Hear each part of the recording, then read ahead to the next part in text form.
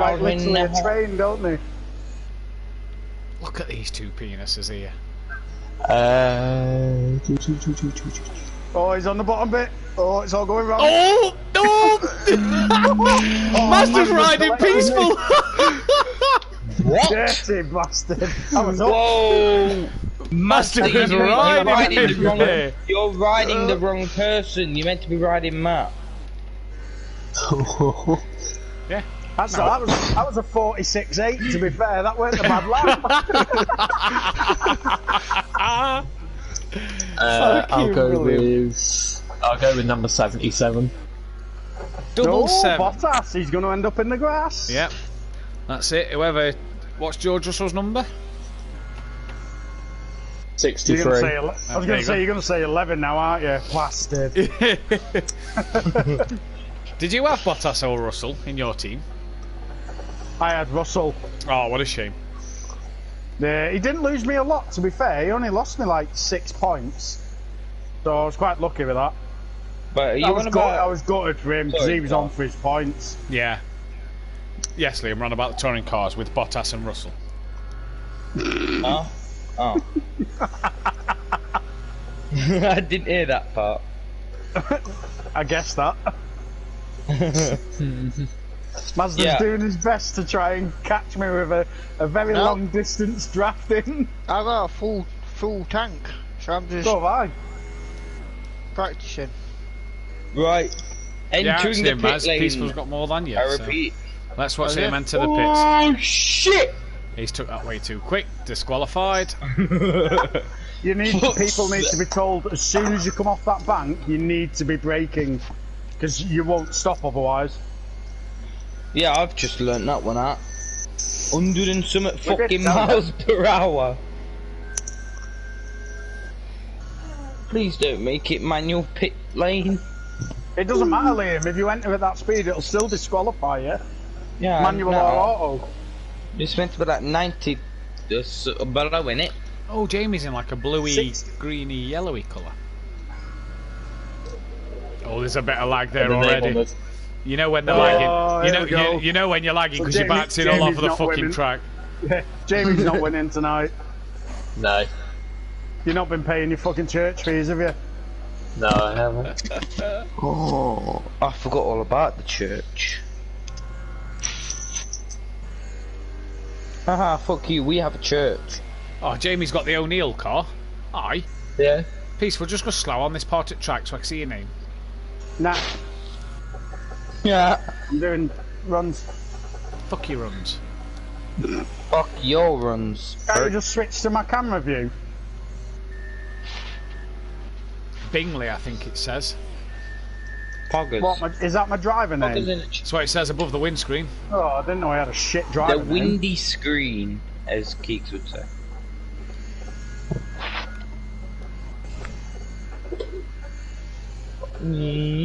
She was close to the bottom then. I wonder how driving the GT3 car is going to feel now I've done this to my wheel calibration. Probably better because you've done it right. Shut up, Liam's going back to the fucking pro. I didn't say that. You started laughing. You started driving like a man with a catching calibration. Yeah, that's what I was saying to Matt earlier. You can hear your at a long distance. You still pick up a slight draft. Yeah, you hear the legs go up a bit higher. Liam's name is Steer. Steer. It's about right, isn't it? That's Steer. appropriate, isn't it? Yeah. Steer. That's what he couldn't fucking do a minute ago. Yeah, you're Ringley. Master's got Adams. Me now. Hutchinson's on my car, but I don't think no one will pick me. I'd like to name myself as disqualification. Yeah, it is. It's Steer. On the top of Liam's car, it says Steer. Fuck what it says on top of it. It's disqualification. Oh, brilliant. Matt. My name is disqualification. Shut up, mate. You shut up, Matt. What are you going to do? Anyway, Matt, is Kieran racing tonight? No. Oh, we could have had two disqualifications then. Kieran will enter it backwards. Liam will just enter it. Yeah, at full speed. Yeah, full fucking chat. Hi, I'm Silver, away. Do not say anything. The bad thing is, if you lose it coming out of that last corner, you are at risk of disqualification. Yeah. Whatever you do not mention anything about the 24-hour race. That's all I'm saying. Don't you fucking worry, I've got you covered. Yeah, that's gonna fill the whole fucking 24 hours, Liam. I've just thought I better not get disqualified. Oh, man, you should be getting a toe now. That would be the last of what I fucking say. No, yeah, they're bigger. Right, you banged your knee? Are you okay? I think it's enough to get you creeping forward, though, isn't it? Yeah. Oh yeah, Jamie. But there's no what this lap is, and compare it because it's quite. Should be a clean lap from me. Can't see you anyway. Mine is 46.901. 46.7. 7, 8. Yeah, so you are getting a draft then. Time progression's on, formation lap, no laps. 200. No, that's 201.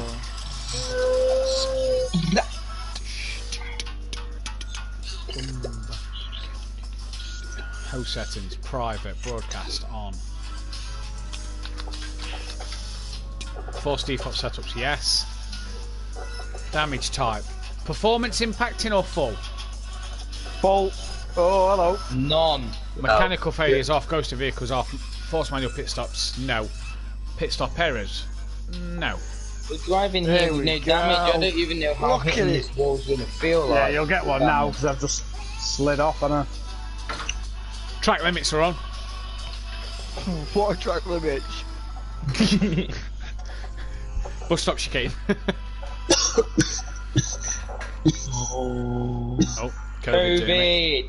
God, man, this should be you should top these boards in a minute with this. I'm coming. Can you hear me when I need?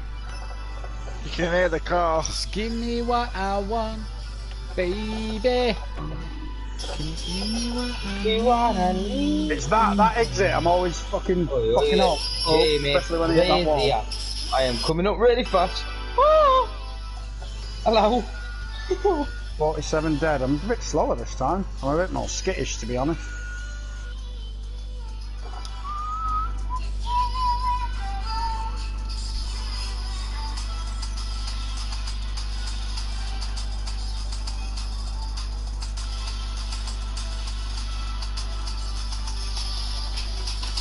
Right, guys, jump into the other party and I'll join you in a second. Alright. The sim play one. Yeah. No worries. Drop down, That's drop it. down. Yeah.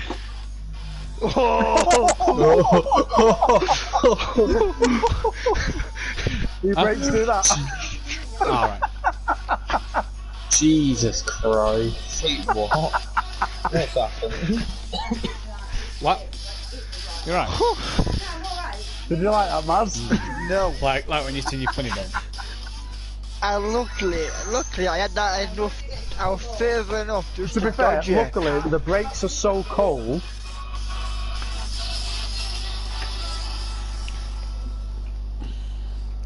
Invite.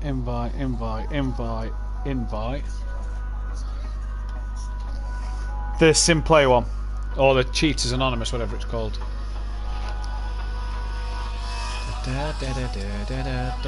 Monkey Boy's not racing tonight, is he? Yeah, Monkey Boy is. Rabbit Joe. Welsh. See you in a bit.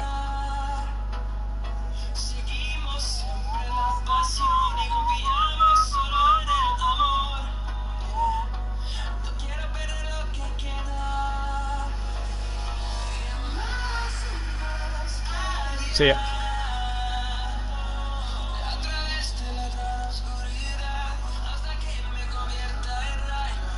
En más allá.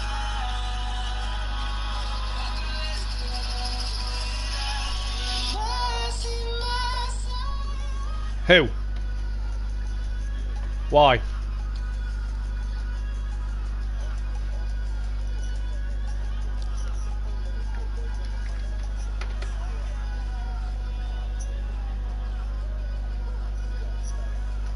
Oh, for yeah.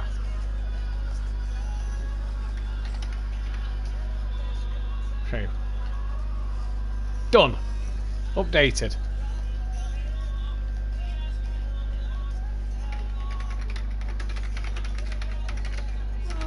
Who?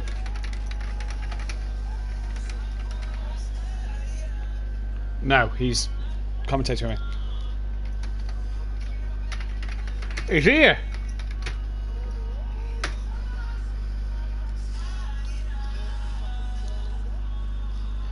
Yeah, you're banned to bin it now.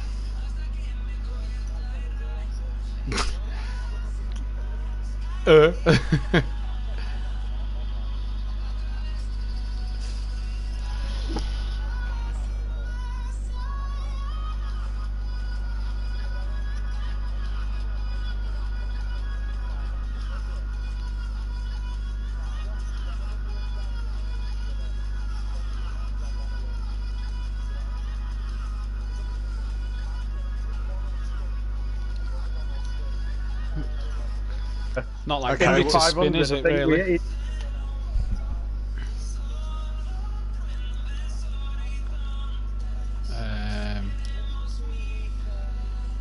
With qualifying then?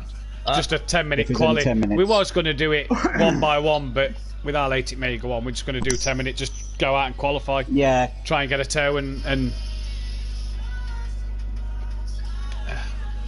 yeah.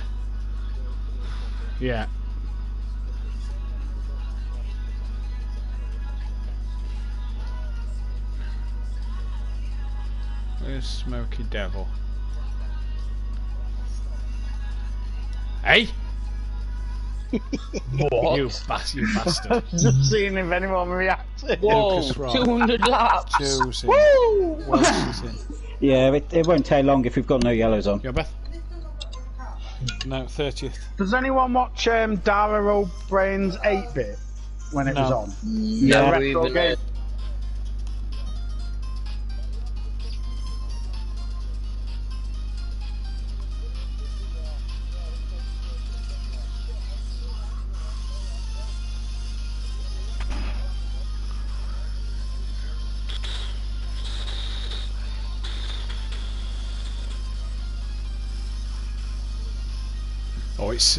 Oh, it's serious. Just the right boot. You don't need the left one.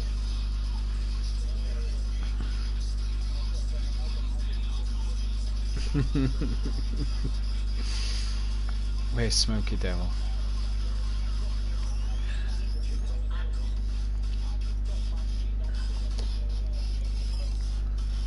How are we, Kelly?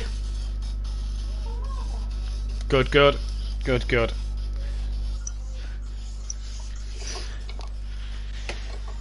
Everything sorted out now? As opposed to our conversation Sunday? Our conversations. Yes, I believe so. Yeah. Yeah. I believe so. Yeah. What do I know? What do I know? Just want to say, did you see Shedden was quickest in the afternoon session? I didn't, but that's good news because he's one of my drivers on the fantasy. And Matt Goff and Jack Goff did well, didn't they? Yeah, they did. Well, to be fair, like I say, the top 29 in the race in the second half of the session were separated by 1.2 seconds. It's hard to judge because you don't know who. Where was it? Silverstone. I was going to say. What happened to Rick Parfitt in the second session anyway? Yeah, I was going to say someone who did well. What happened to Rick Parfitt? He wasn't in the times that I saw for the second session. He was last in the first session and then wasn't in the second. Sooty and Monkey evening. Why is my police station lagging so bad? Everybody, just let you know, go in a different livery to everybody else. Daniel's in number 16. Internet first because I can't hit anybody. Daniel's in 16. Yeah, I'm in 16. Jamie's in the right one. Average 12. Anybody got 12? Joe's in 4. 11. Welsh is in 50. Keegs, tell your dad to get in a party. Monkey Boy's number 1. Wonder why that is. Did he win the Pro-Am? Wait a second, have you given us an invite yet, Matt? Yeah, I've sent you an invite. I haven't got one. Yes, you have. No, I haven't. Well, I'll send you one, Sutty. Oh, now fucking Liam's disconnect. I'm gonna fucking find you. 47 for Fury. Not performing voice Why are you chat not using showing network online? connection. Sooty, Gary, Phil. I was going to say someone who had a good day was Michael Crease. Yeah, Creasy had a good day. I think we're going to have to jump into genuine like parties, that, like having a disconnect. No one's sandbagging. That should be really good for the season. I was going to say I saw Michael somewhere. Crease had a good day. Yeah. Isn't he normally at the back, knocking Jade Edwards off? Oh, No, that's Andy Neat. That's Andy Neat. Andy Neat, sorry, beg your pardon. Yeah, Andy Neat was shite. Yeah, Andy Neat was shite. proper shite, wasn't he? Yeah. Well, he is always shite, but he was shite today as well. He was shite. Well, at least he's consistently shite. The only thing not shite about him is his missus. All right. And his money. Ex-Honda Grid yeah. girl. Yeah, Tilly. Lovely girl, Tilly. Yeah. Okay. Cool. Very She lovely girl, was a grid Tilly. girl for Matt Neal. So she's got good taste. No, it was just because Matt Neal and then Andy I Neat. can't say I'm that. And It was only then because when Plato already had all his grid girls. You know, he had about 16 Shut round the there. fuck up, you. What? Jason. Well, when we did that Honda quiz I was in, she was looking after us, and that wasn't a bad thing. But not in a good way. In the chat. I've just texted him too. Or is he being boring again? I can't talk to anyone anymore. Who's that? Gary. I don't like him. I don't like the parties. All they did was rip me and that made fun of me, and I don't like it. Fury needs to change livery. Hey, Gary. There he is. All right, Gary. How you doing? Speaker Gary. Gary, I'm not going to I haven't sugarcoat it, spotted mate. Gary in like ages. Gary, I'm not going to sugarcoat it. Sooty's just been taking piss out of you. Oh, Such a snitch, man. Like a snake, innit? Where's my fucking phone? Innit, don't turn your back on him, for fuck's sake. Where's my phone? It was as bad with you, Jamie, with Dan. Oh, Jamie took him out. Oh, mate, you should hear what he fucking says about you just off the stream. Oh, I can just imagine it. Jesus. I can just imagine it. I Just never. a typical- He uses words for you that I've never heard of. Yeah. Evening, lad. Well, what is for certain is he won't be speaking Welsh. He's only a plastic Welshman, isn't he? I know plenty of Welsh, thank you very much. Sheep and shag. Yeah. Lucky Dar, and come here, you. Yeah, come here, Frosty. And suit. What number can I be? What number can I be? Any number that's not already been picked. Right, what number's been A picked? million men very laggy. in Wales, 4 million sheep. Yep. Ah, That's good odds, isn't it? yeah, it's not bad odds, that. Good odds. Not very good odds for the sheep, but... Wow. Technically, I'm half Welsh, I just don't admit it. my family is Reese. On the other side. Practicing for this all week. You don't need. That What do you explains mean you've so been much, practicing Daniel. for this all week? It's turning left. You're the fucking king at turning You don't left. need practice. If you haven't got a setup, you don't need practice. Gary, just saying, remember the Indy 500? That didn't go well. Every time we come near each other, we Is anybody number 24? No. Have we got any different numbers? Yeah, different. Chris, you're fine in the car you're in. Where are you? Where are you? Oh no, Chris, you've changed your fucking colours. Fuck's sake! Yeah, I like the simply colours. I just realised Mazda's in it. Yes, Right, I'll of course change. I'm in this colour. Sooty's gone Yeah, 20. simply colour. Right, what colour number do you want me in? Fury's gone 33. One that's not been in use. Yeah. You know why I've gone 24, don't you, Matt? What does that livery look like? What about 55? Some team soft piece of shite. You're using that. Days of Thunder. God. What do you mean, Daisy? Keeks has got 55. Matt, was it 50 I was in? You was in 50, yeah. Has Keeks gone 50? Yeah, okay. No, Keeks is 65. Oh, you can't, mate. Where's Sutty? So I've got 50 then, yeah? I can't see Sutty. Where's Sutty? Is there? Nah, Mazda's is more Days of Thunder. Yeah. Black with green at the top stage. Yellow. Is it? I didn't think Mazda's that's a on it. Not so please. MC Motorsport. Fuck MC Motorsport, they're shite. Yeah, they're shit. Oh, this season. Who's Leon Fernie 21? Leon Fernie is new driver for next year. Who's the fucking ringer? He's changing over The fucking what? Ringer? Yeah, but he's in the wrong colours. He's got the same as Keeks. Yeah, I'm texting him now.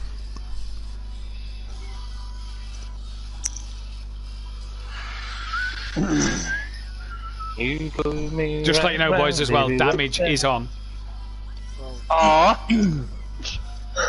And also, guys, genuine, when you come off that last corner, start braking for the pits, or you will not stop. Is Monkey Boy in this party? Take it from me. Yeah. I got disqualified two slagging times. slagging the Acora off. What's all this about? It's got a point though, Matt, to be fair. Yeah, I mean, I just spent the entire season flagging it off. Fucking terrible. You Yes, can't it flag is the terrible. Acora off. You're right. That's terrible. What have I missed? The Acora. Oh, it's absolutely terrible. Car. Don't you fucking be like that. You're on about picking it for this season, so you can't say shit. You're on about picking it. No, then we give our head a wobble and we realise the error of our ways. Yeah, and then you went Janetta, which is even slower. Fuck me. Nothing wrong with the Janetta. Everything wrong with the Gary, Janetta. I like a challenge. Nothing wrong with the Janetta, as long as you don't want to go in a straight line very fast. Oh no, I realise I can have. I realise I can finish a can of beer as I go down.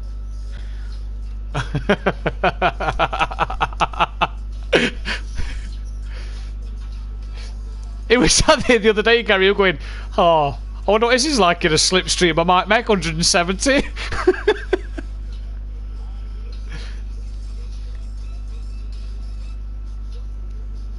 Keegs, Mike. Because he's a fucking fanny. He's not allowed. Oh, yeah, isn't that I'm not allowed? Isn't I'm that, still not compared. isn't that I am not allowed? Told her I'm doing it. Yeah, I'm not allowed. Yeah, no, right, we're waiting on Phil and Smoky Devil, and then we're ready to go. I'll quite Phil's point coming, blankly like- say she is not happy. What, for a 24-hour? Yeah. Oh dear.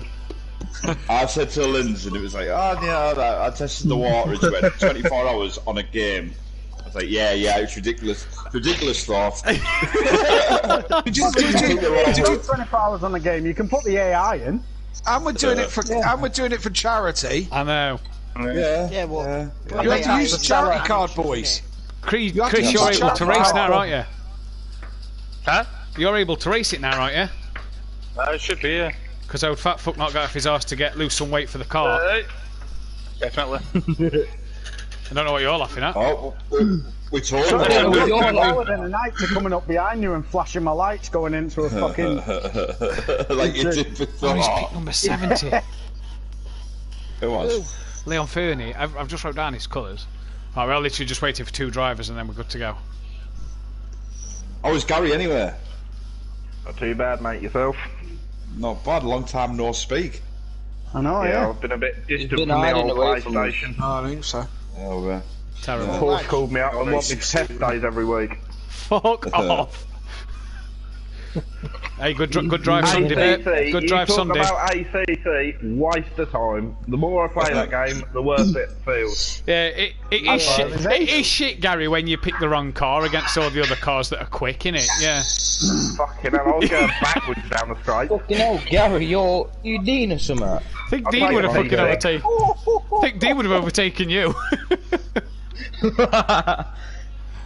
At least we had a little sort of tussle with each other for a bit, Gary. Yeah, we were side by side for 2 corners and then you just hit the accelerator and fucked off. I was like, Yeah. Oh, I was brilliant. literally planted all the way around the track. I barely braked. Even the best one though, Gary, was when I went into the pitch, you know, for my tyres, Yeah. and then realised I only had 22 psi, and I was like, oh, God. That's a bit you got back ahead. Oh, maybe. I think I must have run with that because I pitted and didn't change anything, so I assume that put a 22 for me as well. Oh, it was horrendous. Oh, right, Smokey's not racing due to health issues. Where's Dan? Where's Dan? Where's Dan? Dan. He's not here yet.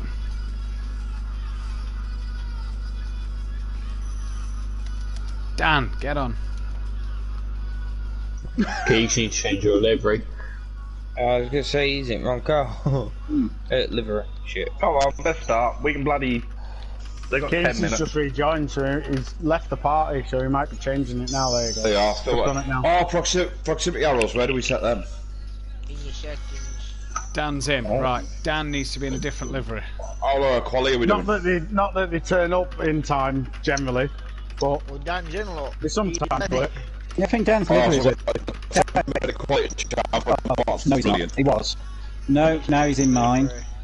So me and Maz were just going round this side by side. Oh, it's we've quite lost Jamie. dicey. Oh yeah. Bank. So Maz was saying you don't need to practice, so I haven't, and then he's had practice. Oh, brilliant. I haven't even driven these cars. Yeah, I haven't driven these either. Right, boys, best of luck. I'm going to jump in another party with Kelly, so best of luck.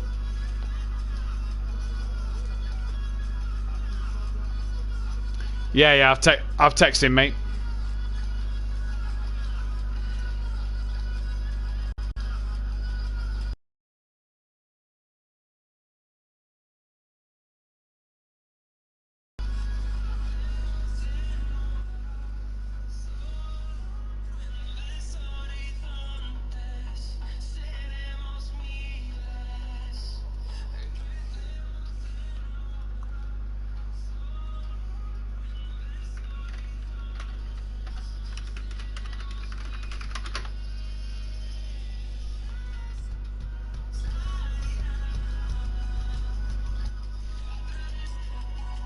Oh, that's better. Bit quieter.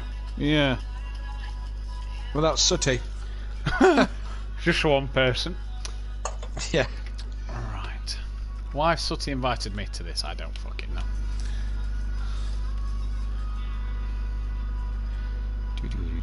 It's going to be absolutely fucking chaos in there tonight.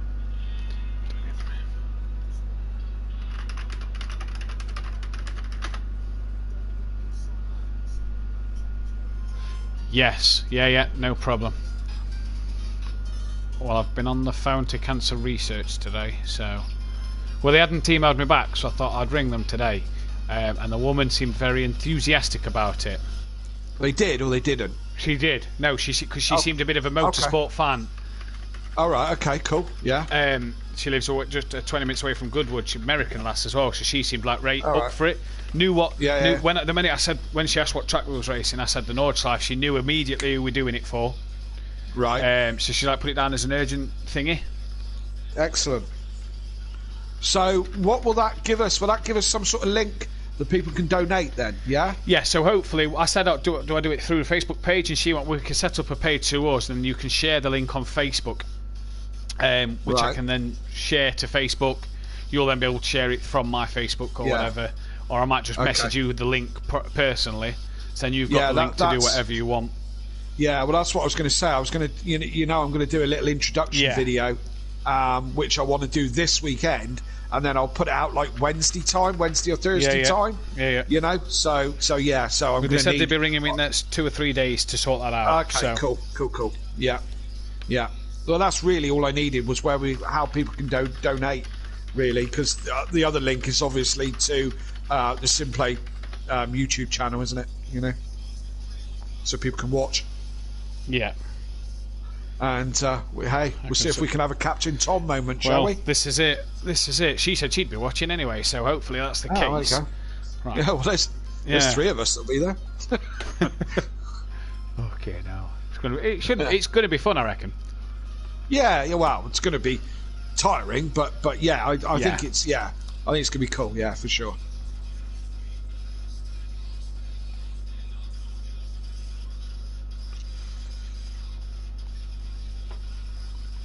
I think it's going to have to kill me, to be fair, but there you go.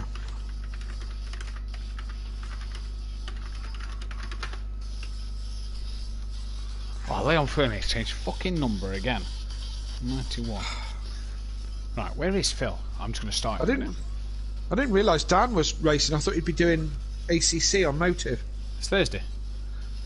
That's why he won't be doing ACC on Motive then, wasn't it? Yeah, I thought it was Wednesday. Yeah, no, sorry, my bad. He texted me earlier and says he's the room, and we just filled up the last spot, but we're Smoky Devil dropping out. I said to him, I'll get you in. Yeah. So he's in? Yeah, so he's in. Fair enough. Right, I'll send Phil one more invite.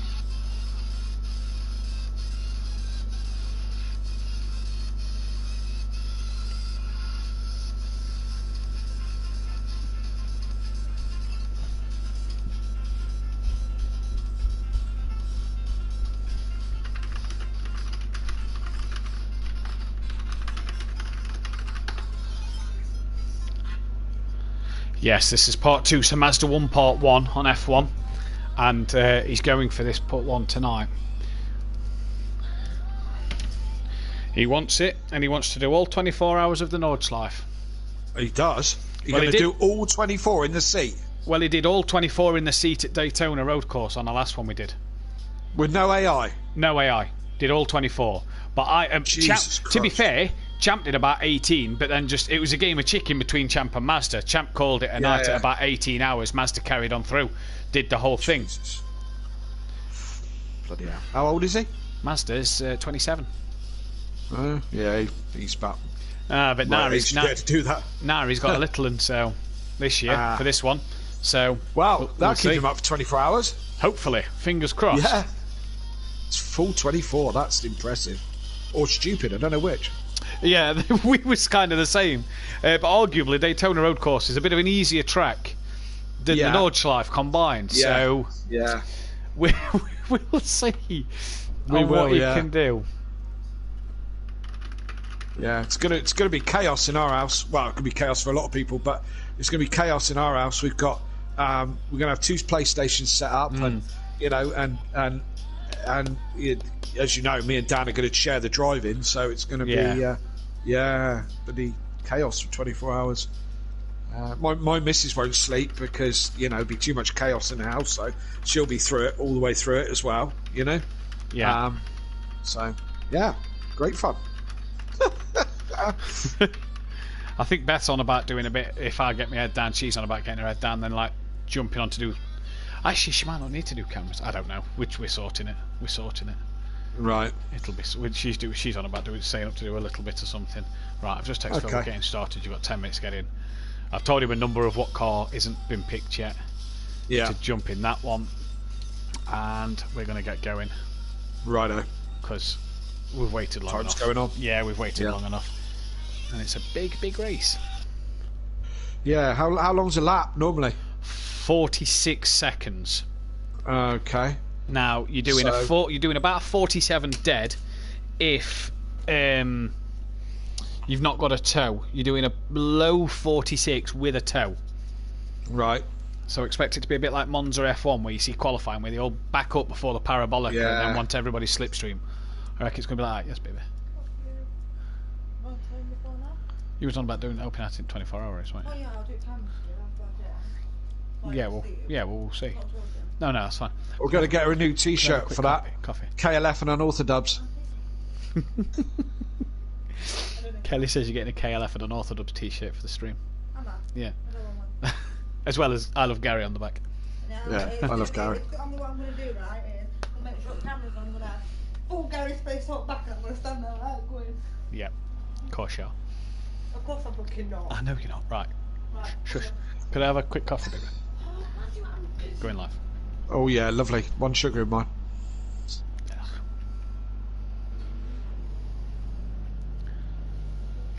Good evening, ladies and gentlemen, and welcome to Simplay Motorsport here for our Triple Crown event, Part 2. You missed Part 1 last Wednesday night. Well, Mazda took the win around Canada, around Montreal, the Circuit Gilles Villeneuve in Part 1. So he needs Part 2 tonight to go into the 24-hour race next week. I'm Matthew Duffin, your host, and I'm joined, as always, in the commentary box on a Thursday night by my partner in crime, as sticky as he can be, Kelly Davis. Evening, Kelly. Good evening, mate. How are you? I'm very well, thanks. Yourself? Yeah, absolutely, yeah, spot on. Sweet and sticky back in the commentary box for once again. So yeah, looking forward to this. It's going to be an absolute cracking race. Now, strategy, if you missed it back in December, strategy on the Indy 500 that we did was absolutely key in making sure you nailed the strategy to get everything right going into this one. So tonight's race is going to be crucial that your pit stops are right. Now, conditions are just going to be clear, dry conditions. Time progression is on. Tyre wear is on accelerated because there is only one slick tyre, so to get the tyre wear going a bit, we put it on accelerated to hopefully speed up and maybe see a few tyre changes in the pits. Fuel wear as well is on, and damage is on. A few drivers requested damage on, so hopefully we'll get a nice clean race. We are expecting one more driver in. If he's not able to get in, that's unfortunate, but we have got a 15 car grid, Kelly. Do you know much about your NASCAR? Not a great deal. I've seen Days of Thunder, and that's about it. I know it's probably the most. It is the most popular American form of motorsport, isn't it? NASCAR. They absolutely love it, and this will be the first time I've commentated on an over as well. But yeah, I kind of get the concept. It's a lot about drafting and strategy, as you just said. Strategy is going to be absolute key, and slipstream is a lot of what it's about, isn't it? You know, we'll find that maybe the man running out front for most of the race isn't the one that will win it. Do you know what I mean? Because exactly. So I don't follow oval very often, but I'm looking forward to this. Yeah, should be good. It should be a good event. 200 laps, the Daytona 500, 500 miles around this beautiful oval circuit. You'll remember Daytona, it's featured heavily in our season 1 and season 2. It's again on the calendar for season 3. It's like Simplay's Monaco, if you will, and obviously we did the 24-hour event at Daytona Road Course at the end of last season. Speaking of 24-hour races, join us live the 30th of April, next Friday, 9 p.m. for the Nordschleife Combined 24-hour, as sponsored by Cancer Research Charity, trying to raise as much money for the awareness of cancer. Any donations would be grateful. A link will be in the description, as well as a page will be set up hopefully within the next coming week when myself and Cancer Research are able to sort one out. Obviously in honour of the late great Sabine Schmitz, Kelly. Yes, absolutely, and yes, we got our heads together about this one, and thought it'd be a great idea. That it was on the cards for Simplay to do another 24-hour anyway, and with the passenger Sabine Schmidt, we got our heads together and thought, well, why not do it for charity, and let's make it incredibly difficult for all the drivers, including myself, to do the Nordschleife, and that's what we're going to do. So I'm looking forward to it. It's going to be a marathon, but it's something for a good cause, and that makes it worth doing, doesn't it? You know, it's going to be. The last 24-hour event was a cracking event. Obviously, you guys, very, very special part of tuning in and liking the stream and commentating through the night and through the day, as drivers like Mazda himself, who we're on board with now, decided to do the whole 24-hour around Daytona. A bit of a nutcase. He wants to do the same for Nordschleife. A lot harder track, so we'll have to see what Mazda can do. Obviously, don't forget going for the Triple Crown as well this season. So Mazda, who currently sits P6, this should be interesting. For those who are watching, the 13 of you that are watching, please hit that thumbs up button and subscribe. Don't forget to tune in on Friday night. It will be about 8-9 p.m. Details will be announced Monday. I've got to sort some final details out with Unorthodox over a few things, and then we can get a proper start time and released this weekend or Monday at the latest. And yeah, like Kelly's just said a minute ago, he'll be sharing the drive with Unorthodox himself. Yeah, we will be. Me and Dan will be sharing the drive for the 24-hour. Plus doing some commentating as well, and we might try some sleep in between some of that as well. But so me and Dan decided to share the seat. I think there's a few other guys who are talking about it as well, about actually properly sharing. So we'll see who does and who doesn't when we come to the event. But as I said, thoroughly looking forward to it, and get as many people involved.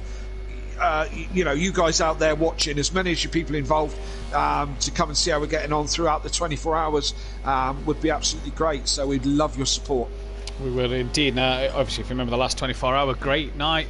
Not only was we commentating, but it was in the sort of, everybody was in sort of one party. A few of the drivers, I know a few was in their own bit, the likes of Andy and Unorthodox and Master was all in a party. Famous moment of the last 24-hour race where Unorthodox snoring on their headset for about an hour.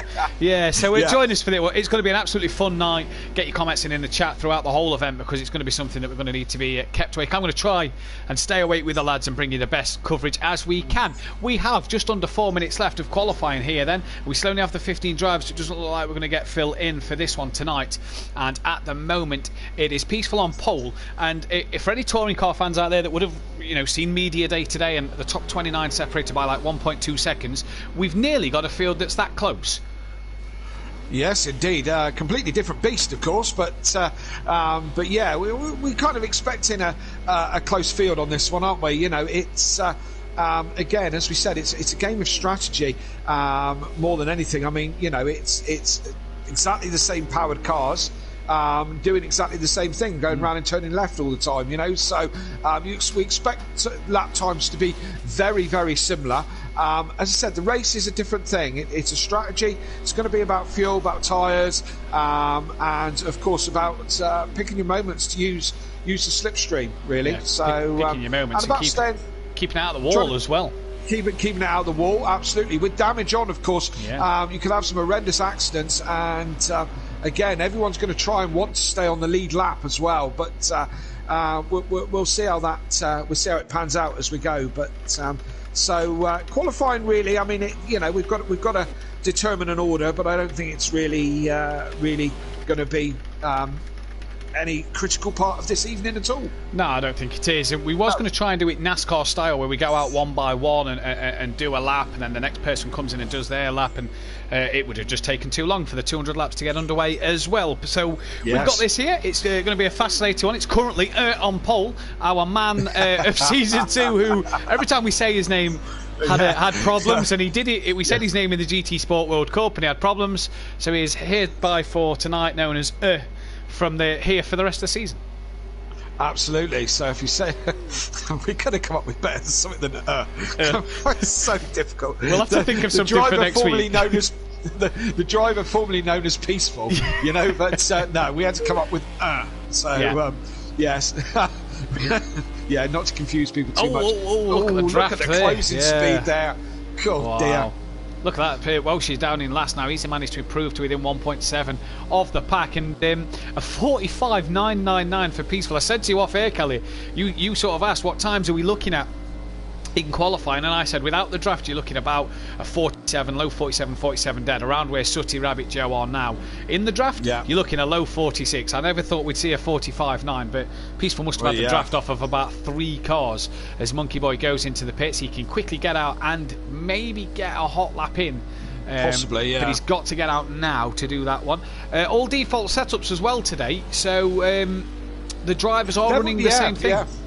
Level playing field, basically, isn't it? It's going to be about driver skill and driver brains this evening. It's not just going to be it's going to be race brain as well as race craft. Do you know what I mean? Because you're going to have to think this one through and pick your moments for, as we said, strategy and pit stops and whatever. So these guys have got to think on their feet a little bit, or may have to think on their feet a little bit.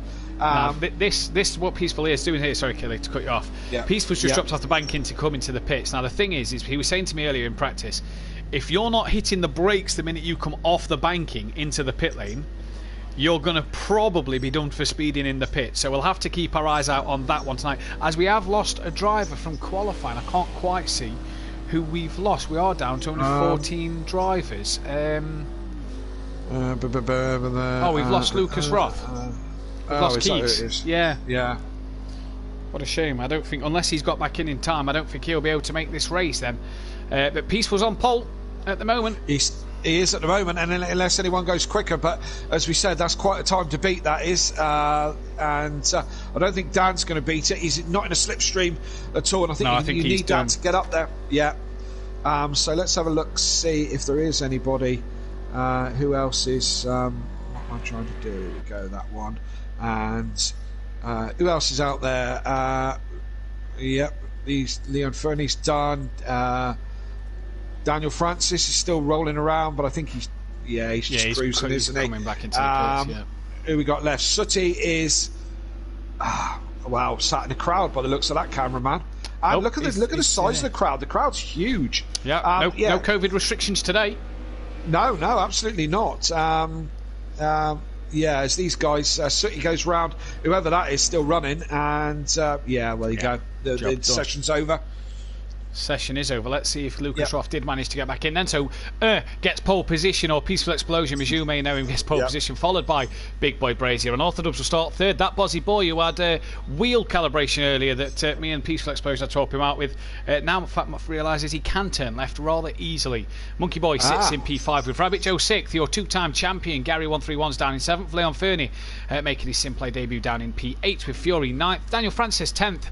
The Triple Crown winner from Formula 1 at the moment, down in 11th place. Sooty's in 12th with DJ Fogarty in 13th. Welshie 14th. Let's see if Lucas Roth is in. Is this a standing start on this one? No, it will be a rolling start. Now, I'm not sure whose car that is. That's Big Boy Brazier. Yeah, dancing all over the place. Yeah, he's lagging bad. We haven't got Lucas Roth. Jamie Brazier is lagging massively here. Now that is... let's not stay on there. No, we won't stay on Jamie. We'll see his car dancing around as the drivers are going to right to ready up, and it will be a rolling start. Just evening to Daniel Francis. Boogity, boogity, boogity, he says in the chat. Floyd Duffin, my eldest. Hey all. Evening, says Kelly Davis. And Fury's grand. Evening all. Go Fury, says Kelly. Fury been on some great pace in recent races here. Yeah, he's been driving really nicely just recently as Fury. For sure. He seems to be getting better at the moment. Seems to be on a good roll. Yeah. Yes, indeed, he does. Quite rightly. And did I hear some beeping? No, maybe not. I thought I heard the start beeps, but maybe it's just my old age. As I'm older now, this time on. Yeah. Simply. The big 5-0. Did you have a good night? You didn't have to say it, did you? Did you have a good night? Yeah, it was nice. It was good as can be expected in these current climate. I was supposed to be in New Zealand, but yeah, there you go. Now here we go. We're away. Peaceful's got such a gap over the rest of the field here already, and he's gone. So manual cooldown start. I think I don't know what's happening with Jamie. He's pulled to the side. Is his lag too bad that he's giving up on this one? What a shame. Yeah, Jamie's retired from the race. We have lost Jamie early doors. What a shame for that one. But here is Peaceful Explosion then, who really got a good start and really got out the blocks well on the roll to the line then. And 200 laps then of turning left. It's going to be the guys on the wheels are going to feel the arm aching. Yeah, absolutely. And I haven't had an opportunity to drive this one in this car. I don't know how bumpy the circuit is. The circuit, I would have said, is reasonably smooth, being that it's a high-speed oval and whatever. So the guys are gonna work for it tonight for sure. Yeah, it's going to be an interesting one then, as you see the field now starting to gain on the back of Peaceful as their two cars. That is Sooty and I think Leon Fernie, who are off at the back part of the over. You see DJ Phil Welshie and Daniel Francis already starting to fall back as they've got no slipstream, and an Orthodox here is able to get up the inside of Peaceful Explosion as they're going up the slipstream. Here, that Bozzy Boy and Monkey Boy side by side, and this is NASCAR racing. This is early doors. You're going to see the cars in a group like this, and then it's not towards the end. After all, the strategy is Gary's having a little look up the inside of Monkey Boy, and this is where the strategy comes in, and a few of them really hitting the wall hard on the high side, and that's allowed Unorthodox, Monkey Boy, and Mazda to really get through and sort of make a bit of a breakaway. Yes, absolutely, and quite right, as you said, these guys are trying to stay in the slipstream. Huge incident in the background. Someone was round. Who was that? Do we know? Down the straight, not quite sure. Black car. I think Sooty and Leon Fernie have maybe had a coming together again. They're both off there. Sooty's facing towards the wall, so not where he'd want to be. Leon Fernie trying to get it turned around. Is Sooty going to make an early pit stop then for the damage? Maybe. He looks like he's going to come into the pits already. But back to the front. Yeah, back to the front indeed. And you don't really want to be the car out in front because you're the one punching a hole in the air for the other guys to sit in. So there's a fuel strategy on this as well, isn't there, Matt? If you're sitting behind, so that's Mazda out in front with Monkey Boy. So that's Dan in the yellow car, isn't it? In the orange. So, in the orange car out in front. And so he's the one punching the hole in the air. So he's using more fuel than Mazda behind him. So there is a strategy going really high, isn't he? Yeah, he's hit the wall here. I think he's lost a lot of speed there. So it's now... sorry, back to what you were saying. The fuel consumption will be more for at this point for unorthodox than it will for Mazda. So that's also something to keep in mind. You don't actually want to be leading this race until really the last lap. Yeah, it pretty much you're going to chop and change position, and you're going to sort of work with that car. These two could work together now to generate a good gap to the cars behind here. You don't really defend in NASCAR in oval racing, do you? There's no real defence here. As you see, Mazda's now looking side by side in a kind of cold trickle type coloured car from Days of Thunder. He's now on the high side of unorthodox here, and he's got to do well to keep it out that wall as Mazda. As here behind is Gary Peaceful and Monkey Boy in like a 3-car pack. To start with, the opening 2 laps was like the Grand National. They're all off together, they're all in a little hurdle, and one by one they fell at the fences, and we're all a bit spread out. Yes, indeed.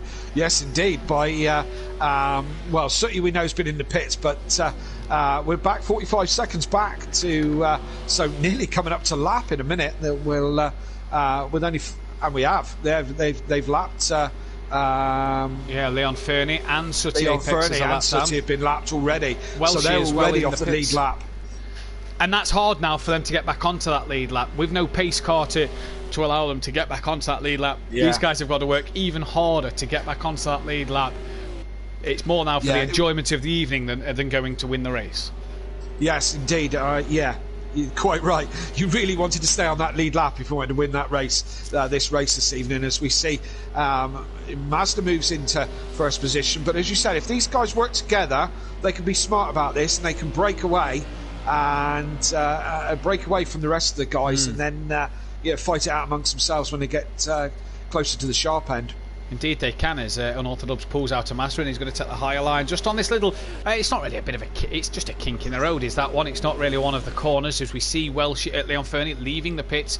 Now another lap down on the 2 leaders, so Sooty's only 1, Leon Fernie's 2 laps down already. Not where you want to be, but at the moment it's Mazda leading this race from Unorthodox. Then look behind, Peaceful and Monkey Boy, the teammates at Forever Forward Racing, confirmed for next season in the Pro Group, running in the Mercedes AMG car in Season 3. So Monkey Boy, the Pro-Am Season 2 winner, trying to follow his teammate through for next season. No teammates tonight, so it's all about beating the car you're with. And Daniel Francis here looks like he's making a trip into the pit lane. Probably the most knowledgeable one about NASCAR on this grid tonight. Sorry, Matt, was reading my daughter a bedtime story and put myself to sleep. No worries, Phil. We hope you can make the next one, buddy. Parental responsibilities are understandable. Understand. Oh, now what's happened to Mazda here? He's dropped to P4, as we're seeing Fury and that Bozzy Boy overtake each other. Mazda's dropped to P4. Doesn't look like there's much damage on the car. Did he just touch the underside of the oval and just lose it a little bit? Yeah, possibly. It doesn't take long to fall back. What is he? 3 seconds off the lead now. Yeah, it doesn't take long to fall back off that, does it, at all? So Dan's out on his own now with a 1.5 lead. So he's punching that air all by himself. So you'll see these guys. I don't know when the slipstream is effective, Matt. Is it within a second or a couple of seconds? Within just over a second, I think it is. And let me tell you, the closer you reeling him in. Yeah, the closer you get, the closer you'll stop. And even the car who's in front will feel the benefits, as there's a lapped car, and Peaceful nearly catches the back of a lapped car there, and he's into the wall. And Peaceful has done very well not to plough through the lapped car coming out of the pits, and this is now going to allow Mazda, with that slipstream from the lapped car and Peaceful Explosion, to get back up onto the back of P4, and in fact into P3. Now Peaceful will have to work with Mazda here to get back onto the back of Monkey Boy, who's going to need that help to get on the back of Dan early doors. Jamie Brazier in the chat: sorry everyone, I don't know what's going on with my Wi-Fi, just thought it would be safer for me to pull over and retire. That's fair enough. You don't want to see any lagging issues that cause drivers problems out on the circuit. Thank you, mate. Appreciate that you've done the right thing there. So yeah, Dan's still holding that gap, 2.5 ahead. He's had a couple of bits of lap traffic to help him get through. A cameraman, there we go. The cameraman seems to struggle to pick up as soon as you change over. That's car 44. Who's that lapping? That's Rabbit Joe's just had a lap put on him. Certainly is, yeah. So, Daniel's lapped everybody up to Rabbit Joe in 9th at the moment, or sticking with Rabbit Joe there. Yeah, they've lapped Sutty as well. Sutty's not on the lead lap. It's only the top 7 on the lead lap. That Buzzy boy's still in the pits. He must have some hefty damage. Yeah, he's rebuilding it, rebuilding the car. And who's that off? In the wrong direction. Pit entrance as well. I think that looked Fury. Well, Fury's just come in the pits. Yeah. So has he had a spin coming onto pit entrance? And as he dives into the pit lane at the moment, we're reckoning about 49 laps of fuel. That's Mazda in the wall again. Yeah, what's he doing? Yeah, he's struggling at the moment. Is Mazda. That is the lapped car of Rabbit Joe going on to the runoff. That to let this now? This is the hard part, because you see Daniel Francis in between Mazda and Peaceful here. While everybody's in that slipstream, he's able to take quicker lines than the car in front, who's punching that hole in the air for him. So he's kind of staying on the pace of the leaders, and that's the hard part at the moment. Is in this sort of competition, it's hard to be a back marker, isn't it? You've got nowhere to move over without being in the wall on the banking. You've got nowhere to slow down without being a danger of cars overtaking others, because you're going at such slow speeds. Yeah, you've kind of just got to stay with the leaders, haven't you, really? Absolutely. And whoever said that NASCAR was boring? Well, yeah, exactly. And it's going to be interesting. The strategies are going to play great effect, with Fury pitting and going a couple of laps down as well. DJ Phil up into P6 on the lead lap. Yes, he is, and going well. DJ Phil, I think, had a bit of a cracking a Clio meeting on Tuesday night. I didn't actually see his race. He was tier 2 over at Motive Racing, and I think he had a bit of he's had a bit of a good week so far. So, as you say, on the lead lap, doing what he needs to do, 6th place. Going on all right. He's 39 seconds off the lead, but he is still on the lead lap, and that's important. That is the important thing, as well as that. He's well in front of Sooty Apex. And here we are then. Peaceful's now back on Monkey Boy, with the back marker of Daniel Francis still on the back of him. They're now gaining on to Dan. And this is where now Mazda's not going to feel this benefit. He needs really to get on the back of this trail with Gary to feel that benefit. And as we were saying earlier, look at Daniel. Look how close Daniel Francis is to the back of Peaceful and Monkey Boy. He is right up there. But what this is doing for him is it's gaining his time on Sooty Apex at the moment for Daniel Francis. As we jump on board with Mazda, then you see, that's Daniel in the wall just in front. But now the front three are all on each other here. And with Daniel in the wall, that'll lose a lot of speed. You don't half lose some speed there then. So there is the front three. That is Peaceful. Monkey Boy up high, comes back down into the middle of these two now then. Sooty Apex just in front, about to be lapped yet again. But these three now are really going to work together to try and pull that gap from Mazda and Gary even further.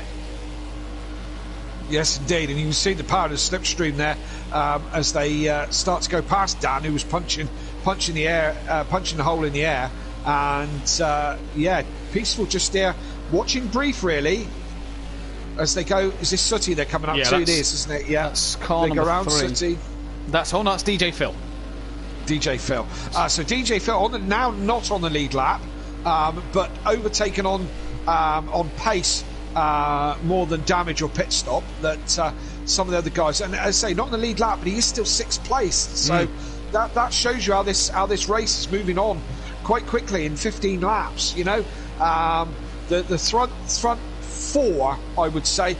I mean, Gary's in a bit of no man's land, isn't he? He seems to be at the moment. 6 seconds off. Yeah. He could drag himself back up. Top 5, basically, at this point in time, are the contenders for this one, aren't they? Yeah, pretty much so. Gary being 1.7 off the back of Mazda is just on that cusp of a bit of slipstream down the straight. Bethany Ann Duffin, good evening, Kelly, in the chat. So not saying anything about Gary tonight. Good evening, Kelly. Oh, we've got a fan. See, life moves on. Yeah. Gary, old news, Gary. Old news. Mr. Two-time no more. Yeah. Did he? Thank you. That's it. There you go. She's waiting for a KLF championship, which will happen.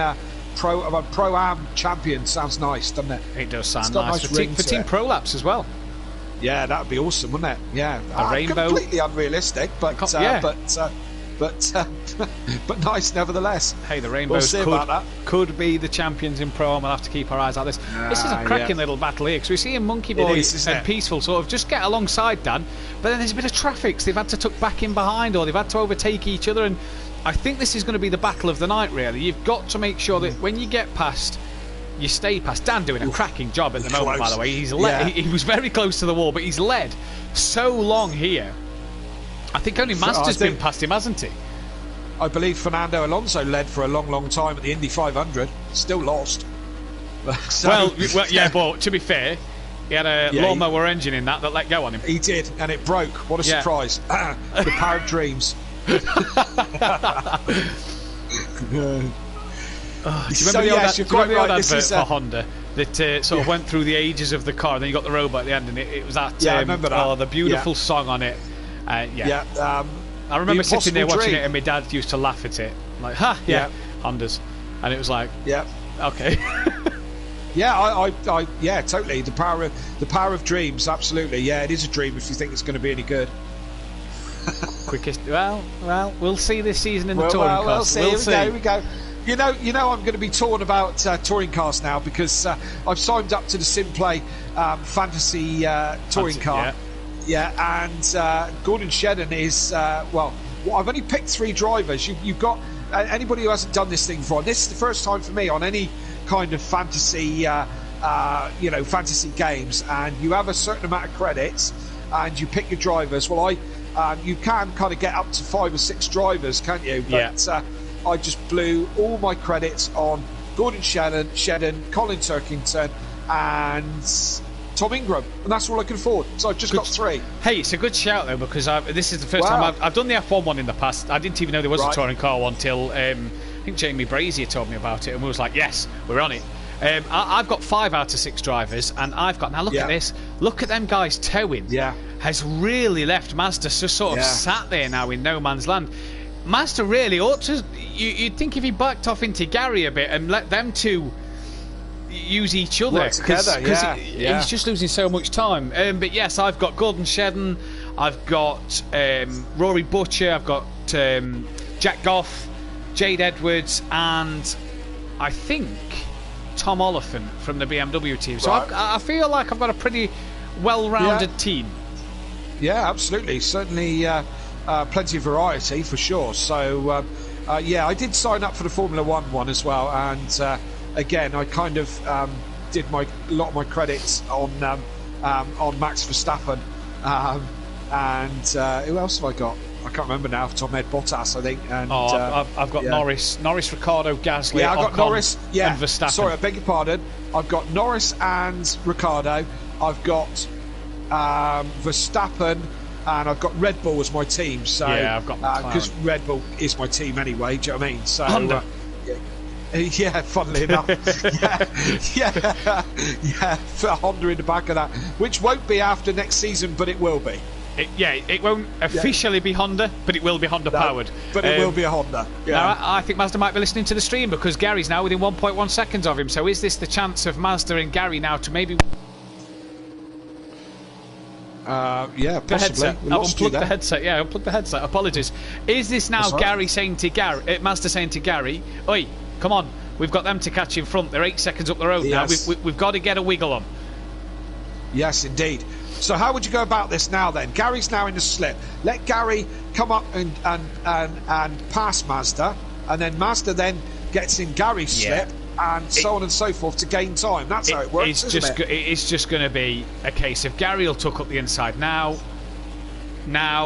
Don't push him, Gary. Now, Gary. Up his inside. Don't knock him off. Yeah, don't. That's not going to help you out, Gary. Up the inside, Gary. All right, Mazda's going to tell him to go to the outside.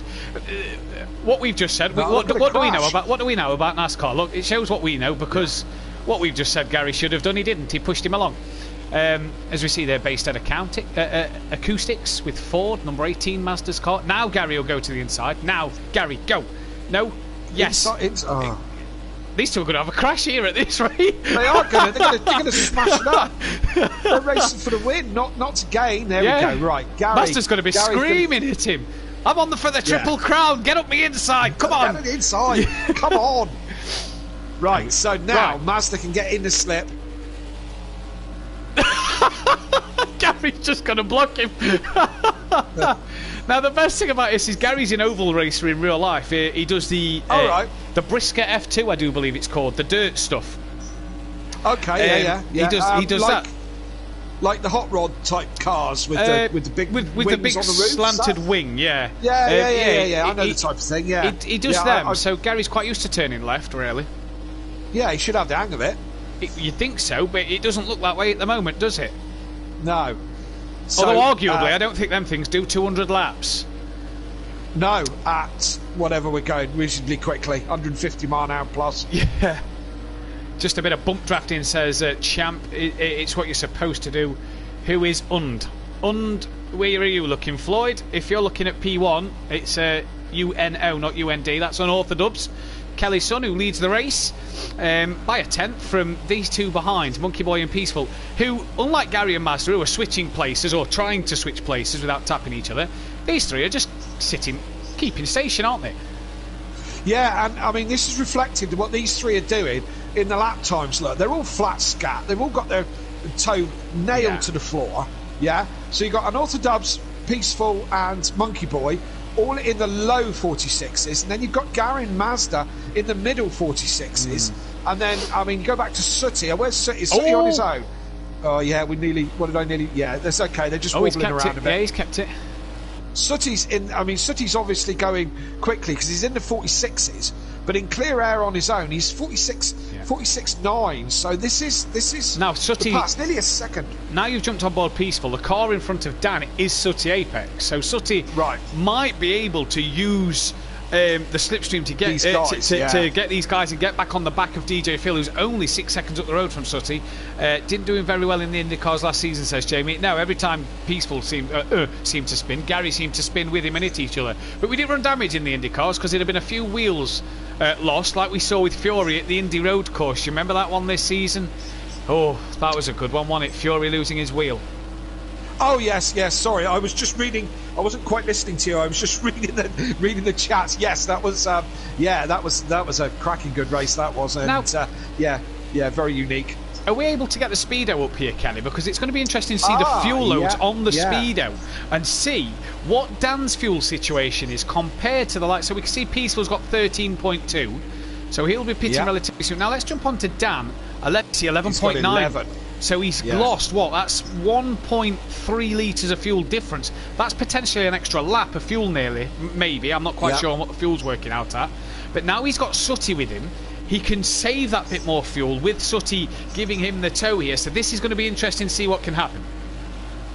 Yes, indeed, and exactly what I was saying earlier, that that you save fuel. Dan's been running up front most of the time, and that's impacting on his fuel. And you know, we're 27 laps in, so we're 12%, something like that, through the race. You know, so how's that going to impact on a 200 lap race? You know, so we'll know in the final pit stops, and who will have to make.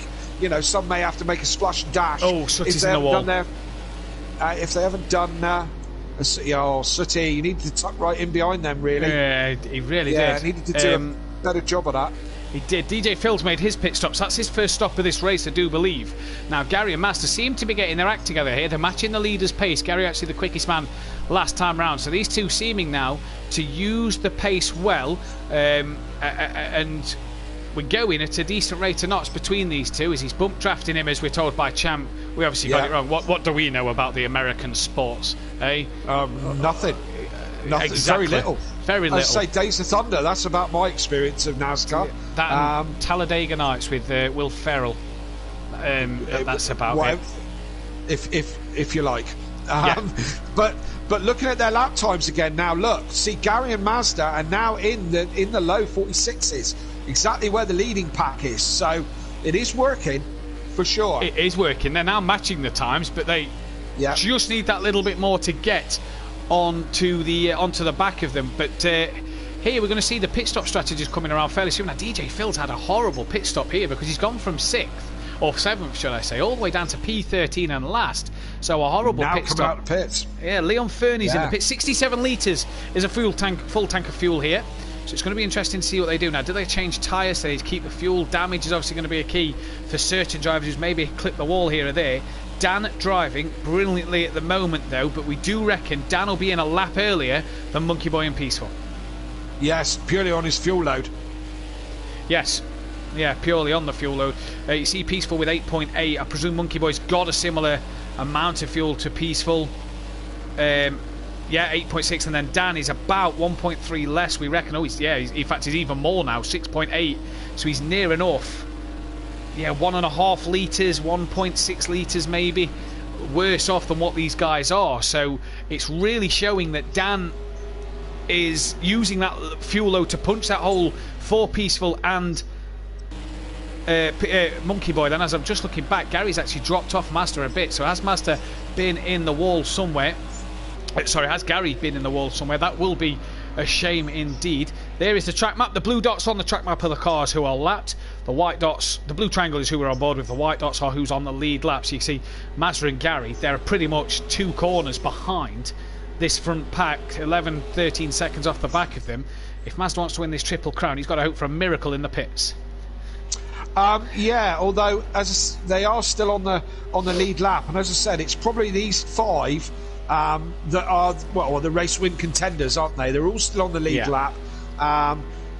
Gary's dropped off Mazda a little bit now, so not working together like they were earlier. So they need to kind of do that really, because they need to get back up with these front 3, don't they? And it tells in the lap time. Look, the minute they've stopped drafting each other, they're easily 7/10 off the pace of the front 3.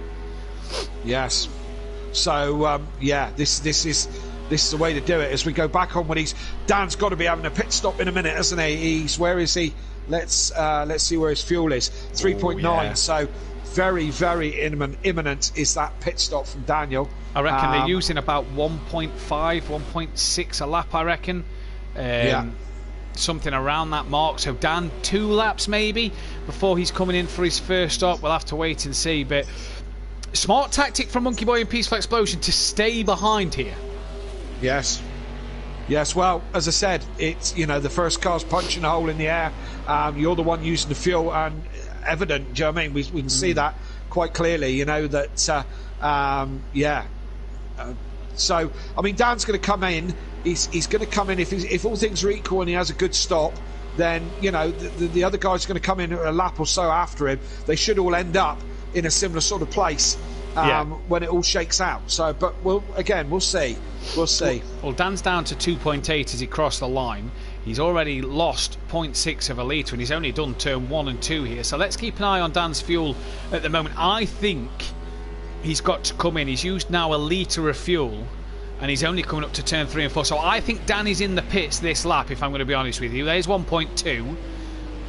Yeah, I think Dan's in the pits this lap. If I'm going to be honest with you, and he's already off the power and drops down low, so Dan is coming in for a stop. Now the fuel of Peaceful and Monkey Boy. Slow it down, Dan. Slow it down. Get it slowed.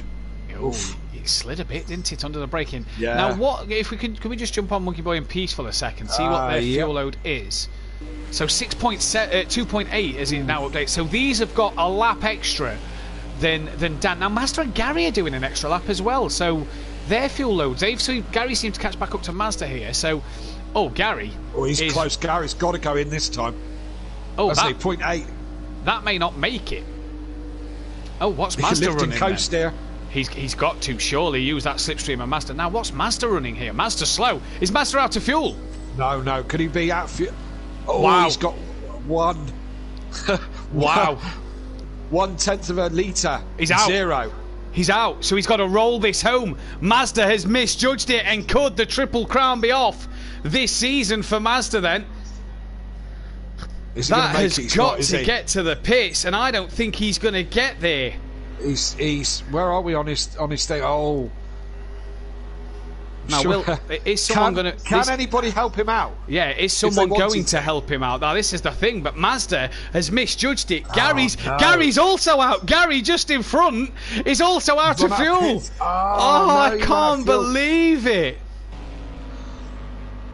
Well, these two these two are going to lap them and come in. They must be laughing at the sight of them two sat there. Oh, careful, boys!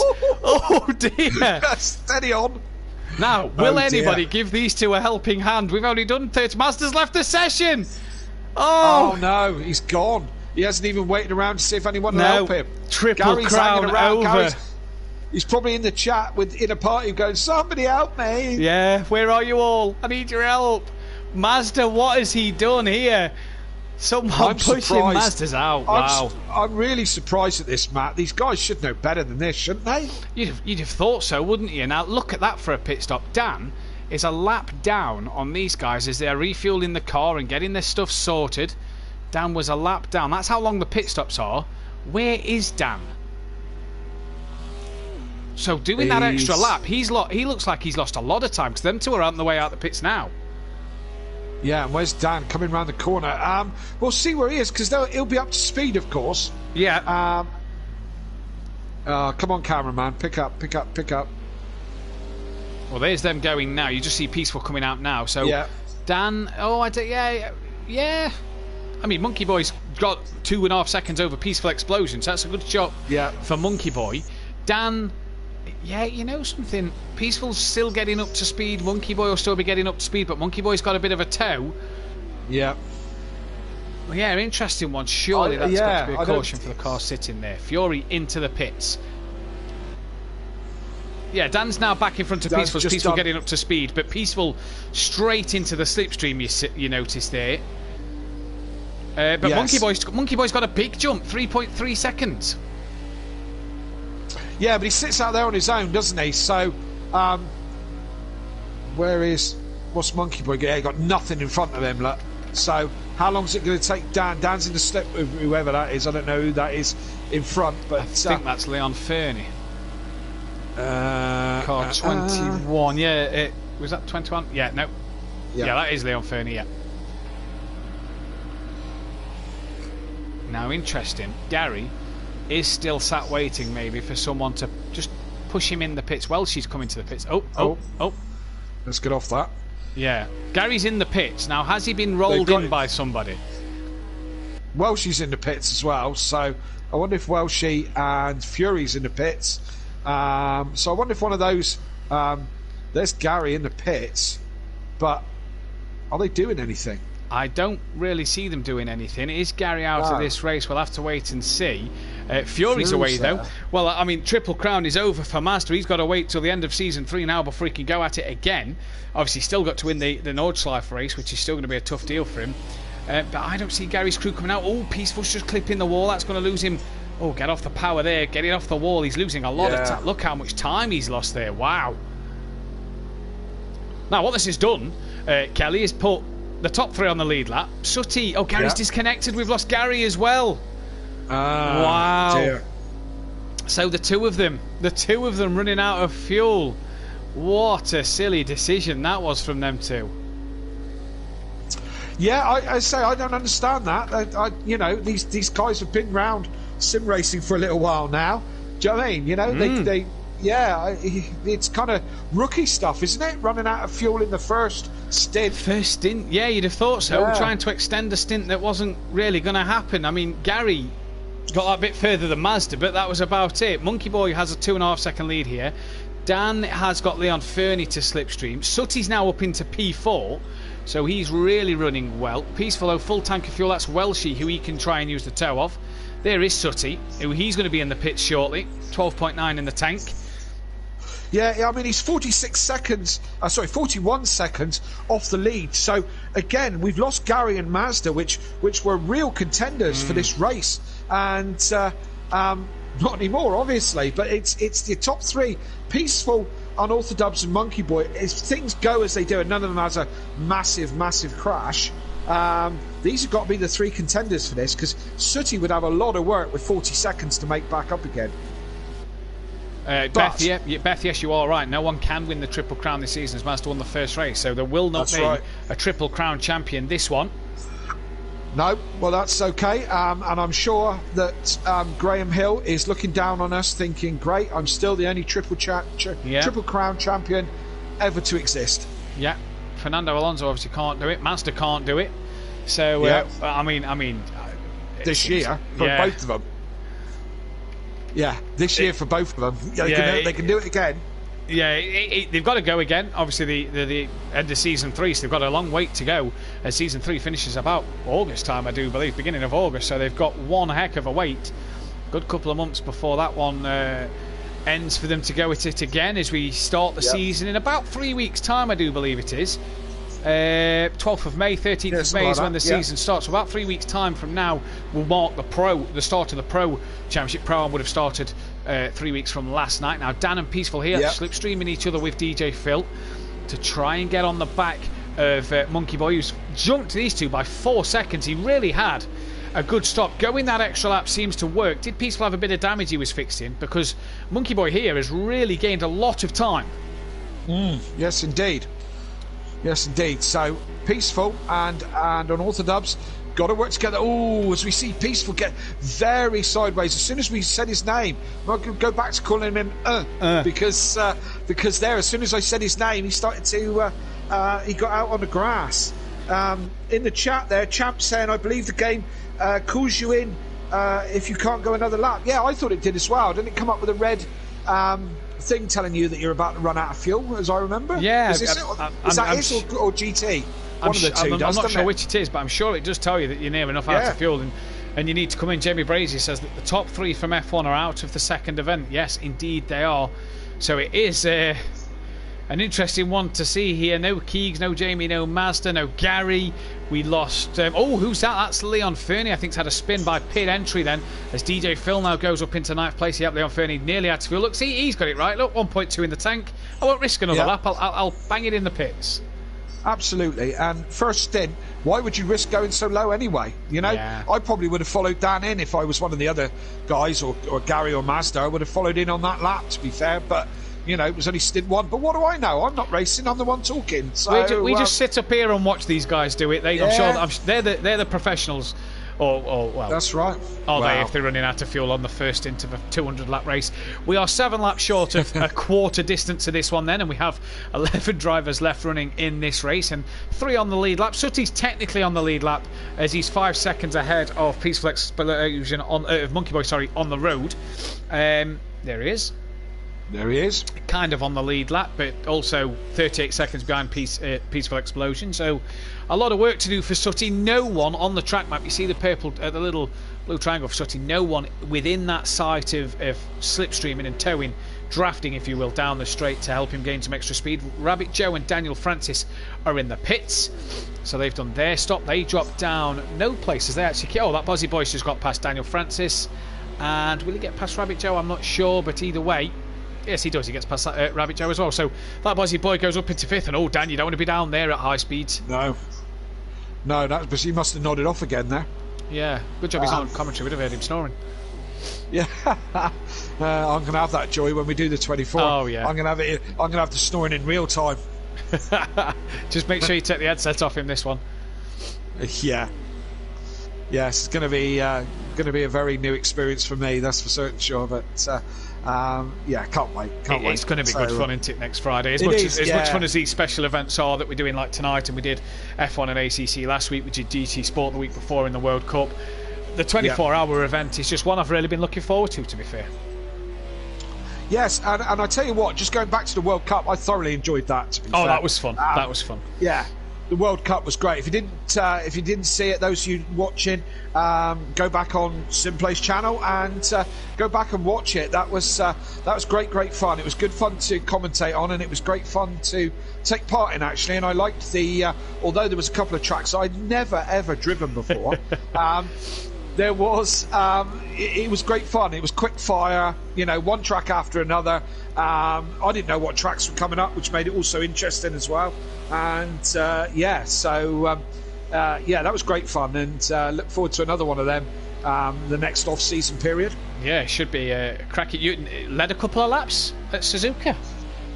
Yeah, but about 5 of them was that was my track. When that one came up, I'm like, happy days. And I happened to be towards the front. Managed to beat Champ, who's just chatting in our chat anyway. Managed to beat Champ into the first corner, and led for about 5 laps until I made that rookie mistake and dropped it all by myself. But but there you go. Representing the land of IKEA, Team Switzerland, as Kelly. That's right. Kelly, for those who don't know what we're on about here, Kelly messaged me in the day saying, "Oh, am I driving for the IKEA country?" And I went, "No, you're driving for Switzerland, Kelly." Yes, IKEA Sweden. That's right. Well, yeah, a little bit of a senior moment for me there. I think you know. I was going to drip on about ABBA and Volvos and all sorts of things, and then realised it was in Switzerland. Yeah. The only thing I could really do is make jokes about Swiss Army knives because I couldn't think of anything else. But there you go. Well, you're never, ever, ever going to let me forget it, of course. No. We'll have to make sure you're Sweden in the next World Cup that we do. Yeah, absolutely, absolutely. At least some decent Swiss drivers. You could have drove like Alain Menu. You know, Swedish drivers. You could have been Ricard Rydell for them old school touring car lovers. Alain Menu I thought he was French. Is he I think he's Swiss. I think, well, they're French speaking, aren't they, the Swiss, so I do believe he is Swiss. Yeah. I tell you what is handy. The PC right next to me is handy. Geneva, Switzerland. Yeah. There you go. I bow down to your knowledge. Thank you. Touring cars, mate. I've sat in Alain Menu's touring car. As has Dan, the Laguna. I've sat in the tent. Do you remember when the hospitality was Nescaf? When the Laguna was the green Nescaf car? Yeah. Ran off from my dad and ran into the Nescaf tent. Got a picture with Plato and Menu, but you know, I was only very young and impressionable. Yeah, 6. Didn't realise Plato was an idiot. Such a lovely guy. We know you're watching, Jason. Yeah. Such a lovely guy, should I say? Yeah. And Jason usually tunes in. Sorry about that, Jason. Don't give me a hard time when we go to Donny. Good luck this year. Sorry, Jay. Yeah, sorry again, Jason. But I am a Matt Neal fan, so I don't need to go into the expletives. Matt Neal fan covers it when in regards to your fans and our fans. Yeah, absolutely. It's like being at a football match when you sat there in the crowds chanting at the other fans, saying expletives to them, and it's the same with Matt Neal and Plato fans. They just dislike each other. Absolutely. But to be fair, it's all a bit old school now, isn't it? Do you know what I mean? It's a new generation of touring car drivers, and Plato had a year out. Matt's not driving this year, they're all a bit. Who's at the background? That's Daniel Francis. Went up high, I think, to let the leaders through, and he's had a bit of a moment. He's running P8 on a different strategy to some other drivers. As Sutty looks like he's still P4, is Sutty, but Sutty here. Yeah. Oh no, Daniel's going to be way too far behind to get up to any speed. Sutty here still not getting the benefits of anybody. Floyd Duffin, bye everyone at bedtime. Yeah, get to bed, Floyd. School in the morning. Yeah, school in the morning. Yeah, that's important. So off to bed, and you can watch the rest of it tomorrow. Yeah, tomorrow when you're home from school, I'll get your mum to put it on, and you can watch the rest of it. And as long as make sure you brush your teeth before you go to bed. Exactly, teeth brushed, hair brushed, pyjamas on because you've been falling asleep in your clothes recently. Oh dear. Yeah, getting to an age now where it's go on then Floyd pyjamas in bed, and it's clothes on in bed and socks and covers wrapped around his neck and all that. How old is he? 9, 10 this year. 9. Yeah. Dear. Yeah. 10. Lovely Nearly age. A full-grown man. Lovely age. 10 is when they get to 13 is the problem. Yeah, tell me about it. Floyd obviously raced last week in the F1 event as well and got a 7th place in only his second ever outing on sim racing. He plays a few other racing games, nothing competitive. Did the 100% of Mexico for the Ectopic Pregnancy Trust at the end of season 1, got 10th out of 20 drivers. Did last week at Canada, got 7th out of about 15 drivers. So Floyd, 200% races, has got the job done on F1 twice. Absolutely, chip off the old block, isn't it? Yeah. Well, or maybe better, because certainly my chip off the old block is certainly quicker than I am. So it's these young kids nowadays. They're more up with the technology than what we are, Kelly. They got it born in their blood, my friend. It's just it's all so easy, isn't it? It is, isn't it? As the front three here are all on each other again. Yeah, DJ Phil and that Buzzy Boy in for their stop, so this will change the order of the pack again. Favourite livery for touring cars this season? Ooh, Jamie, now you're asking. I've seen a few. I've seen a few, and I'm not going to say the Honda because it's similar to the recent years, although it does have a lovely Union Jack on the side. Now you're asking. It's definitely not the BMW of Morgan and Chilton because that says Car Gods on the side, and I think it looks hideous. Turkington's is quite nice. That one, and the Laser Tools cars are quite pretty, but again, very similar to what they've been before. Yeah. Jack Goff's Cupra. That's very nice. Have they changed? I haven't had a look at it from today because they had that kind of grey camo look now. Full livery now with sponsor livery. Yazoo, the milkshake company, their major sponsor this year, so they've got a big sponsor on the car. I have to say, Jamie, my favourite colour is the secondary motor-based car of Sam Osborne and I can't remember the other driver. It's like this black with like a Mercedes, you know, the Mercedes kind of turquoisey colour around the edge. Yeah. It's kind of got that, and it goes really nice. And I think that's my favourite car on the grid so far this season. Yeah. Well, I'm following many people for different reasons. The Fantasy League and my favourites. But hoping Jack Goff does well in that Cupra because I've got one of those, not as new as that one. Did you know the Cupra's running the hybrid this year? I didn't know that. No. I read the other day that it's running the hybrid, ready for next season. Oh, right. So they're sort of getting a year under their belt already. So I was quite surprised by Jack Goff's times this year. You know, I thought, Team Hard going to settle into a new car and settle into the hybrid car and maybe have a season where they don't do a lot, and then next year they come out the gates. But looking at the times in testing today, Jack Goff seems pretty quick, pretty nifty. Excellent. As I said, like to see the Cupra do well. Last time a Cupra joined the championship was when they were diesels, of course, wasn't it? I think it was the first diesel to compete in at the time, and did really, really well out of it. So when it was Plato driving it. I think they debuted in World Touring Car first, did they not? Yeah, I think they did. I think it was like Ivan Muller and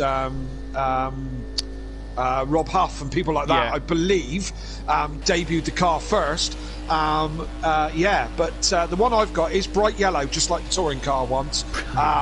But it's not diesel. It's proper. I will full say, fat petrol. Plato seems to get lovely liveried cars because my favourite touring car of all time is the old blue and yellow Renault Laguna. Beautiful looking car. That's my favourite. That's my favourite livery touring car of all times. And I must say, the Seats was nice cars. The grey and yellow, or when it went green and yellow, it was the livery looked good. It always seems to get the nice liveried cars. I didn't dislike the Chevrolet, to be fair, in the livery.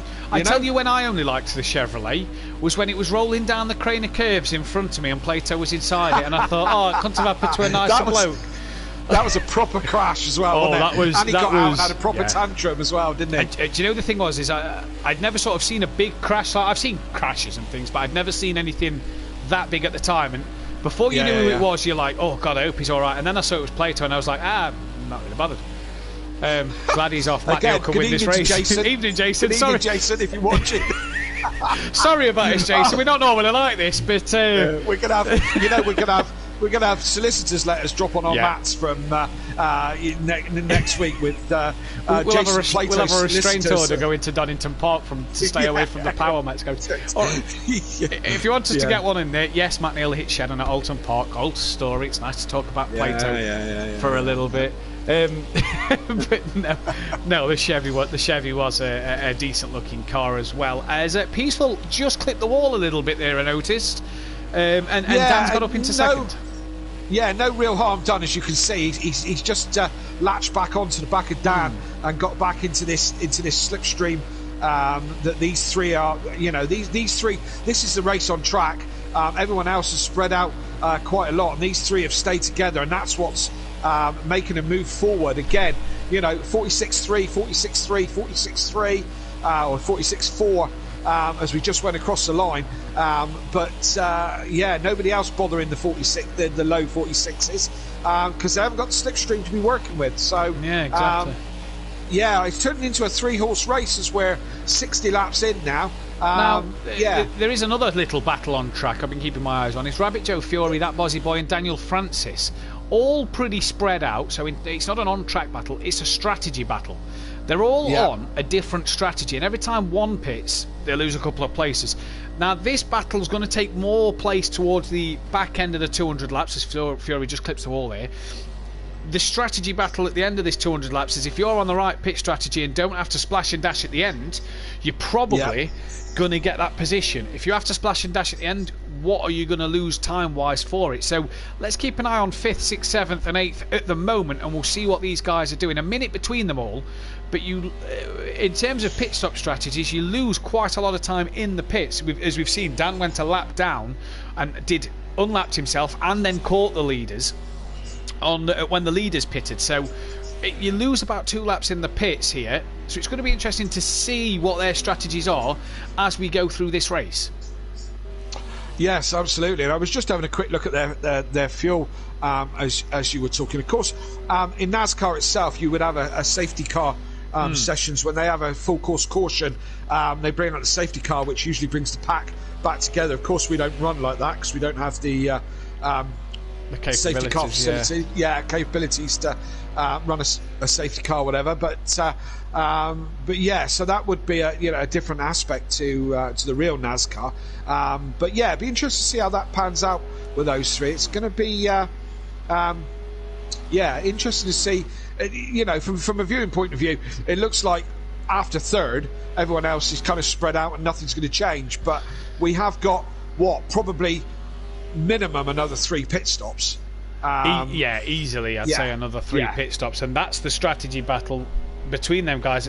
You've got this battle that's going to take place throughout the rest of this race, it looks like, and then you've got the strategy battle between 4th, 5th, 6th, 7th, and 8th in the race. Yes, so as I said, we'll see how it pans out. So lap 62, Sooty's in 3rd, Rabbit Joe in 5th, and Fury in 6th, and that Dazza Boy in 7th, and Daniel Francis in 8th. So all those, let's see how they pan out. I think probably Welshie and Leon Fernie and DJ Phil probably a bit too far back. Now the one thing we'll see what ends up. We'll see what will end up. Now the one thing Welshie can do here is if he can stay on the back of these 3, is maybe creep himself into that using the slipstream wisely. Oh, he's a bit wiggly, and careful on the inside because you've got the leaders so coming. Close that wall. He is. Now if he can stay to the back of these 3, this is where Welshie could capitalise. He's not. He's not. Let them go already. Yeah, he's let that one through. He should have tucked straight in behind him.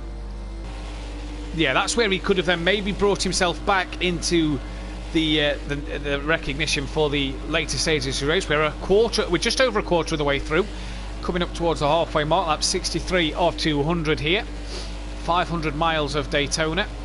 I got a text off of Fury earlier today that says, "Is it 500 laps, Matt, tonight?" And I went, "No, mate, it's 500 mile." 500 laps. Bloody hell, that would be a good one, wouldn't it? 500 miles, 500 laps. Yeah.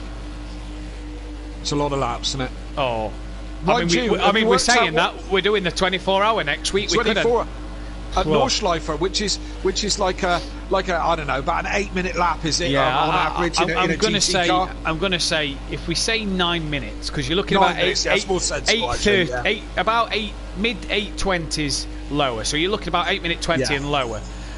Sorry, and higher. So if we say about 9 minutes a lap for 24 hours. The bonus have you worked it out? I haven't worked it out. I can work it out now. The bonus is have you done it? We did. I can't remember what it was though. It's in the 100. It's 100. Hang on. The missus has gone straight to her phone. So yeah, 9 minutes is sensible. Me and Dan were doing some practicing, and he was in the 8.5 minute, and I was in the 9 on a kind of. We'd only did about 3 or 4 laps ago.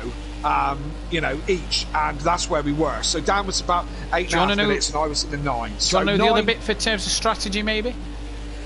What's that? Majority of the cars will get you 9 laps worth of fuel. One might get you 10 laps worth of fuel. There's the BMW may only get you 8 laps worth of fuel. That's what me and Mazda reckon. That's right. And from what we've worked out, every pit stop will be a pretty much just over an hour. So a stint will be just over an hour is what me and Mazda reckon we've worked out. So we'll keep our eyes out for that as we're coming up to that Leon Fernie here then. And they tuck down low underneath him, and Peaceful just kind of nearly goes into the side of him. Now I'm not sure who we've got in front. Can't quite see who's in front. It's a light blue car. Now I don't know who a light blue car is, Bob. Well, but he's just been lapped. Well, that's Fury. That's Fury. We're looking at about 180 laps around the North Schleifer in 24 hours. There we go then. If she's done her maths right. I think, if I remember rightly, it was about I think 900 at Daytona Road Course last time around. 9 minutes. 9 minutes. Hang on, let's redo the maths on that. Sorry, Matt, what did you say there? I think we got to about 900 laps at about 1:20 a lap in the LMPHs that Mazda did around Daytona last time round. So 900 laps, yeah. Yeah, that's 160. We're reckoning 160 laps of the Nordschleife. I get a sweat on if I have to do 3. One's enough for me. Yeah, one and I'm done. Not just the Nordschleife though. The Nordschleife combined. So Nordschleife combined. So it's that and the GP circuit. GP. Yeah, absolutely. So what it is you don't do turn 1. You don't do turn. Yeah, you come out of turn 1 and it's left. Yeah. So you sort of cut turn 2, 3, 4 out. Which is Mickey Mouse anyway. Yeah, and then you go through the chicane towards the end, and all you're missing is that last corner to bring you back down the start straight as you turn onto the Nordschleife, where the Nordschleife would start. So, one. But as soon as you get off that GP and you turn onto the Nordschleife, the track narrows considerably. Narrows, bumpy, up and downhill. Bumpy, more slippery, just generally. Have you tried it in the dark turning yet? off the racetrack and onto a country road. Have you tried it in the night time? Do we do a couple of laps? Did I do a lap in the night? No, I don't think I did I? No. No, so got all that to look forward to. Barely any lighting around the circuit when you get off the GP track, so make sure you've got your headlights on because you're going to need them to see where you're going. It's not like Daytona where the track was well lit and everything. I've got to remember is for regular viewers who watch the last 24-hour race will remember that I forgot to turn time progression on, so we stayed at 9 PM at night for the whole 24-hour. It didn't get dark, it didn't get light, it didn't get dark again. So I need to remember to turn the time progression on so that we can go from day to night. We don't want it all in the dark because that will be horrific. Please no, because that's going to be incredibly difficult to do it all in the night. Most of the night. I mean, it's going to be like the most incredible feeling when the sun comes up. You know, it's just going to be brilliant. What, in the real world or on the game? Both, absolutely both. You know, we worked it out. We reckon like probably the 3 o'clock, 2 o'clock in the morning till 6 in the morning is going to be the hardest point, isn't it? You know, that seemed to be the point of the last one where like people was. Unless you Champ, and that Champ had the benefit of being well behind us in the time zone, obviously being American. Yeah. So he had the bonus of he'd just finished school or college or wherever he's at, and had just been able to get home and sit down and play the game. Mazda had obviously been at work all day and then was up. We didn't start till 8 PM. So yeah, when you got to like 3 to 5 in the morning, 2 to 5, like Andy and Dan and Mazda and others were just starting to feel a little groggy. Although Mazda had about 20 cans of energy drink next to his chair, so I only assume that just woke him up no end. Well, if he did the full 24, he must have been having it, I don't know, intravenously. I tell you what I want to know is, where did he go to the toilet? He must have had a bucket next to his chair and just slapped it underneath and put his old man in there and just, hopefully. Well, I don't know, maybe he did it proper race car style. And just weed in the seat. You got one at kids' nappies, I need it. yeah. But no, hang on, no, pass me the wet wipes. We'll have that instead. Now, Fury and Daniel Francis here have got onto the back of the leaders and are staying on the back of the leaders here and keeping in the tow. So we've got a kind of like 5-car train here, as Fury Grandad's commented in the chat saying, I remember it well, Matt. Oh, don't we all? Fury had just got going to happen again. I think that was Fury's first event on the wheel, if I remember Fury's Grandad. If I'm wrong, correct me, but I think that was Fury's first event on the wheel. He just got the wheel for his birthday, and his first race was a 24-hour Daytona, and we're like, wow. And you could tell he was learning it because there was a few mistakes he'd made, but he did well to do.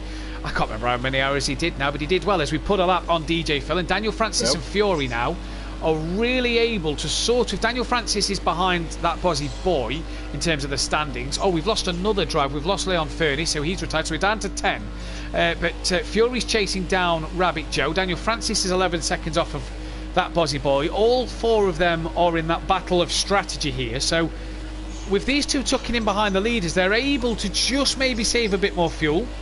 Just maybe close that gap in on that Bozzy boy and Rabbit Joe as they're going round. Interestingly, yes, you look at Fury's lap time compared to Rabbit Joe's right at this moment. He's going a second faster now than Rabbit Joe. So This is the benefit. Let's see how long it takes for him to. I mean, how far behind is he? Quite a way. As you said, Daniel Francis is only about 11 seconds behind. What's Bob? That Buzzy Boy. Old What's Bob. That's him. What's Bob? And let's see how quickly he gets to him now that he's moving a second faster.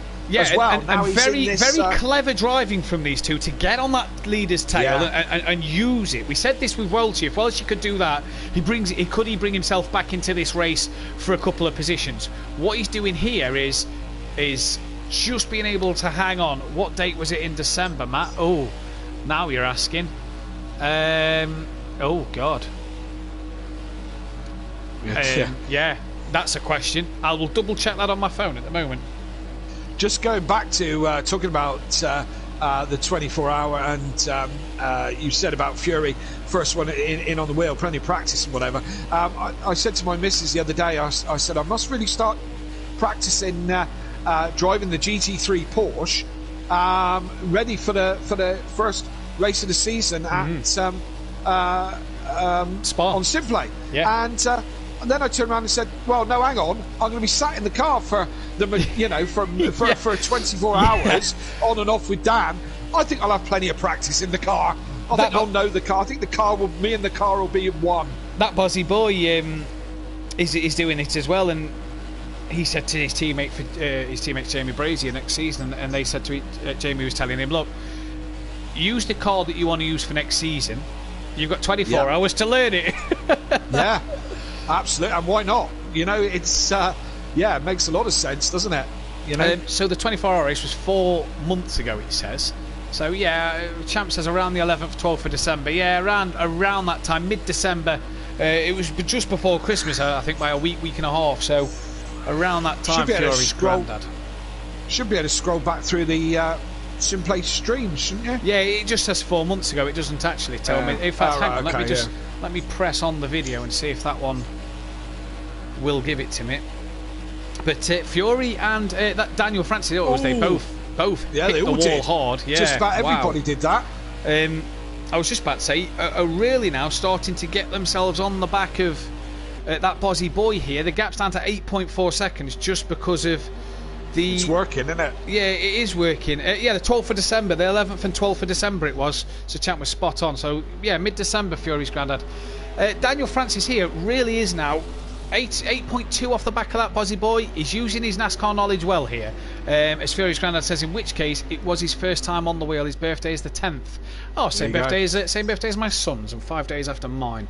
There we go then. First event on the wheel. What an event to christen the wheel with, if you like. What a test. And if he had broken it, then it could go straight back on warranty, couldn't it? Warranty. Well, I've done 24 hours, wheels broke, warranty please. Yep. I'll have a new one.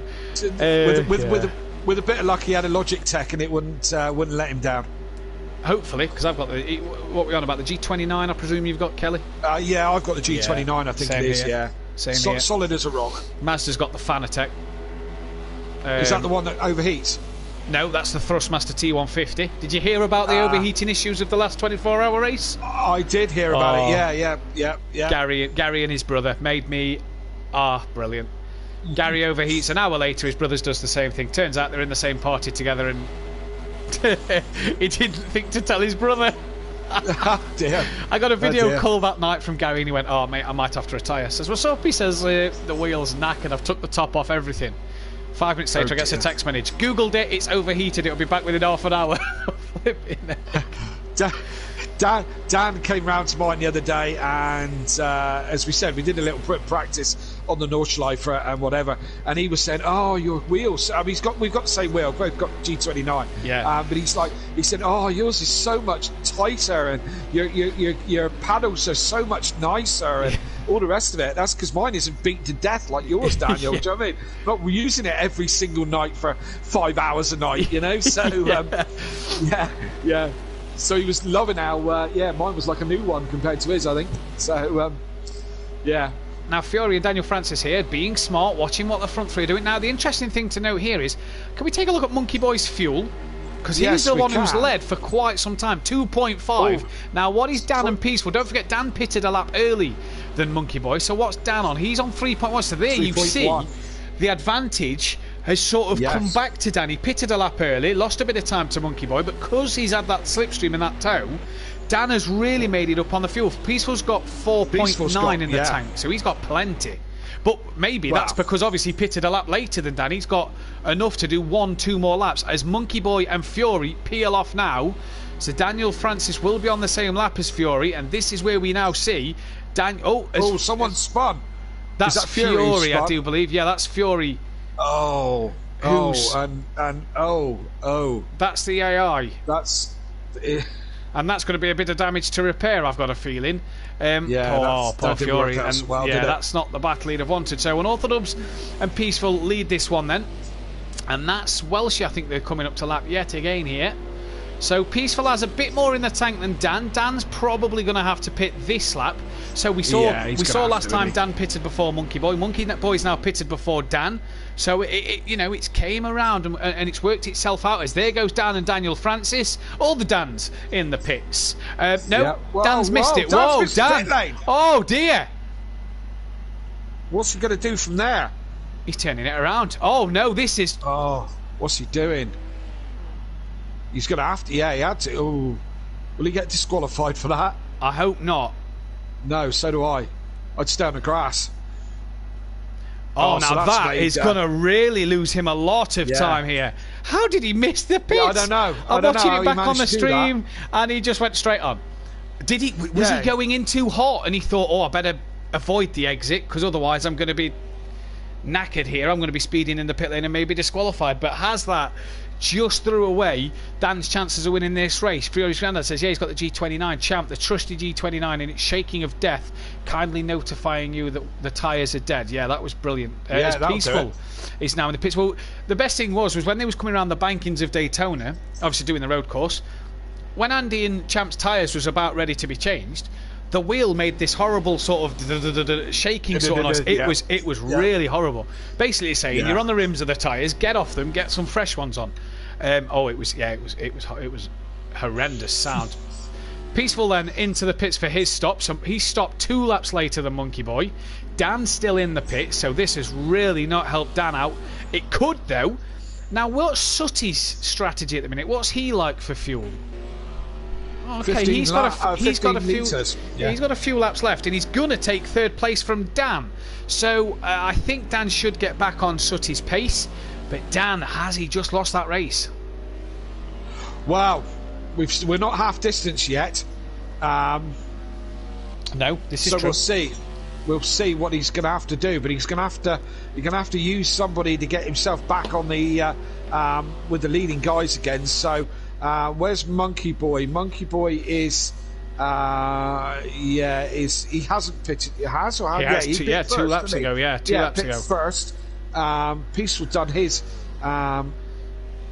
Peaceful's done his stop. So he's done his stop. I'm not quite sure what's going off with it. Oh, there we go. The time screen sorted itself out. So Monkey Boy pitting 2 laps earlier than Peaceful has actually gained quite a lot of time. Quite a lot. Yeah, like Fury's 10 seconds. Yeah, Fury's back in the pits. He's just pitted, so that's kind of paid nasty to his strategy. Kelly, I'm just going to step away for a quick toilet break. You all right to continue? Yeah, absolutely, absolutely. Okay, let's run through where we are on lap 83. So at the moment, it's Monkey Boy after their 2nd round of pit stops who's leading. He's leading from Peaceful Explosion by 9 seconds now after that pit stop, nearly 10 seconds. So that worked out really well for Monkey Boy, not so well for Peaceful. Dan, with that missing the pit lane and having a trip around the grass, has put him 24 seconds now off the lead. Sooty Apex in 4th, going along steady. And we were chatting about Rabbit Joe and all those lots. Rabbit Joe's in 5th at the moment. That Dozzy Boy in 6th. 7th will be Daniel Francis. 8th is Fury, who's still in the pits, having something done. And Welshie in 9th. DJ Phil still plodding round in 10th place. So we've lost 5 guys out of this. We lost Gary and Mazda early on. Just seeing in the chat that Fury's saying that car didn't repair, suspension damage, so I had to go back in again. Oh dear.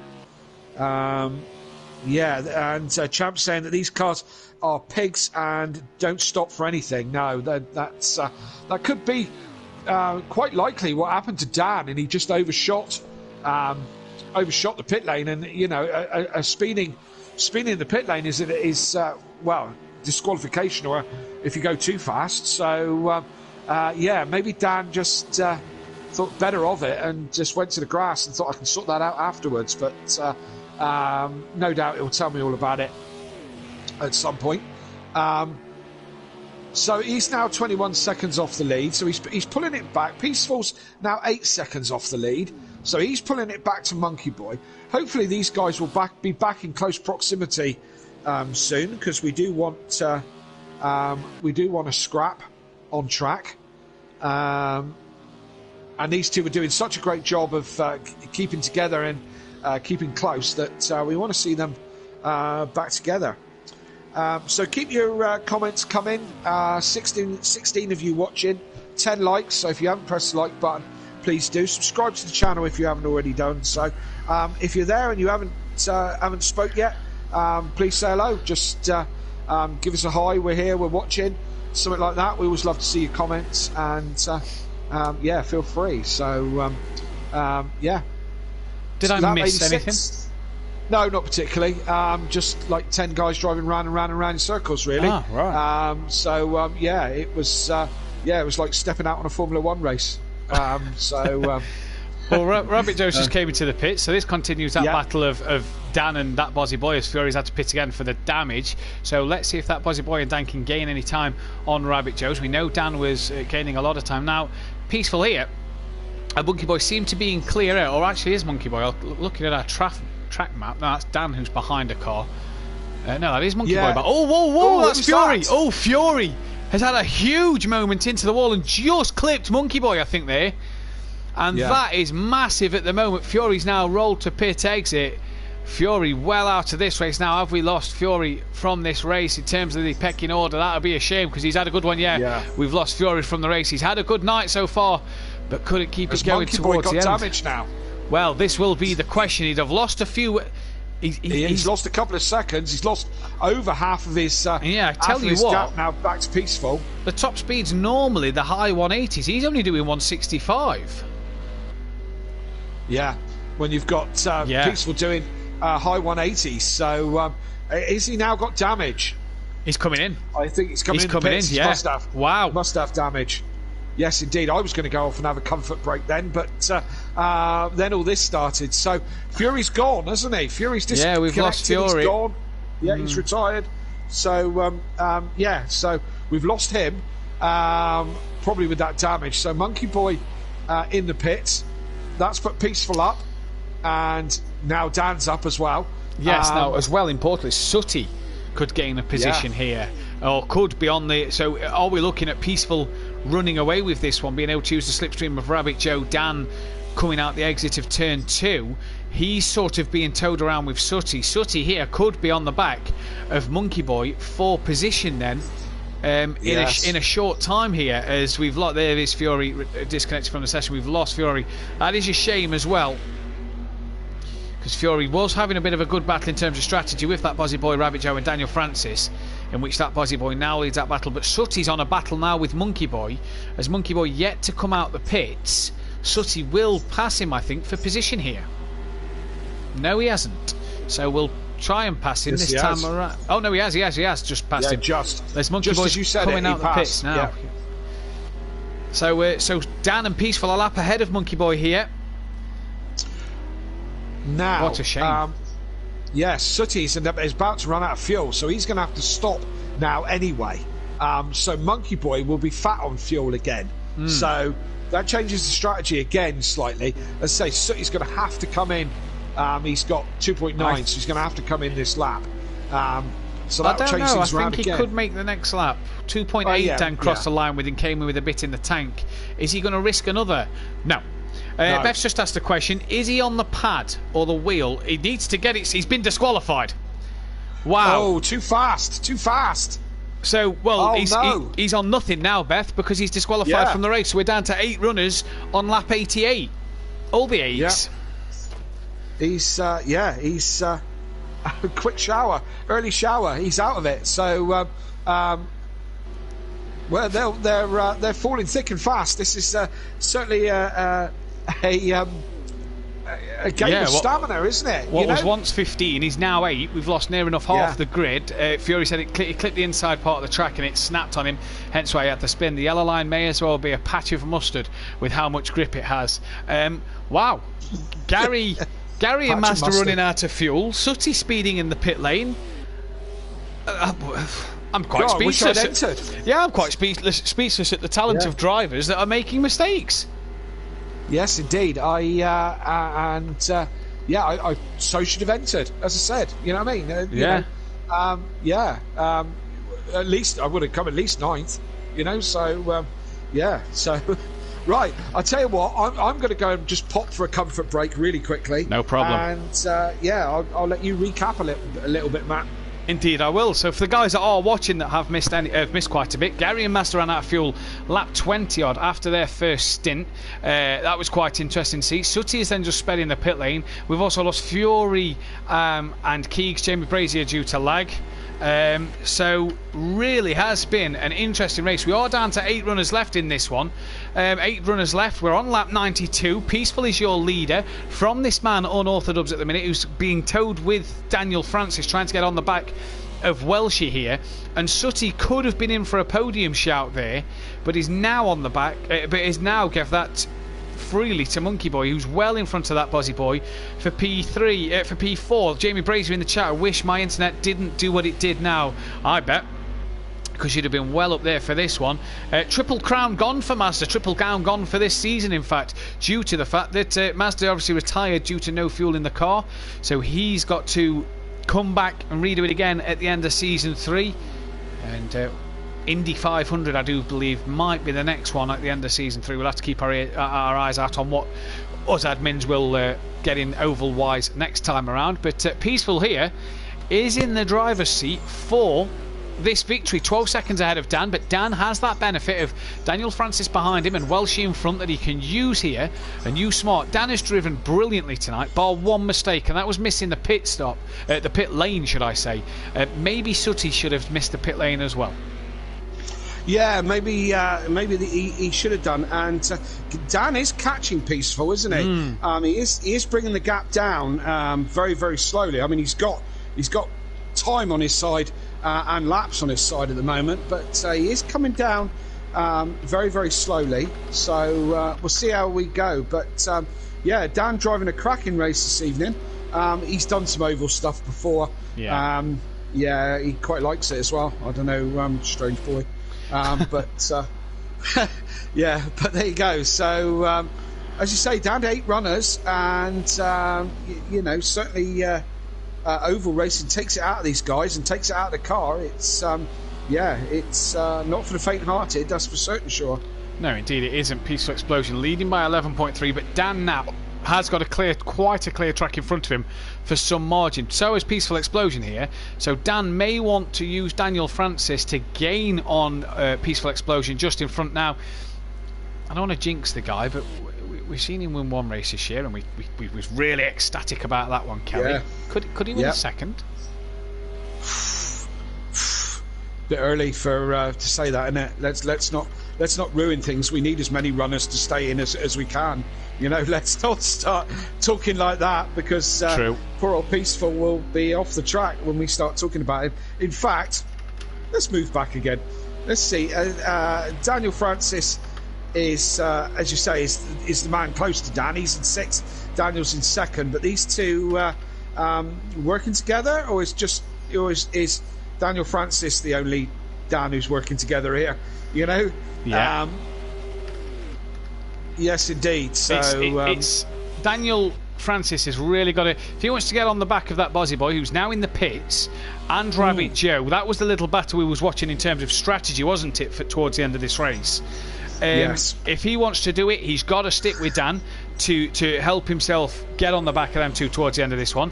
If Dan wants to get on the back of Peaceful, he kind of needs Daniel Francis to stay with him, although he has got Rabbit Joe just up ahead of him actually as well, so he is gaining on Rabbit Joe, so gain a bit of benefit of slipstream from him, depending whether Joe stays with him or not. And I don't know how much oval racing Joe's done, so does he know the tricks of the trade in terms of the oval racing? If not, we'll have to find out what happens here, because I mean, at the moment, it is looking like Peace. I mean, Dan's catching Peaceful. He's pulled another 7/10 out of him there. So yeah, you know, interesting one. Yeah, Daniel Francis is just slowly bringing himself back into contention for a sensible result out of this evening, isn't he? You know, and just running a smart race, really. And just staying there with Dan. Going back to Daniel Francis and his battle here, he's 16 seconds off the back of that Bozzy Boy, who's about 28 seconds off the back of Rabbit Joe. So, you know, he's starting to bring himself back into contention. He's got a good tank of fuel, as you can see, 42.4 litres of fuel here. That's Rabbit Joe on the inside of Unorthodox then. How much over racing has Rabbit Joe done to use the experience and tow these two along, and maybe tow himself along? If he can stay with Daniel Francis and stay that lap in front, then he knows Daniel Francis isn't a worry for him. It doesn't look like that's going to be the case, though, as Daniel Francis goes past. Joe now has to tuck in to that slipstream and really stay with these guys to make sure Daniel Francis isn't a threat. That Bozzy Boy's 27 seconds behind. Now, the question for that Bozzy Boy is does he have a tow? As Joe's got a double tow. No, he doesn't. So they can really make some grounds on that Bozzy Boy here, if provided Joe can stay within the double tow, which it doesn't look like he's able to. No, he's slipping away out of that, isn't he? Yeah. And yeah, you need to get there we go, starting to take effect again as he drags him back in again a little bit. You need to stay right in that slip, Joe, and stay with. Indeed, he does at the moment. Daniel Francis and Dan, though, are they just slightly pulling away in a straight line? I wonder if they've loaded. Seem to be, don't they? Now the oval cars come with 6 setups: loose and stable track, loose and stable oval, or loose and stable speedway. So I wonder if he's picked one of the other default setups, which isn't really helping him out here at all, as that Bozzy Boy is actually gaining time on him as well. That time's just coming down a tenth or two until...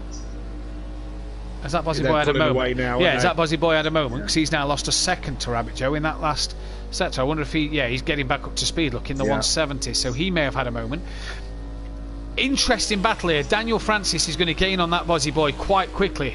For that Bozzy Boy to get on Joe, he's got to get in a slipstream and start to work with that person to get in a tow and get in a rhythm here. Yeah, as you say, it could be a setup thing. I'm taking it that out of all those, that the oval setting was the one to go for, the oval setup. I do believe Peaceful and Mazda was picking the speedway setup. Really? Okay. Well, it does say the Daytona Speedway, so I don't really know what the difference is between an oval and a speedway, but if that's what they've gone for, as these are about to put another lap on DJ Phil, who stays well to the left, and Daniel Francis now doing well to stick with Dan. He's a couple of laps down here, and he's gaining on that Bozzy Boy, and Dan is gained another. I say he has, and then he's just gone and plonked one in the wall, and then he's had all his good work undone there. And that's kind of the end of that, isn't it? Now, so he's lost that tow, and he's smartly pulled to the infield till he gets back up to, what's he doing here? Is he going to let Joe try and get back in front? No, don't think he is. Don't know what he was doing there. He's using a bit of brake. Has he got a bit of damage maybe? Is he at the wall hard and got a bit of suspension damage? That's what I was going to say. Is he now carrying a bit of damage with that rub against the wall? It didn't look like a hard hit, just looked like a bit of a rub, but it was quite an elongated rub. So with all this, Dan is now unorthodox, as we've got 2 Daniels this evening. Unorthodox is now 7 seconds behind Peaceful, so he is dragging him back in.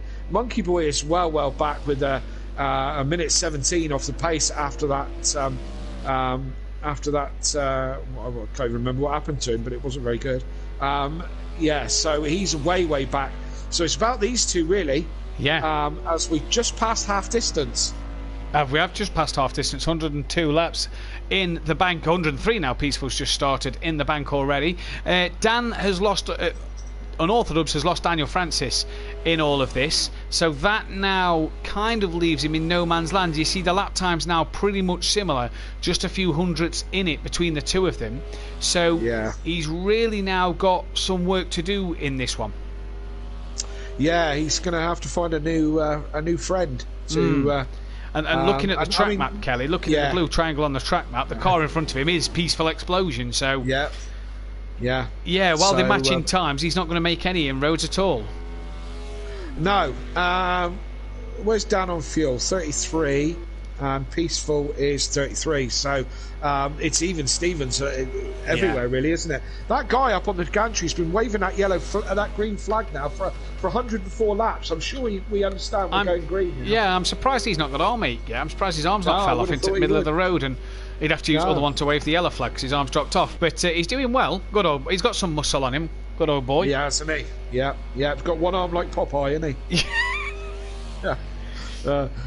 The other arm must be used for something else, but we won't go into that one. Then is a Peaceful Explosion, 2/10 slower than Dan last lap, but 2/10 is nothing. It's not going to really matter for Unorthodox now. Unorthodox is just going to be twiddling his thumbs at the minute. Do you know what I feel for? And obviously, it wasn't Fury's fault he'd lost the car, but Monkey Boy has been taken out of this equation. Yes, sorry, Matt. I was just ordering a drink then. Drinks order is in. I've just literally had a coffee placed down on the desk actually. Monkey Boy's kind of. It's the sun's beyond the yard arm, and I've gone for something a little bit harder. I'm gonna have a cheeky little Baileys. Bit of ice. Well, I had the bottle for my birthday, so just normal Baileys. Normal. Yeah, just standard. Yeah, can't beat it. Garden variety Baileys. Can't beat it then. As Monkey Boy, I really feel sorry for us. It wasn't Fury's fault, wasn't Monkey Boy's fault, but what a shame. That's what happened. I forgot what happened. Oh dear, my brain's turned to mush since I've got older. Yes, of course, bumped into Fury, bumped into him, didn't he? So yes, it's a shame because that trio that were so close early on in the race, where I was looking forward to them being in close company for the full race, but. Maybe I was being a little bit optimistic on that one, eh? Maybe, but we've sort of been stripped of the three-way battle here because they was all drafting each other just nicely.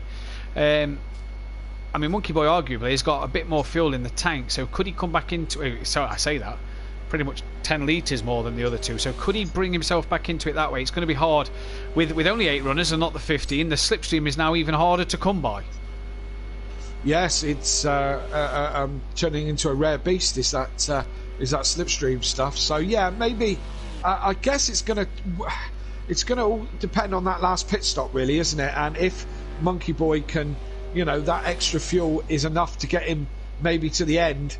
Well, not to the end, but you know what I mean. Puts him in a slightly different pit window where his last pit's going to be. So maybe that will, maybe that's a saving grace that might help him. But He's 1 minute 16 off the back of Peaceful.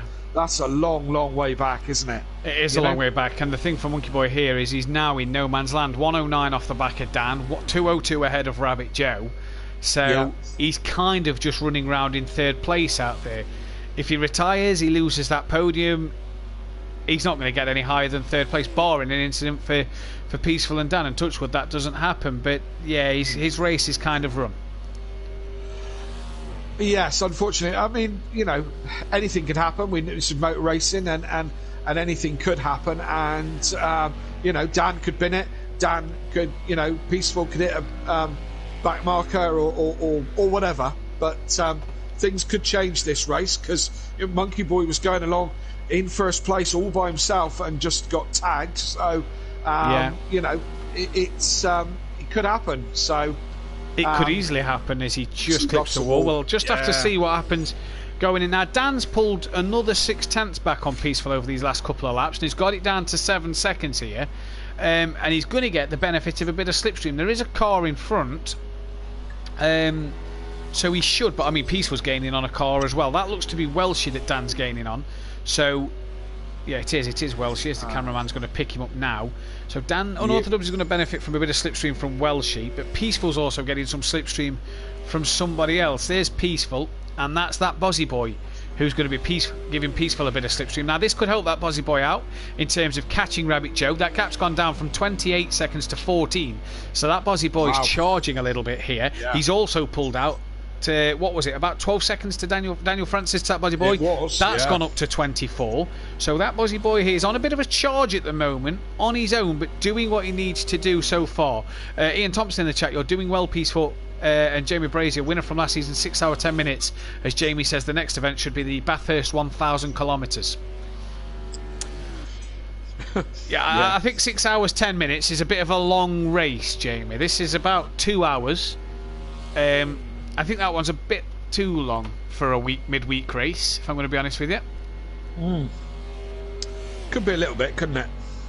I mean, Champ says he believes it's 162 laps. 162 laps of Bathurst.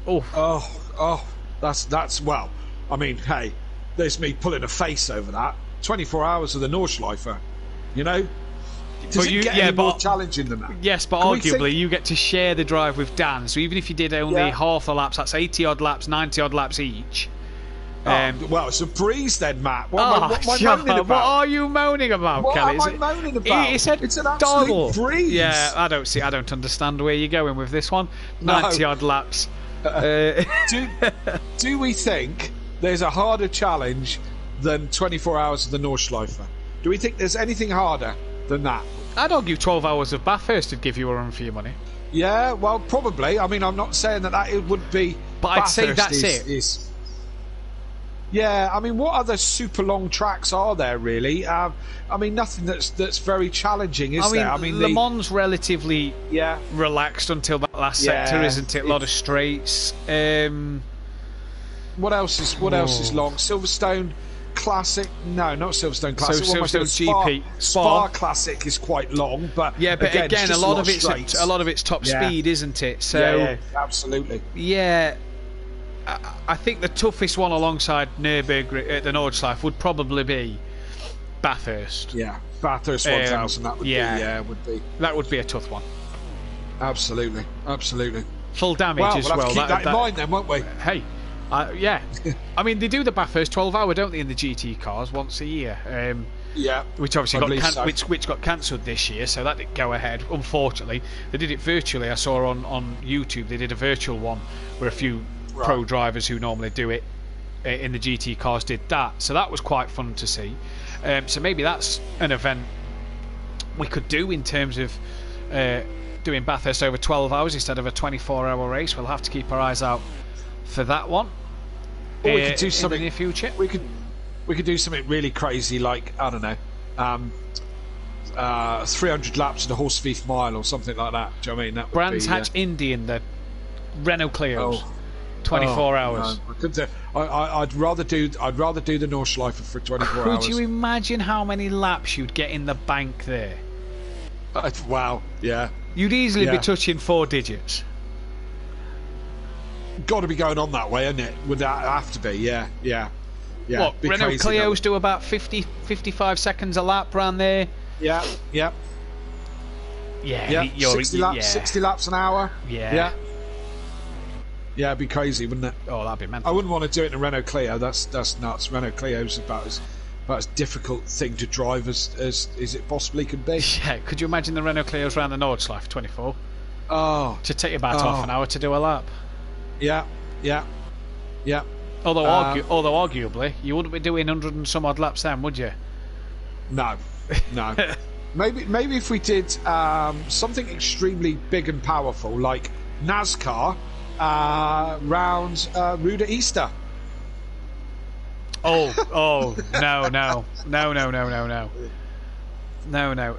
So in the chat, Joe, since I've changed tyres, I've been going a lot slower, not sure why. What tyres do you have on, Joe? There's only the 2 choices, wet or slicks, so I'm not sure why that could be. On wet? Well, if you are, you'd be burning up. Go-Karts Monaco, 24 hours, Jamie Brazier. Wow, yeah, there you go. There you go. Let's have some of that. Oh, everybody's wheel would be having a stroke. Now, looking at the times here, Peaceful's gapped Unorthodox by a couple of tenths at the moment. Yeah, similar sort of lap times, aren't they? 46.7, 46.7. So, yeah, it's nip and tuck with these guys for certain, sure. There needs an incident to happen to get these two back together, doesn't it? Yeah. You know, doesn't need to be much. Just needs to be No, I'm not even going to say it. I'm not going to put any bad luck on anybody this evening. You know, especially not. You know. Now I want to know here how is Joe been able to send that message whilst driving around the oval. That's some talent. Multitasking, isn't it? That's the kind of stuff the only G does, isn't it? It is, really, isn't it? Yeah. That Bozzy boy though is within 6 seconds.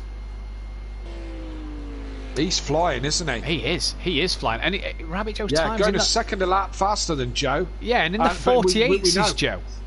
Mm. So his tyres are clearly a lot slower. I wonder if he has actually put the wet tyres on, because he is losing a considerable amount of speed. Peaceful's catching that Bozzy boy. That'll give him a bit of a tow. Rabbit Joe, maybe that's why when he couldn't tuck back in behind Daniel Francis, maybe that's why when we was on board him behind Dan, he looked like he was losing a lot of time, because his tyres aren't giving him what he needs here. Yeah. Now, another theory is if he's changed tyres and on much fresher tyres, are they up to the grippy standards of where everybody's tyres are that's done, say, 112 laps? If he's the only one who's changed tyres, because it's such fresh rubber, are they up to the proper optimal usage? You know what I mean? Well, just looking at his split there, he was 2 and a bit seconds down on his own split just at that point. So I don't know. He doesn't seem to be going slow enough for wets, but he's obviously not fast enough for where he should be on the slicks. So, there you see in the background, look, is that Bozzy boy for position and the race leader. So Liam here is really, I mean, he's not doing anything that's quick. Daniel Francis lapping similar pace to him, 0.2 quicker last time round, but he's lapping a second, 1.7 last lap quicker than Rabbit Joe. So he's really brought himself in for a top 4 finish here. Absolutely. We'll see how that one pans out. Champ in the chat, 24 hours at Bristol, wherever that is. Oh, I know where Bristol, UK is. I don't think it's on about the UK version. You do about 4,000 laps. No, I wouldn't want to spend 24 hours in Bristol if I can help it. No, definitely not. No, anybody who lives in Bristol, lovely city, visit it regularly. Yeah. If there's not anybody listening from Bristol, no way do I want to spend 24 hours in Bristol. 24 hours of Thruxton, could you imagine that? Church for 24 hours? Yeah, 24 hours. That'd be exciting, wouldn't it? Yeah, absolutely. 24 hours of Knock Hill. That'd be a lot of slowdowns. There you go. You turn the track limits in off, a V8 supercar. Oh, now you're talking. Now you're talking. Indeed it would. Peaceful then has that gap closed down to him by 6.5 seconds now between him and Unorthodox. So Unorthodox just started to catch him. Oh, and there's a crash! Oh! And is that what we've been waiting for? Who was that off? That Bozzy boy, that's Welshie. Welshie's had a huge spin, and that Bozzy boy has ploughed into him, which is caught Peaceful. And there's Dan, and is that the race gone? Oh, wow. I looked away for a second. All of a sudden, there's cars flying around all over the place, and I'm going to go back and look at the stream just for a moment and try and work out how that happened, because, that just all changed things. We were expecting waiting for what's happened here? Hang on a minute. Yeah, I'm looking myself. Oh, yes. 3 cars involved there, wasn't it? Yeah, it looks like Welshie's lost it, and as he's coming down the hill, Liam hits him, who bounces sort of into Peaceful. And that has really then threw this race wide open. Monkey Boy could be back in terms of a race with Peaceful now, who's got to pit for bad damage. Yeah. I mean, 8.1, an early pit stop may not hurt him. This may make him have to splash and dash at the end of this one, but this has gave Dan the race win, I reckon. Well, barring any dramas. Wow. As I said, things can happen, and they do, and they did. So it's it could all still happen. Yeah, Peaceful in the pits, as we know. Oh, we've lost that Bozzy boy. That's a shame. Oh, have we? Oh. Now he was catching Rabbit Joe at such pace. He's now retired. That one is a shame. Yes, that is a shame for sure. I'm just looking through the comments, and Joe said slick tyre, but per slick tyres, I think the tyre pressures were different to the default setup. Well, That could explain it, couldn't it? I mean, yeah, but unless you've gone into your pit strategy and changed the pressures themselves, you can't change. Yeah, how would they change? They wouldn't change because it's default setup. So unless you've changed them in the pit strategy, they wouldn't change. Yeah. Well, Champ's saying damage can linger on this game. If you had a big crash, there could be some damage that the crew didn't fix.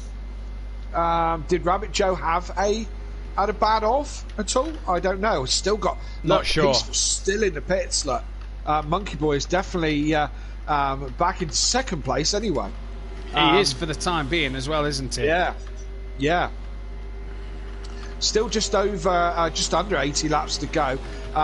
Dan now with a 1 minute 16 on this. He can just settle down into a groove and just make sure when he goes past any back markers, he does it very, very, very gingerly, because that seems to be when things go wrong around here, doesn't it?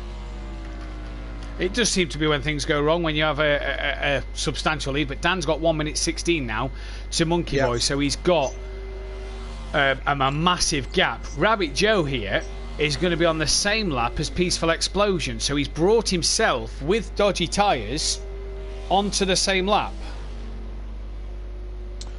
Interesting. Yes, yeah, for sure. Yes, we're down to 7 runners. Welshie could be on the podium at this rate. I mean, hey, so could DJ Phil at the moment as well. Daniel Francis back in the pits. Dan now 1 minute 16 ahead. Peaceful P3 still in the pit lane. He's coming out now, so is away. But Joe could gain on him quite quickly here. Yeah, Michael's saying, which is Peaceful, heavy damage. He's saying Chris had the AI in the car that caused the crash. Chris being Welshie? Yeah, Chris being Welshie. Yeah. So Dan's in the pits. He must be going for a. He's in for his normal stop. Yeah, two litres of fuel. Sebastian Gonzalez. Hey, bro, how are you? Well, thank you. Hey, Sebastian, who's your bro? But we are very good, thank you very much. We are very well, thank you, if we're your bros. Yeah, thank you very much for that one. Yes, indeed. And Ian Thompson saying that's really bad news, Michael. I'm gutted for you. Well, we all are, to be fair. We started this. The first half of this race was extremely exhilarating, and it's all gone a bit Pete Tong now. It must be said, as we're down to 7 runners. We started the night with 15. One way or another, some driver error and miscalculation of reading a fuel gauge is what Gary and Mazda happened to them. Sutty sped in the pits. Yeah, he was disqualified. Fury had a massive crash, and then had another. And who else? Monkey Boy, as we just know, has just been. He had come together with Fury. Yeah, and that's kind of put him back. But he's now 24 seconds off the back of Dan. But I think Dan's a pit stop ahead. Dan missed the pit lane, didn't he? Do you remember? Dan missed the pits early doors. Peaceful's now had his incident with Liam. Quick question. There's been plenty of action. I tried to DM the owner on Instagram. Is there a way to contact you guys? Yes, on Instagram, I am the owner, and I apologise if I've ignored your message or missed your message. I haven't had anything come through. I'll double check now, but do direct message us on Instagram, on Facebook. No, there is nothing. I've had nothing on Instagram, buddy. Simplay Motorsport, the channel. Yep. Oh, what's this request? There you go. Well, Sebastian, you're not actually Jason Plato on a different in disguise. Yeah, in a different name. The things we said about Jason Plato, we didn't mean it. We were just messing, just in case you are, and you want an address to send the solicitor's letter. Then I apologise for anything that we may have said. But yes. Indeed. No, Sebastian, I haven't had no message, but do get in touch with Simplay Motorsport on Facebook or on Instagram. I've had no message through. So if you want to resend the message, give me another one, and hopefully that one will come through this time. But yeah, that's a shame if you obviously message me wanting to touch with the league. Yeah, it does happen. It's technology. It happens. I mean, I've got my own business and whatever, and multiple Facebook pages and Instagrams, and and websites and all the rest of it. It's so easy to miss a message. All these things just seem to get lost in the melee of social media, don't they? We do, don't we? And technology can play up at times where the message you'll send doesn't come through to everybody. At times I've had that before, whether it's been work or personal or whatever. It's something's not happened. I feel like we've been robbed in a way. Yeah, a little bit, absolutely. As Dan just puts another lap on DJ Phil, and I do too. This there has been plenty of action. Yeah. But we ain't got a lot left. That grandstand that's got about 120,000 people in it is I feel for them as well, because there isn't a lot of cars left, is there? No, there's not a lot of cars left. Hopefully this won't be the case next Friday, a week tomorrow, the 30th of April, 8-9 p.m. start. Join us throughout the week now to keep your eyes on the Facebook page or the Instagram page for the Nürburgring Nordschleife 24-hour for cancer research in honour of Sabine Schmitz, in which we're bringing you all 24 hours worth of action. Tune in through the night, through the day, get in the chat, get questions in. We'll be having some professional commentary as well as just some on-screen banter, a bit like tonight, really, with the drivers. Who are we getting in to do that? Sticky and Sweet. Sweet and Sticky. Sweet and Sticky will be in the box temporarily because Sticky's got to do a job on the track as well. Absolutely, but I do think Unorthodox will be doing a bit of chat, if not snoring, at some point. So yeah, we'll be bringing you driver interviews.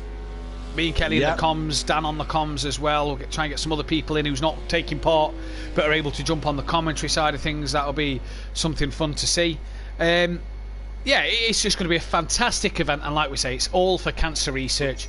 There'll be a link out to raise as much money as we can for cancer research. Our second charity event here at Simplay, so let's again try and have such an event in where we can create a fun night for the drivers and the people competing, as well as raise some money for such a good cause in honour of the late great Sabine Schmitz, who was the Queen of the Nordschleife, Queen of the Nürburgring, if you will. Yep, I was doing some research for.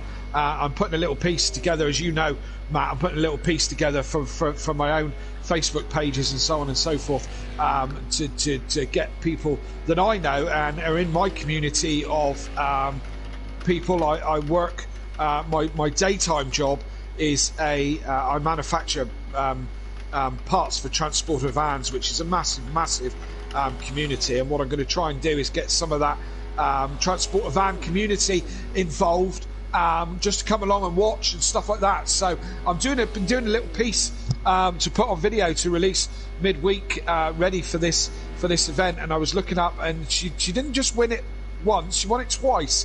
The Nürburgring 24-hour, once in 1996, and then again in 1997. She won the Nordschleife 24-hour. So not just once; it wasn't a fluke. She did it twice. So. I'd say arguably, and I've said it before, arguably the best female driver of her time. And a real shame to have lost her. So obviously lost. The great Murray Walker, didn't we, in the same week, or just a couple of days before? So it was kind of a hard week for motorsport, wasn't it, in that week? It was, yes, it was absolutely, and taking nothing away from Murray Walker. He was an absolute legend on so many levels, and he's such a great ambassador for motorsport. Again, the guy just loved it on every level. Motorbikes, touring cars, Formula One, whatever. So anything with wheels that was competitively racing, it was Murray's thing. Absolutely. I mean, he would have probably commentated on a shopping trolley race, So and loved it. And we all aspire to his greatness. But he did have a long and full life. He was what was he? 97. 97. Yeah, 97. So that's the type of innings I'm looking for. Unfortunately, Sabine left us only at 51. So I mean that's the tragedy of cancer and what we want to raise some money for, because the more people that survive, the better. That's one of the reasons why. The other reason is because we can. We can, Exactly. It's going to be a lot. It's going to be a lot of fun, Kelly. It's going to be an absolutely cracking event. You know, just tune in, chat with us in the comments, like the video, watch the stream. Could be a full grid as well, so that's something else we're looking forward to having is potentially a full grid of the GT3 cars around the Nordschleife combined, so it's the GP mixed into the Nordschleife as well. So it's just going to be an out and out. You know, if you guys watch the 24 hours of Daytona Road Course in the middle of December, you know, it was a serious event that was plenty of laughs, plenty of thrills and spills inside that one, as well as, you know, the seriousness of the race that was going on in front of us. It's going to be a similar thing. It's going to be taken with the utmost serious, but as well, it's going to be just an enjoyable race and a good laugh between all the competitors who was taking part. Yes, indeed, and we've got Jamie Brazier said that he's going to be in. He's going to be in the comms box, so he's going to pop in and join us for that one. I take it that you're not going to race it, Jamie. Which is a shame. We'd like to see you in there, but I don't think his internet would hold up for 24 hours. Oh no, it barely holds up for 24 minutes. Exactly, So, what day is it tomorrow, Matt? It's Friday tomorrow, Jamie, and I'm not doing it until next week. So you're not getting me to do what I know you're trying to get me to do. That will be next week. Okay. Yep, you'll find out next week, Kelly, as well. Or I'll tell you off air. Right, are you turning up to this one in your mankini again, are you? Is that what it is? No, so there was I'll tell you now. There was a Lando Norris team radio from, I think, Mugello last season in the F1. Right. And they did a radio check, and there's a song, and at the start of the song they say it's Friday night, Saturday, Sunday, what? And if you watch the 24-hour race back, we was pretty much shouting that half the time. It was winding Beth up. It was fun to do. It was fun to wind Beth up, actually. And it's just stuck with some of us who's kept going. You know, Dan was one of the people who was doing it as well. Just a brilliant. Again, it was just part of the laugh. So I know what Jamie wants me to do, and I'm saving it for the 24-hour race, Jamie. So. Right. Okay. Yeah. I know the track. The Nightcrawlers track. So yeah. Okay. We'll look forward to that. Jamie's not even said anything about his internet. He's just said, you try standing for 24 hours. Because Jamie stands when he races, doesn't have a chair in his room. Yeah, he told me this the other week. So every race Jamie does is he stands. He doesn't have a desk. His telly's on the wall. His PlayStation's, I think he said, in the wardrobe. And he says, if I get comfortable on my bed, I'll start to nod off. So to keep the utmost focus, I stand up when I'm racing. And I'm like, wow, okay, so we've done some long races where you've stood up the entire time.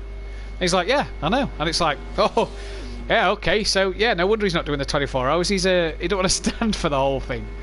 No, well, fair play. Again, I wouldn't want to stand for 24 minutes, let alone 24 hours. And how everybody does their thing, isn't it? It's quite interesting. We know that Gary131 has had his wheels set up on an ironing board in the past, and Jaden Brazier stands up. I mean, that would just feel very bizarre for me. That's what we're like. Every car I've ever driven. It's not your normal everyday sim rig and steering wheel. It's an ironing board and an armchair for Gary, or it's your own 2 feet for Jamie Brazier. Yeah, and I've driven a lot of cars in my time, and some of them took some driving, but I've never had to stand up in any of them. So it's although there was an old Ford cargo lorry that you had to near enough stand up to change gear in, but yeah, it was it's not something I've done. So that would feel so incredibly alien. Wow, fair enough. Could you imagine Fred standing up in the car? It'd be Fred Flintstone in it, wouldn't it? Really, feet out the bottom and running away with it. I've had a couple that have been like that as well. That are so rotten that you could probably put your foot through the floor. I've had a couple like that back in the day as well. A Ford Cortina with no rear wheel arches in the back. So it wasn't brilliant. No. Well, it was scrap, but there we go. Rabbit Joe's just been in and out of the pits, and Daniel Francis is now up into P4. He's passed him and is actually 1 minute 30 ahead of him. We'll see if that time goes back right. But Daniel Francis now up into P4. Rabbit Joe down into 5th. Of the 7 out of 15 runners that started this race, we're down to 7 left. And it's really just at this point now started to get a little bit... dull? Yeah. Putting it nicely, yeah. It's just started to... We've been robbed of the race win. We've been robbed of the battle between Fury and that Buzzy Boy and Daniel Francis and Rabbit Joe, and we've kind of, yeah, a little bit. And hey, look, we've still got 65 laps. No, 60. 60 laps to go. So yeah, it's yeah, Daniel Francis 5 laps down on the leader on Orthodub, so he's on Orthodub's on 140, so it'll be when he crosses the line. Oh, it's Daniel going up high. Gets up there, yeah. And he was about to put a lap on. He was about to put a lap on Rabbit Joe there for P4 as well, and really staying ahead of Joe. Now, question is, Joe, did he change his tyres? He was saying in the chat about tyre problems. Did he change his tyres in that pit stop? We'll have to wait and see, and we'll have to keep an eye on his pace. See what his lap times are. Was running in the 48s, wasn't he? So we'll have to see on his pace. We're getting to a point of the race now where people are going to be pitting for. You're going to get to about 40 odd laps. So within the next 16 laps, people are going to be 16 to 20 laps. People are going to be pitting for maybe the final time of this race. It's going to be interesting to see. Joe, I think, looking at his fuel, he's just come out the pits, will splash and dash at the end. 40 laps from now, he's going to need to pit on about 175, 180 for himself. Yeah, indeed. Let's have a buzz through and see. What's happened? Dan's been off, has he? Hello. Dan, then, he's got damage. What's going on? Dan's nodded off, has he? What's happened? Is Dan now carrying damage? As you say, we cut onto him there, and he was in the middle of the track on the infield there. I don't know what he was doing. That front right left of the bonnet, Kelly, is lifted. Yeah. He's staying out. Yeah, well, if there's damage, he might feel that he's going to live with it for a few more laps. Yeah, I don't know what happened there. So I jumped on to see what he was like on fuel. With 40 litres still in the tank, so he's got a few laps left before he does another lap. But yeah, as the 1 minute 19 his lap time was. So he's had a bit. So that's a big off. Big off. That's a big off. Yeah, I was looking at that thinking that can't be right. But 1 minute 19 that last lap. So it's not exactly got Monkey Boy breathing down his neck, but it certainly. It certainly helps for Monkey Boy for Dan to have dropped that much time. And as I say, what happened? We don't quite know what happened to Dan there, but he certainly something. So he's back in the 46s now, so he can't have terrible damage because he's back in the 46.8s. Straight back up to speed, the same as Monkey Boy and Peaceful, really. So the damage isn't affecting him that bad, whatever it is. He is in the slipstream of Rabbit Joe. Joe doing 48 still, so clearly something wrong. I reckon Joe has changed something on his pit strategy, which when you edit your pit strategy before the race... Joe's got all out to show. He's held it. He's held it.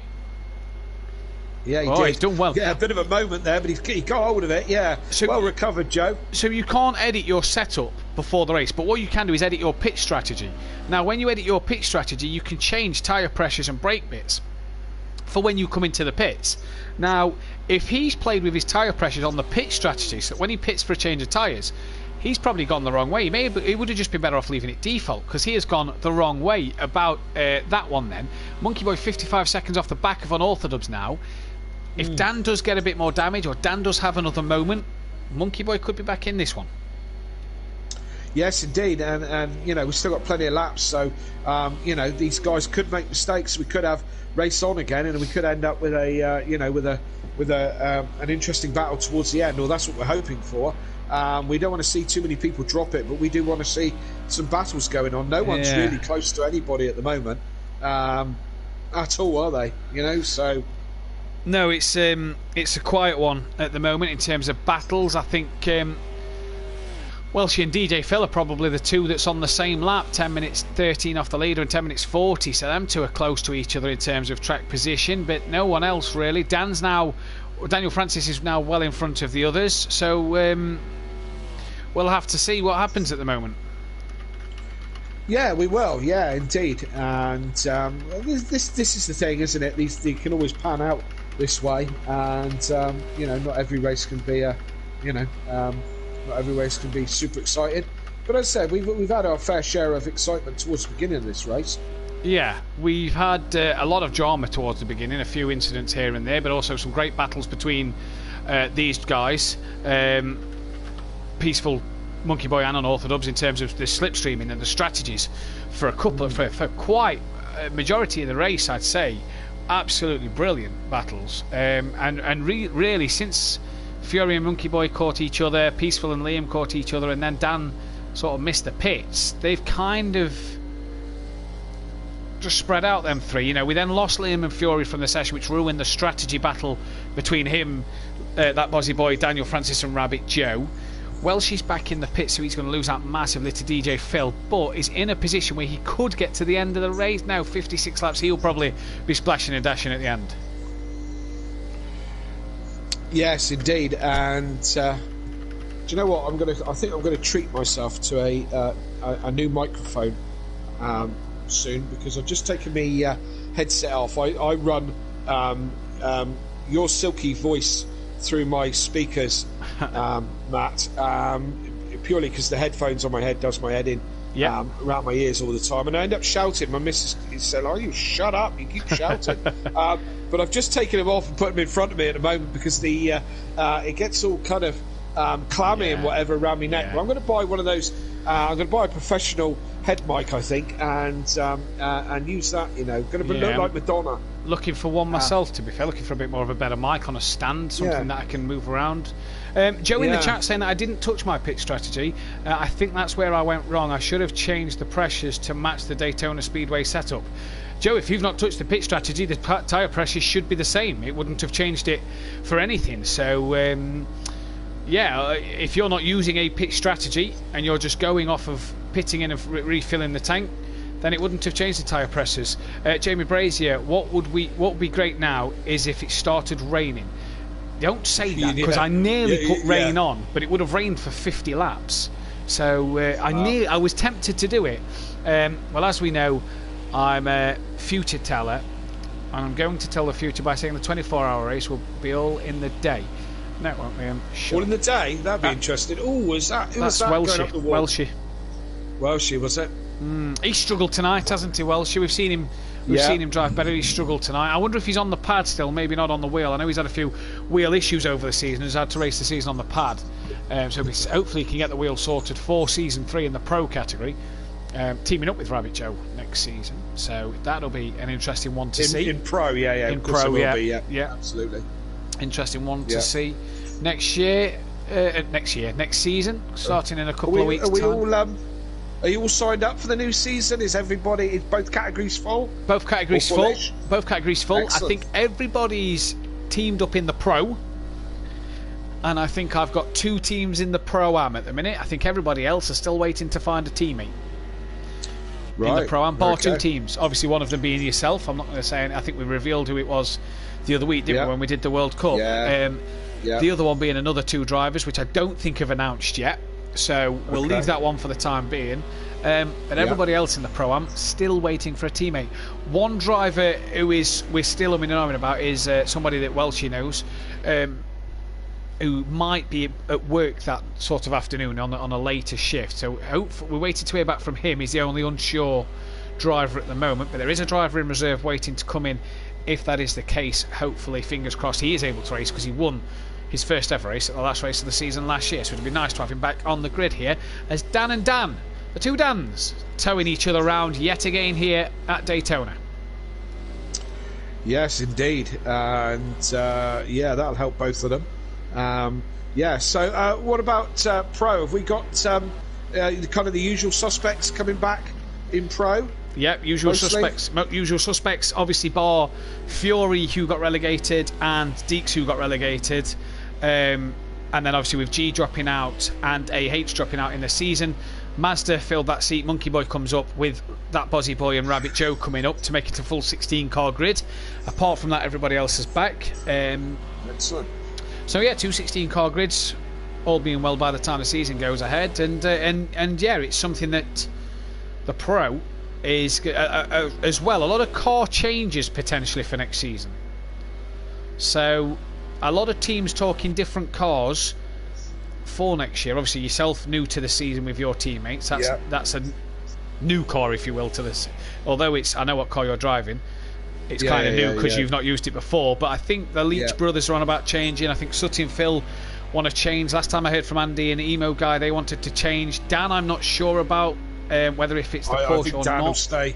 I think. Well, I know Dan's talked about using the Ginetta, but as anybody who drives Project Car knows, the Ginetta is fantastic round the corners, but very, very slow in the straights. So yeah, indeed, I think he might have gone off that, and he might well be staying with the Porsche.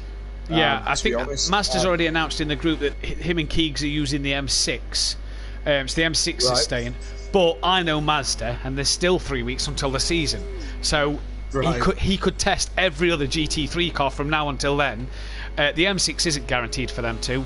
We'll wait until we see what they turn up on race night as to what they're driving. As much as they could say that they're in the M6 now, what are they going to be in 3 weeks' time? So yeah, a few different cars, maybe a few new cars coming onto the grid as well. I've seen the Bentley be tested a bit by a few teams. The Audi's been tested a little bit. I've seen the Acura tested. Really? Yes, a couple of people tested the Acura.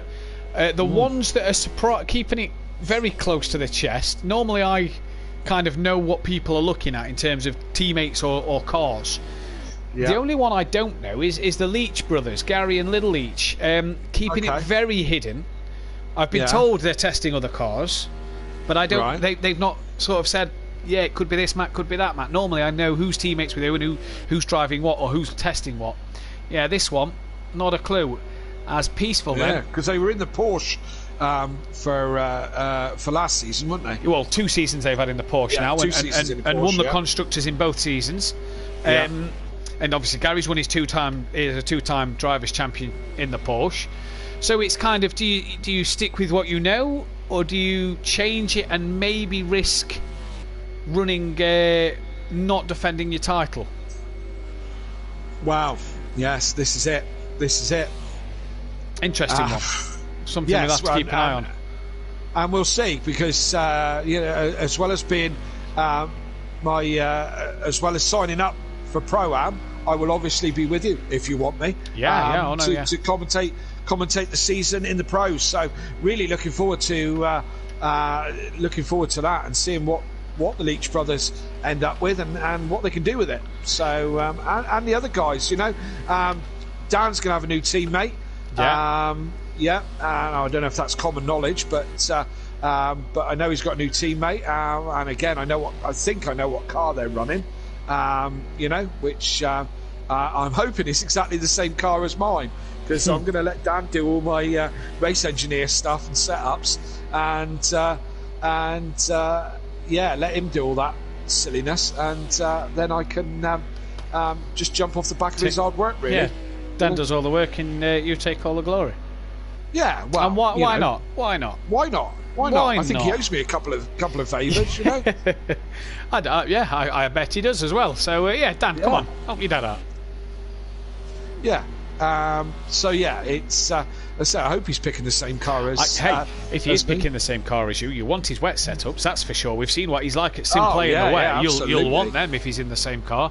The same bit of machinery here. Oh, indeed, he's quite the specialist in the wet. Obviously, we all remember his lap round Bathurst Race 1. Fantastic bit of driving as well. Jamie Brazy, there'll definitely be a lot more variety compared to last season, he says. So maybe he knows what cars are being used, and maybe he knows the variety of cars on display.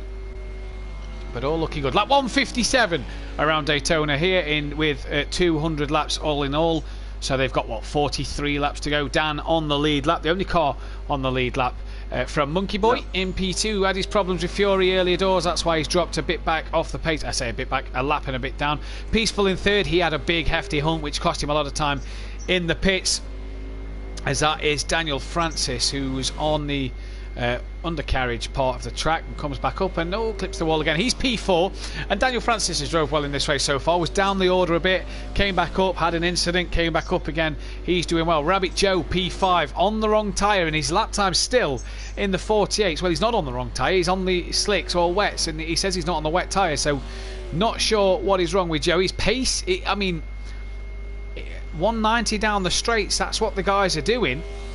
So it's all about being smooth in these cars and not clipping the wall. But Joe at the minute seeming to be struggle. DJ Phil still going in P6 in the 2 shades of green car here. What a job DJ Phil's done. He's still going. He's currently 11 minutes 29 seconds off the lead lap, and Welshie as well still going in the number 50 car in P7. And where's he going? It looked like it was crabbing a bit to me. That did. He's going to dive in. Got plenty of fuel left, so maybe just a bit of damage for Welshie to fix as he comes into the pits, and DJ Phil puts another lap on him. That man there hasn't stopped waving that green flag for 159 laps. He hasn't, and as we said, an arm like Popeye. Maybe Welshie's getting back in the car, because we did hear that he had the AI. What's going on there? Dan! Dan and Dan in the wall! No! Now, was they trying to lap Peaceful? I'm not sure what was happening there, but was they trying to lap Peaceful? I don't know. But Dan has ended up in the wall, and Monkey Boy now has Unorthodox had another spin, because Monkey Boy's 5 seconds off the back of him. And about to go past him. Yeah, so we said it's going to chop and change this one. And Dan is now P2, and if he's going to have big damage on the front of that car, it could potentially be P3. Or Daniel Francis as well in that one could now lose out to Rabbit Joe. Oh, how it's top turned. Peaceful Daniel Francis. Yeah, no, there was somebody else involved. I just looked back at the stream. There was someone else involved, black and white car, so I don't know if it was Rabbit Joe. Peaceful. Was it Peaceful? Yeah, I'm sure they was lapping Peaceful Explosion. Dan was coming up behind Peaceful, wasn't he? Yeah. So, wow. Was they... Dan's still in front. Oh, Dan does still lead, so the timing screen must have had a bit of a glitch and sorted itself out. Now, Dan can pit for the final time to go to the end of this race. You get about 40 odd laps of fuel here. Dan's on lap 160. Get it slowed down, Dan. Yeah, just about. Yeah, and a good early pit stop. Pit crew not out, but he's surely got to repair damage. Now, what's Monkey Boy's fuel load? This is the question. Monkey Boy, he'll be coming in for one more stop till the end. What about Peaceful in all of this? Yeah, he'll be coming in sooner rather than later till the end as well. So now is a question of Daniel Francis as well. He's had to come in. He'll be making one stop till the end. Now is a question for Dan and Dan. Can Rabbit Joe get Daniel Francis? We think Rabbit Joe's got one more stop to make. Can Unorthodox get till the end with Monkey Boy and Peaceful having to pit? Is this not the worst thing for Unorthodox here? Could we have that fight at the end again? Yeah, well, possibly, yes, absolutely. But I think if Dan was going to have an accident, that was the best time to have it. Because he was getting low on his fuel. He was in that kind of pit window towards the end, and he had a nice gap at the time. So this could have just panned out. This could have been a Lewis Hamilton moment here for Dan. Do you know what I mean? He ends up making a mistake, but being in the right place at the right time. Now, Dan's away, but is ultimately going to be a lap down on Monkey Boy. Now, can he get that lap back when Monkey Boy pits? Dan is away on pit road, so Dan's coming out the pits now. So I think he should come out with Peaceful, but I think his fight will be with Monkey Boy when he manages to unlap himself.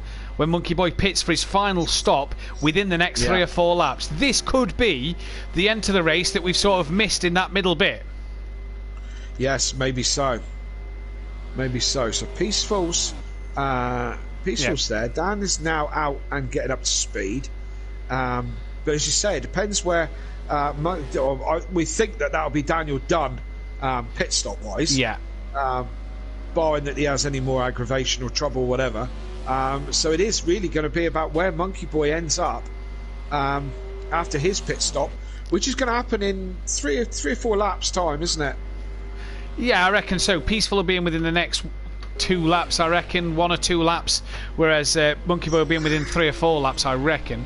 So I don't think Peaceful's anything to worry about for Dan. Rabbit Joe has got past Daniel Francis, so Daniel Francis' hard work that he was on about has gone back down the drain here, and is he still in the pits? He's on his way out the pits now, so Rabbit Joe can count his lucky stars. Does he have to pit again? That'll be the interesting one to see.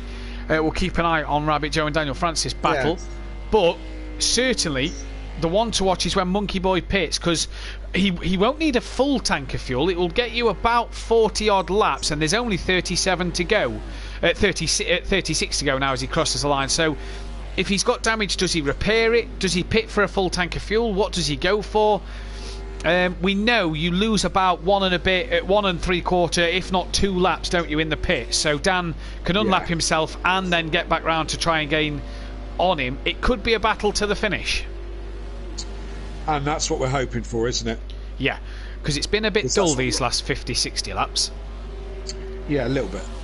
Yeah, so... And this is why the Brits don't watch oval racing. Yeah, absolutely. But, I mean, we've said it before, what we're missing here is the safety car, the full course cautions and the way that NASCAR runs, because that brings all the pack back together and kind of resets things. Do you know what I mean? And that is the kind of beauty of that system, isn't it? We don't have a facility to do that. You know, and for the crash that Dan would have had there, even though he's able on the game to get round to the pits, that could have brought the safety car out. He could have then pitted under the safety car, unlapped himself, got back on the lead lap, and away we go, albeit at the back of the pack. But then away we go.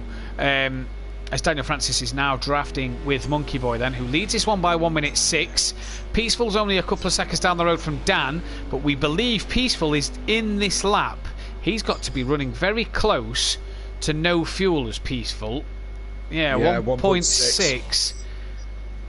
I think he's got enough to get back to the pits from there. He's down the back straight now, so Peaceful looks like he's got enough to get it to the pits. So that will then allow Dan to have that bit of breathing space away from Peaceful, 4.5 seconds. And Monkey Boy's due in within the next 2 or 3 laps, I reckon.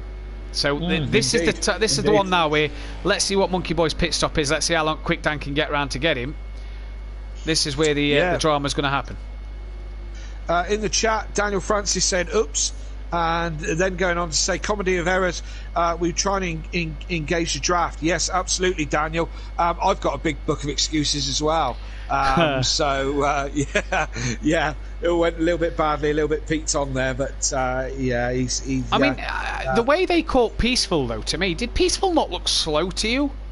I thought Daniel was further back off Peaceful than that, so I don't know if maybe initiated with Peaceful having a bit of a rub against the wall or something like that. I don't know. To me, it looked like Dan tried to squeeze through the middle as he was like gaining on Peaceful, and then just obviously Dan Francis was there. Do you know what I mean? That's what I kind of took away from it, was that Dan Francis was there, and as Peaceful kind of quickly gained, it looked like he tried to come through the middle, you know, so he didn't plough into the back of Peaceful, and it just went horribly wrong. But I mean, hey, we don't know. I mean, Daniel had no need to take risks. Do you know what I mean? No, and here is he coming in? Yes, right now this is the battle we need. He's got to get it down. Slow it down. That didn't help, did it? That's definitely not helped. That's now not even going to help even more. The fact he's just driven... And bearing in mind, it's the AI in the pits. It's not them. They've struggled with pit entry tonight of people, haven't they? Yeah. And they were warned. We were in the pre-race chat, weren't we? And I can't remember who said it, but somebody warned Peaceful said it. Peaceful. Yeah, Peaceful said it. Come off the gas when you come around that last corner, because you'll never slow it down. And that is very evident as we see Dan is about to go through... and back into the lead of this race. No, he's unlapped himself. He's unlapped himself, and he's got to go. Got to go round again before he goes back into the lead. Yeah, for some reason the timing screen just wants to glitch out and make it look like Dan's a lot closer unless you're on him. So Monkey Boy still in the pits, may have a bit of damage to fix now after hitting the wall the AI hitting the wall. So we may have just been robbed of that that little battle. Yeah, we might have been robbed again. Yeah.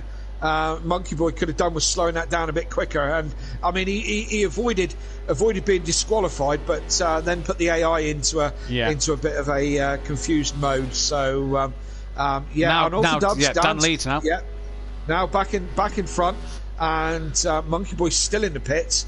And so I mean, this could be. We thought when Daniel had a crash that might be a race changer, but Monkey Boy's pit entry might have just sealed the fate of this race, really. Yeah, Peaceful Explosion could pass Monkey Boy here as well. This could be quite interesting here, as Dan could put a lap on Monkey Boy because of that damage. Monkey Boy is now away. Dan's coming into the final couple of corners as Monkey Boy will be trying to get up to speed. So Dan will lap Monkey Boy here. Where's Peaceful in all of this one? Coming down the back straight now, so he's still quite a way off the back of Monkey Boy. As Monkey Boy has just left the pit exit. Dan puts a lap on Monkey Boy. So there's how close we wanted them to be. But on the lead lap for first and second, it's now a lap's difference between them. But Monkey Boy here has got a race on. Him and Peaceful are now on the same lap as each other. 29 seconds is the gap. That gap will still continue to come down while Peaceful is at speed. Monkey Boy's trying to get to speed. And there's Peaceful coming into turn 1 and... turn 1 is the little banking in. This is turn 2 and 3. As Monkey Boy's halfway down the back straight. So, Peaceful here, not a million miles behind. No, but still a little bit to do. What is he? 13 seconds? 12, 13 seconds behind behind Monkey Boy. So Peaceful still got a bit of work to do. We're just a tad over 30 laps left. And so he's got a bit of work to do in that time, but we'll see how this pans out. So we're thinking that none of these guys are going to have to stop again. I'm not sure about none of the leaders will, the top three. No. Joe is the only one I reckon may have to pit, as DJ Phil's just proved us wrong and come into the pits. Dan Francis has pitted same time as Unorthodox. Monkey Boy and Peaceful have just pitted, so I think Rabbit Joe may have to pit. Welshie I'm not too sure about. But in terms of the front three, they're definitely not in for the rest of this race. Unorthodox might be on the cusp of did he make the 40 laps sort of thing, because he pitted on 160. So depending on how much fuel he uses now, he may have to splash it for one lap. But he could always lift and coast. Or he could drop it into lean. No, because default setups doesn't allow you to change your fuel map. Oh, okay, there you go. Well, he might... Yeah. So, Dan could have to... I mean, he's got a lap. He's got 49 seconds on Monkey Boy, so... Yeah. Actually, Monkey Boy's right there behind him, who is a lap down. So, splash and dash. He's not going to lose too much time, is he really? Not repair damage in for 2 laps of fuel and out. It's a funny one, though, isn't it? There's all the risk. We say that. He's got to get it slowed down into the pit lane, hasn't he, I suppose? Yeah, exactly. And there's all the risk of taking that splash and dash. So it's one Dan's going to have to look at as he gets a bit closer to it. I mean, Monkey Boy's got to catch him up and pass him. I would be going for track position and maybe just lift and coasting a bit. I know you're normally flat out all the way round, but he could afford to lose a little bit, before Monkey Boy even catches him and passes him, So, I don't know. Track position in my book might be key, Yeah, it might be key, and lifting and coasting while you've got a lap and a bit over your closest challenger is nothing. Peaceful's got the gap down to just over 10 seconds, like 11 seconds, I'd say, 10.9 maybe, to Monkey Boy. So he's coming slowly, and there's plenty of time for that 10 seconds to be gained. I tell you what, I would also consider if I was Dan, and I was thinking I was marginal on fuel, is to let Monkey Boy pass me, as he has a bit of a rub against the wall. Let Monkey Boy pass me and then get in his slip to try and save fuel. Yeah. And that little bit of a lift off as well, letting the car roll, if you was to lift off just a little bit, could save you that bit of fuel anyway, in terms of letting Monkey Boy catch up to you, because like you say, he's about half a straight behind Dan. There's Dan halfway around the banking in front of us. As Peaceful's got the gap down to 10.6 now, so he's coming. Peaceful did have somebody's slipstream. He's now kind of on his own, so I don't know who's dropped off. He's gaining on DJ Phil though, so can he get the slip off of DJ Phil? That'll be one we remain to see, and maybe make some ground on Monkey Boy on this one then. His lap time last time round was a 46.5, so quite quick for Peaceful. Dan, though, we saw Dan lose it early doors, Kelly, going back to Dan losing it earlier on his own. Yeah. Remember when we changed to him? Dan won't want another moment like that, because if that gives him a bit of damage, well, that could be another story. Yeah, I was just thinking it through, and yeah, you're quite right. He could lift and coast for a couple of laps now, let Monkey Boy catch him up, and then drop in behind Monkey Boy and use his slip to save fuel. Then again, he may not need to. So yeah, it's all a bit of a guessing game at the minute. One thing we know for sure is that Peaceful is going to try and make things interesting, hopefully, for the final 25 laps here. He's going to use the toe of DJ Phil. Oh, he's going to... Oh dear, that all got a bit close quite quickly, didn't it? Yeah. He's gaining 10.4 off the back of Monkey Boy, but again, no toe for the two leaders, and Dan has had a moment. Has he? Yes, he has. Oh dear. What is Dan up to? Now, what did we just say about making things that little bit interesting and having a moment? Yeah. And one thing's for sure, he wouldn't want to use too much throttle to rejoin the track, because that would have cost him a bit of fuel. A bit more fuel than normal. So, Dan... So what happened? Yeah, what happened there then? You know, I don't know. I was on board. Track. I was on board Peaceful and saw that the red dot was slow coming out of turn 3, out of the first long left-hander. And Dan, he's made a little mistake. Has he dipped a wheel on the underbit and lost it? Maybe. I tried a bit before we came on air, and it's so easy to dip a wheel down onto that and lose the car. Is that what Dan's done? Well, 28 seconds now, and Peaceful's 39. Yeah. The top three are all on the lead lap here, so this could get interesting. We said, Dan, would he make another mistake? And he has. Luckily, he doesn't look like he's got any damage, but that gap's 27 seconds, and a big off again, because look, a 1:05 lap there for Dan. So a big off. Yeah, certainly. Let's say, is it past Daniel's bedtime? Is he keep nodding off a little bit, or what? Because he had a couple of mistakes all on his own, hasn't he? Yeah. You know, and well, I mean, the amount of mistakes that have happened in this race, you know, you'd be lucky to be last, wouldn't you? With the amount of incidents that Dan's been involved in, but still, he's 24 seconds. We've lost him. We've lost Dan. He's gone. Oh, what's happened?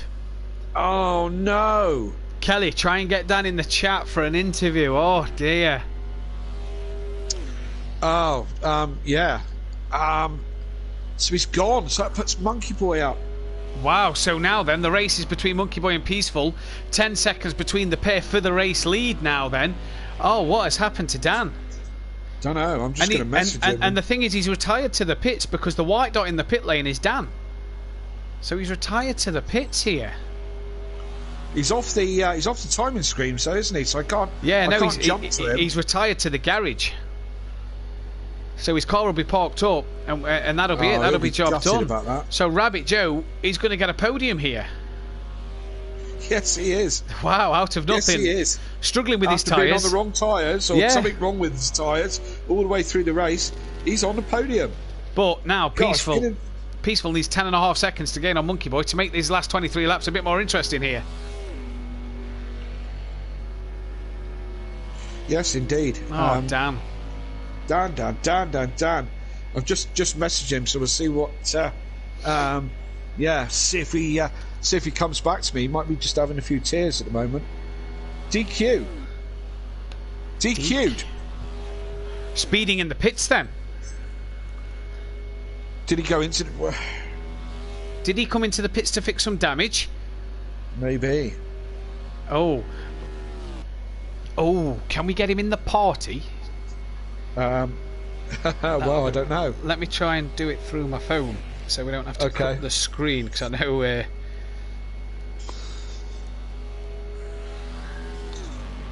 I'll message him, see if he... I'll say you want him in the party.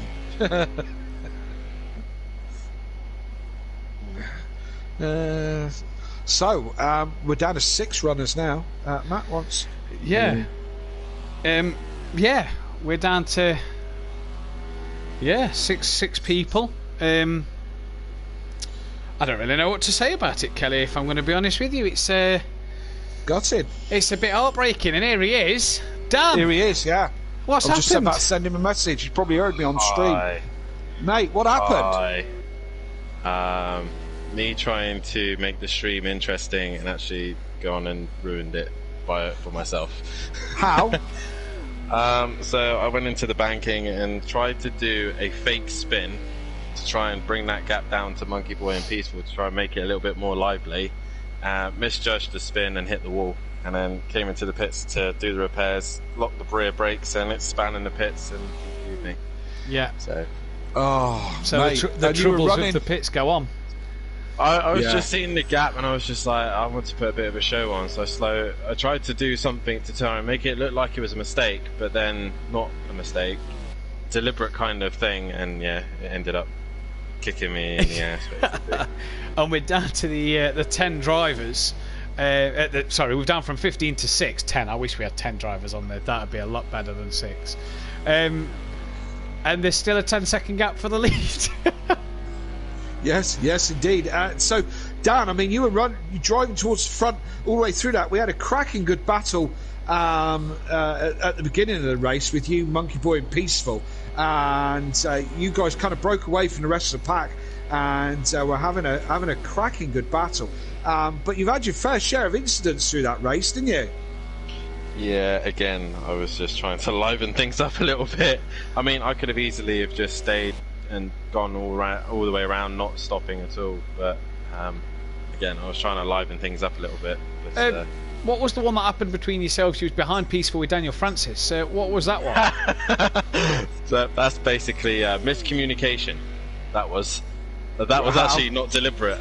So Peaceful said that he was slowing down, and then Daniel Francis was like, "Yeah, I'm going to slow down as well." And then Peaceful was like, "No, overtake. No, you overtake." And I was just like, "Oh, whatever. I'm going to overtake the pair of you. You're both being slow." And then Daniel didn't realise I was there, and I said, didn't I? I said Kelly went through the middle of them because Peaceful looked slow.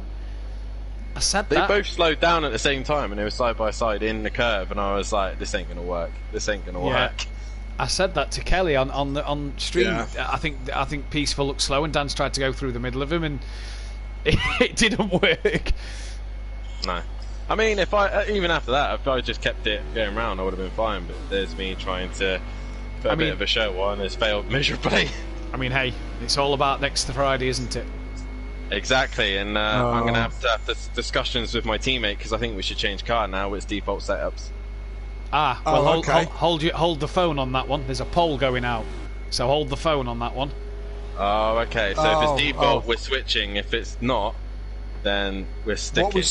What we switching to, or what? Are we not gonna say on stream? Acora.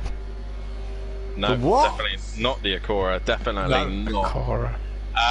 It'll be the two options. If it's open up, then it'll be the Porsche. Yeah. If it's the default setups, Dad, we're running a Ginetta. What? I suppose there is a lot of corners. But a lot of corners, and one long straight where we can watch everyone go past us. But hey, I'd have done so much overtaking that by the time they catch us and you get in the car, they will just out drag you down that straight anyway. So it'll be all right. Okay. Well, we'll wait to see what the poll says, eh? Yeah. The poll you're hoping it's open now. You're hoping that it stays open now, aren't you? Team Prolapse, you're watching the wrong stream. You're watching my personal stream. Get on Simplay Motorsport stream. You're on the wrong stream. You're on my personal one. Nicky. Get on the Simplay Motorsport one. You're on the wrong one. Team Prolapse. Bad damage for Joe, hence why he's in the pits. Does this allow Daniel Francis the podium after his up and down race? We've got 16 to go. There's 3 people watching my personal stream. Guys, who's watching my personal stream? Simplay Motorsport. Get on there. That's where the proper the actions happen and the conversations are in the chat. So head over to there as Joe has been overtaken by Daniel Francis. So the battle for third is now on because Joe's just come out of the pits, and if he can get up to speed, he could try and gain on Daniel Francis. But I don't fancy it because his tyres are going horribly wrong or something. Yeah, it's quite right. He's been having tyre trouble all the way through. I have to say, guys, my wrist is gone. my left wrist is completely. Well, I'm not gone. surprised you've been at the gym all evening and now you've come home to just turn left. I mean, you didn't need a workout. I didn't change tyres neither. I think at one point, a group of them decided to change tyres, and I was like, I don't see the point. I can keep going. And towards the end, the wheel was shaking so hard in the Was bankings. it like Champ and Andy's on the banking at the Daytona 24? Was it like that? Much. Yeah. Yeah, pretty much. There we go, Team Prolapse. You're in. You're in. This is the stream you need to be on. Better late than never. I hope you're not going to take this attitude when we go pro-am. Yeah, Prolapse. Anyway, Champ's been here for the whole night. You've missed it. You could have had your chance to get at him, and you've missed it. We're 14 laps from the end. Oh wait, what? Champ was in the chat? Oh, I wish I'd never Champ's dropped been in the chat the whole time. I wish I'd never dropped it. Now. Because he's put in the chat, I think Dan sped in the pits because it didn't come up as him disconnecting. He was going into the pits as it happened. You could say he did an Andy from Monza short. Prolapse getting something wrong. What else is new? That's obviously in relation to being on the opposite stream. We work hard to get things wrong. This is a full-time profession. I'm surprised they haven't had a go at me yet for not joining them and doing a Formula Renault test, to be fair. I was literally joining their session and then... Tests? Why am I not invited to tests? Am I not a team member? What the hell? You know? Do you race Formula Renault? Not the point. Not the point, Dan. Not the point. Not the point. Well, you're commentating. You're commentating right now. You always say, Thursday night I'm busy for Matt. So we got to be prepped and ready for... I got to be prepped and ready for Singapore tomorrow, and then Suzuka on the day after. So it's not about tomorrow and the day after, though, Dan, is it? It's about the 24 next week. That's what it's really about. It is 24. That's what it's all about. I'm stocking up on my Red Bull right now. Excellent. We need to talk about that, Dan. We've got to get together and talk about logistics. I've got a day off now. Oh, excellent. That's cool. I'll see you about 4 o'clock when I finish work. Oh, okay. We'll work it out. We need to chat. We need to chat about setup and snacks. Now, what's happened to Peaceful? I was just about to say he's dropped well off the back of Monkey Boy. He's in the pits. He's got plenty of fuel left. Yeah. Tyres gone. Damage. Well, don't know. That then is Monkey Boy putting a lap on Peaceful to start lap 188, 189. That's Monkey Boy's race win. But we've said that before, haven't we, Kelly? And it's not gone according to plan this evening. I think we said lap 110. Oh, that's the race over. I think it's probably said about lap 135. Oh, that's the lap over. 150. Well, that's the lap over. That's the race over. So yeah, we have said it more than once this evening. Indeed. Anything could happen, but Monkey Boy is now nearly 2 minutes ahead and gaining, isn't it? Yeah, Peaceful's still in the pit lane here. His car's not moving yet, so he's obviously got some damage somewhere, and he's still in the pits then. So it does look like Monkey Boy is going to win this one. Caught Phil damaged again. So we said earlier that when he was passing DJ Phil, he left the move till late. Yeah. So he's got some damage. Yeah. So that one then does look like Monkey Boy's got this win now. 2 laps up over Peaceful Explosion. This is where he disconnects. Yeah. I don't think Peaceful will disconnect. It's not often he finishes on the podium. No, not Peaceful. Yeah. Yeah, could do. Well, yeah. Yeah, and then Rabbito will be on the podium again. Hey, 2 more disconnected. DJ Phil gets a podium. So, guys, thumbs up for the DJ Phil potential podium here, because we started with 15. There's only 6 left. And anything could happen. And in the words of the late Murray Walker, anything could happen, and it probably will. Yeah. They'll probably. Earlier on when there was that big accident between Welshie and Peaceful and Liam. Yeah. Welshie had the AI in. Yeah, we saw in the comments. Oh, it's Daniel Francis Clouts the wall. Yeah, that AI was incredibly slow and incredibly sketchy. Right. Do you want to know the best thing about it? The AI settings was set to 0. Yeah. Welshie was sat there. He was like. Well, she was like, I gotta go. Next thing you know, we put the AI in, he comes back, we're all like really stuck behind him, and he goes, sorry guys, I had to put the AI in and I needed a wee. Brilliant. We in the car. Brilliant. Don't worry, the AI settings will be higher for those at the Nordschleife who can't do the full 24 hours. The AI settings will be higher. I think we'll be working on the pace sort of difference, because the AI will be set to be just a bit slower than the pace of other people. So if Kelly's doing 209s, and let's say that Bozzy Boy and others are doing 209 slowest, then we'll make it so they're doing about 209. So I wish I'd be doing a 209. Sorry, 8 minute 9. 9 minute 9? 9 minute? Yeah, you're 9 doing, minutes. You're doing 9 minutes, yeah. I knew there was a 9 in there. There was a 9 in there. Kelly's doing 9s, yeah, definitely doing 9s. Yeah. If Team There's a Prolapse 9 was in there somewhere. It is one for you, too. Team Prolapse in the chat says if Team Prolapse was in this, it would still be a full grid. You say that, but Dan's not there, and Dan's Team Prolapse. Dan messed up. I'm still in it. Dan did the big boo boo and was leading and messed up. Well, I tried to show off and did a boo boo. But I'm still here. I'm still in the grid. Representing. I'm not like the rest of them that disappeared. Yeah, I think the car's still in the pits. Now, Dan, was you in the party with everybody? Yeah. What was Mazda and Gary's reaction when they ran out of fuel on the first stint? Mazda's like, I'm done and I'm going to do some testing for the Nordschleifer, and Gary was like, oh my god, I can't believe this. And then I still can't believe. I thought, oh great, I'm going to have Mazda and at the start I thought it was going to be me and Mazda would just disappear, and then carry on from there. And next thing you know, they both go in the pits, and well, they go to the pits, and they didn't even get near the pit lane, and they're out of fuel. Yeah. Then Gary's like, someone give me a push, someone give me a push.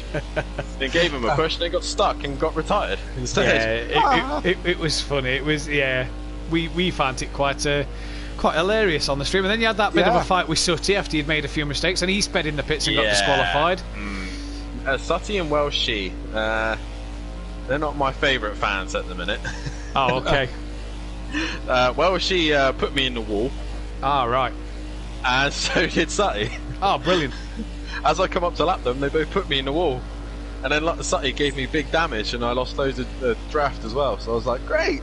Oh, thanks, guys. Mega. Cheers, boys. Monkey Boy, though, 6 laps from the end here, so he's just in front of Daniel Francis, who's on board Daniel Francis. So Monkey Boy looks like he's going to inherit this one, makes his way up to the Pro for Season 3 after winning the Pro-Am Season 2 chapter. What can he do next season against the likes of Dan on the grid? In the Mercedes-Benz, that one is confirmed. They're coming up to lap, I do believe that's Peaceful. They're lapping yet again here. Or drafting, lapping. Oh, here we go. It's Daniel Francis and Peaceful Explosion slowing down again. Flashbacks for unorthodox here. Isn't it? Yeah. Monkey Boy goes through. Rabbit Joe's only 22 seconds off the back of Daniel Francis, but I've got a feeling within the next 4 and a bit laps he's going to run out of time. Yeah, he's still in the 48s as well. You know, still hasn't managed to sort his tyre problem out and get that car moving quickly. So he's still in the 48s. Just watching in the chat, the usual predictable handbags between Champ and Prolapse. What is the issue with all these guys? I do hope that it is just friendly banter and we're all sim friends. I'll tell you the issue. I'll tell you the issue, and I don't know what the issue is. Could you please? The issue is it's like Matt Neal and Plato. One dislikes the other dislikes him back. That's my take on it. Dan will tell you the actual reason. Well, we're going to just say the splash and dash at Motive Racing is enough for me to say. Basically, what happened at the splash and dash? Oh, right. Yeah. I commentated on that with Andy.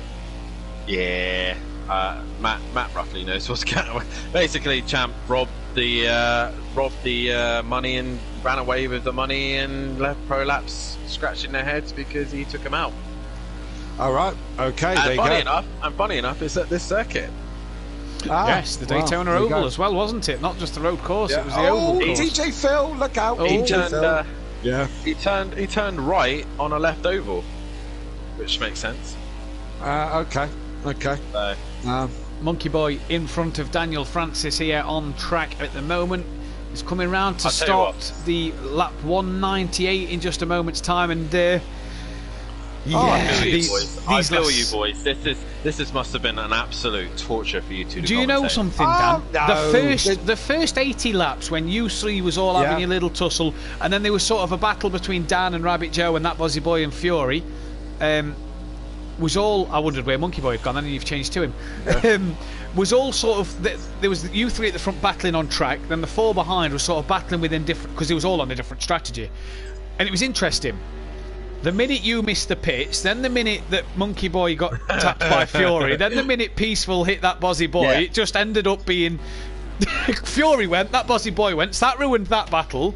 You'd missed the pits, which kind of Blame ruined Welshie it. for that one. Blame Welshie for that one. He basically, I said that I need to pit, so he's like, I'm not moving from the low line. Like, you're gonna have to go around.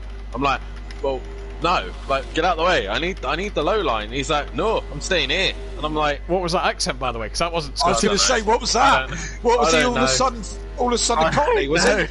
I don't know. Anyway, he wouldn't move, so then I had to try and go around the outside before the pit lane. I managed to get there and then missed my braking by a mile. And then I was like, I'm not going to make the pits this way. I'm not going to get DQ'd this way. So I just decided to go over the grass. Plus, I had like 1.5 litres. Yeah, you was never doing another lap. I was like, nope. I tell you what, everybody's turned up now. Email guys in, because Champ stole a Motive in a £100 event after taking Team Prolux member out. That's what Dan's just said. I see Champ mentioning me without being here. Well, I've arrived now. You'll be pleased to know what happened to Dan. Dan tried to let Monkey Boy catch him and cocked up Andy. That's what he did. Dear Lord, everyone showed up now. Sped in the pits, I think. Your ears must have been burning, Andy. Oh, Neil. I'm making a lot of enemies now, aren't I? Darren Porter, I presume he's a Prolapse member because there's a heck of a lot of rainbows there. You never stopped, says Evo Scotsman. Andrew Clegg, laughing faces. And it's a party chat now. We've all turned up.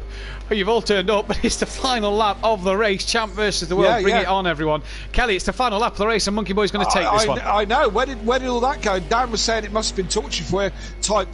Time with Matt is never torture. That's for certain sure. Do you know what I mean? And 200 laps has absolutely flown by. But we have had some good action here this evening. Probably not the kind of finish that we were looking for, but we've certainly had some action, and we certainly have a winner. We do have a winner in Monkey Boy. Yeah, Monkey Boy taking the race win. Peaceful Explosion will cross the line in second. He's coming to cross the line now. Then, what a shame for him. What a shame for Dan as well. It could have been such an interesting race. For sure. Just a bit of confirmation before Daniel Francis gets to the line. A message from Kieran can confirm that him and Fury are running the AMG Mercedes under the Forever Forward name, liveries and numbers to be confirmed. So there's the second team to be confirmed for the Pro. And that one I knew the members, but it's now officially been confirmed. So that one I know. Yes. He's doing donuts. Brilliant to see as Daniel Francis crosses the line in P3. You know this was going to be a night race at one stage? That would have been great.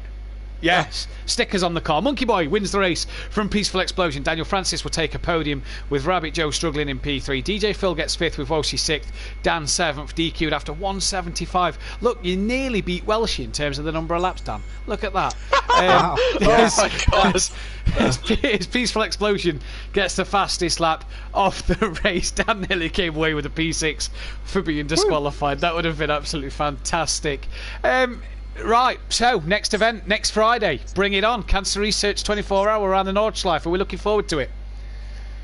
We certainly are, and in memory of Sabine Schmidt, it's going to be a challenge, it's going to be hard going, it's going to be tiring, but it's also going to be entertaining. So please do dip in and out and join us for that one. I'm thoroughly looking forward to it.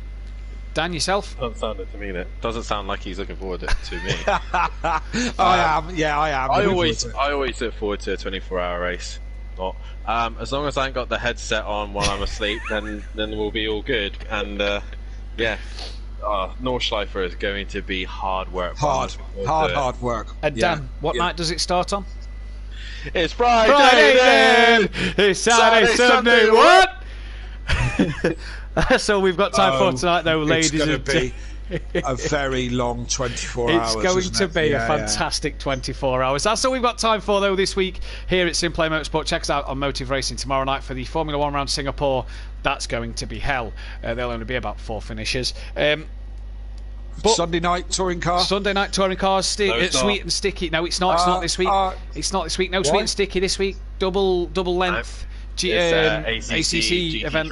Double round. Right. Yeah, so we'll be back a week on Sunday. 24 hours of the Nordschleife Combine next week for Cancer Research UK in honour of Sabine Schmitz. Join us live again. Details will be posted this weekend at latest of Monday on Facebook page and Instagram, so keep your eyes out for that one. Keep your eyes out for the donation page, and let's try and raise as much money as we can. Guys, pleasure for you to join us. Dan Kelly, Sticky, honour as always to see you in the commentary box. Thank you, mate. Been a pleasure, absolute pleasure. Thoroughly enjoyed it. Thank you, everybody who's watching and all the comments. Thank you. Yeah, thank you for all the likes and new subscribers. We'll catch you next week. From all of us here at Simplay Motorsport. Take care and good night.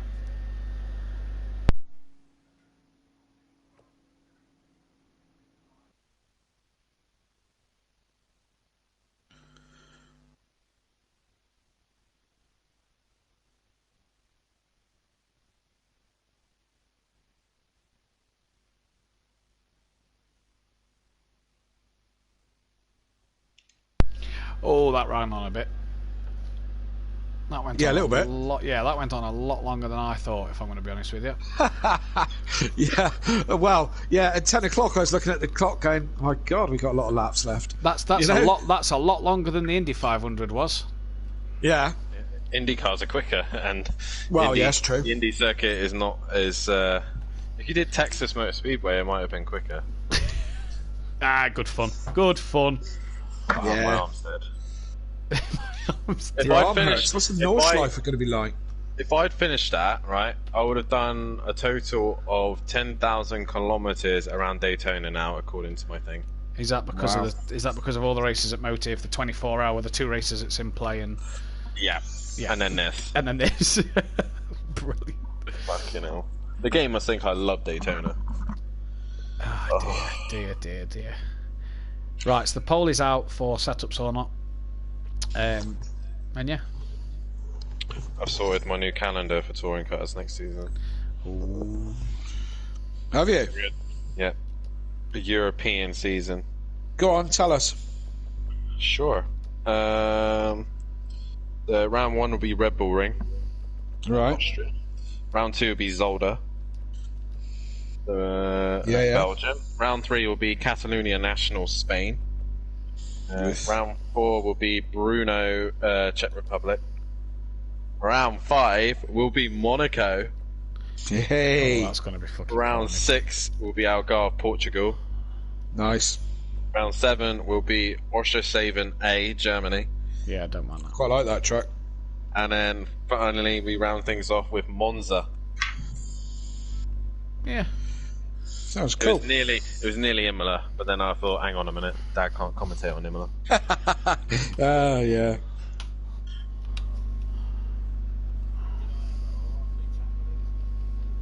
Who?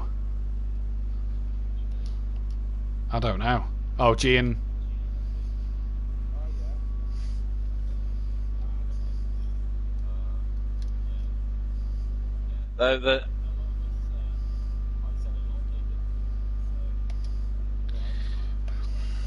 You two are fucking idiots on Thursday night. You're fucking idiots. Tonight, the way I drove, right, that's how you make a race interesting. You make it look like you're fucking up, not cutting corners to fuck up. No, exactly. I said, I don't care what. To me, you two drove like fucking penises. I've watched it back, and it was just fucking disrespectful. Wasn't it? It was bad, wasn't it? It was bad. And I said to them, I said, not just the fact that you've gone and done that on Matt's channel as well. He's got a couple of people who messaged him saying that the driving standards at Simplay wasn't good, and already they've given a bad review on your channel. And I said, this is fucking out of order.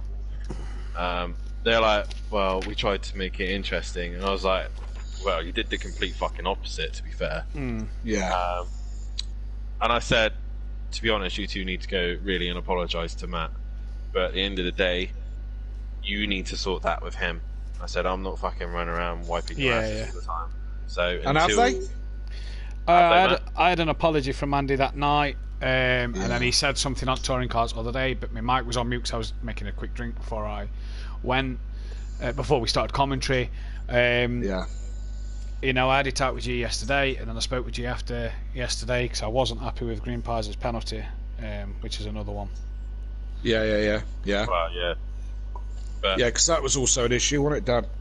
Yep. So I spoke to them about that. I said, "Gee, I don't understand where on earth you got a warning idea for fucking passing under the safety car." Because he told me in the stewards chat a warning, and I was like, "Are you fucking mad? Are you fucking mad?" Yeah. I was like, "At least 10 points. At least 10 points. At least." Yeah. And then I was like, I then had a full blown argument with them in the stewards chat, and then left the server. Yeah. I completely left the server. I was not interested. I wasn't wanting to talk to him. Yeah, that was Sunday, wasn't it? Yeah. Yeah. I raced touring cars because Gary convinced me. He said, "Come on, it's your touring car event, it's your thing. Let's just get in there, you fucking melt, and race." So yeah, I then spoke to him. I said, "Look, the stewarding needs to fucking change." I said, "At the minute, it's just me and Ugbar doing it, and me and Ugbar writing it up all the time." Also, I said it's not really fair on myself and Ugbar to write up every single one, especially championships we're involved with. Yeah. It just looks like looks bias. unprofessional, mate. Yes. So that was brought up. So we've now got Penguin Dude, Lightblade, myself, Ugbar, Andy, Angie, all stewards. And we only now write up stewards inquiries that we're not involved in. We can still have a say. We can still have a say on what we think and our opinions. Yeah. But at the end of the day, whoever writes it up will be someone who isn't in that championship. Yeah. So, for example, I will write up Porsche Super Cup, GT4s, everything other than Tier 1 Clio's, touring cars, F1, oh, not Formula even touring, Renault. not even touring cars, Formula Renault or Clios. I just won't write up that category. Fair enough. It's just I will stick to ACC and then maybe next season probably Formula 1 because I'm not going to do Formula 1. Now I also said about I'm doing too much and it's doing my fucking nut in. I said literally I go to work, I come home, I do the thumbnails, and then go and commentate, and I do all this. And I said things need to change because I said I wanted to do less. I ended up doing more somehow. And I said, first things first, I want to get rid of F1 because it's a league that got dumped on me, and I don't want it. Yeah. G got pissed off a bit after 3 rounds and just left it to someone to sort out. And he's like, well, I can do it if you like. I was like, I don't care anymore. Someone take it over, you know? I want nothing to do with it. Nothing at all.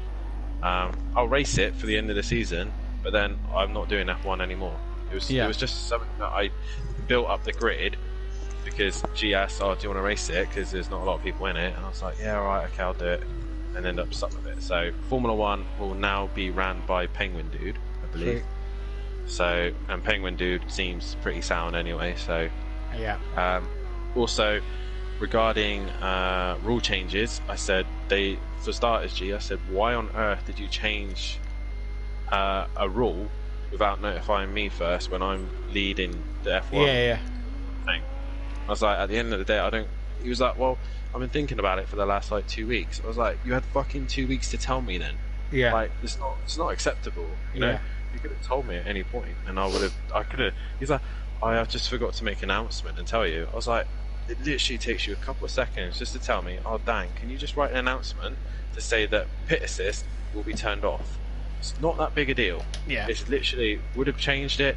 No one else would have had an issue with it. It would have been fine. That was part of my argument with him yesterday. Not only over the fact that Keegs and Jamie got the 15 points and Green Pie's only got 10, when I thought it should have been 15 across the board. Because I think G thought I was trying to argue for Keegs and Jamie, and when I'd seen their footage, I was like, no, I'm not arguing their case. I'm arguing that Green Pie should have had 5 extra points docked. And then he was saying, well, look, the rule's going to be changed at the end of the season, blah, blah, blah. And I'm like, whoa, hang on. You can't change corner cutting and pit assist now, but say over a fundamental rule of a glitch on the yellow flag system in terms of behind the safety car, you're not going to do anything about it now. Why don't you...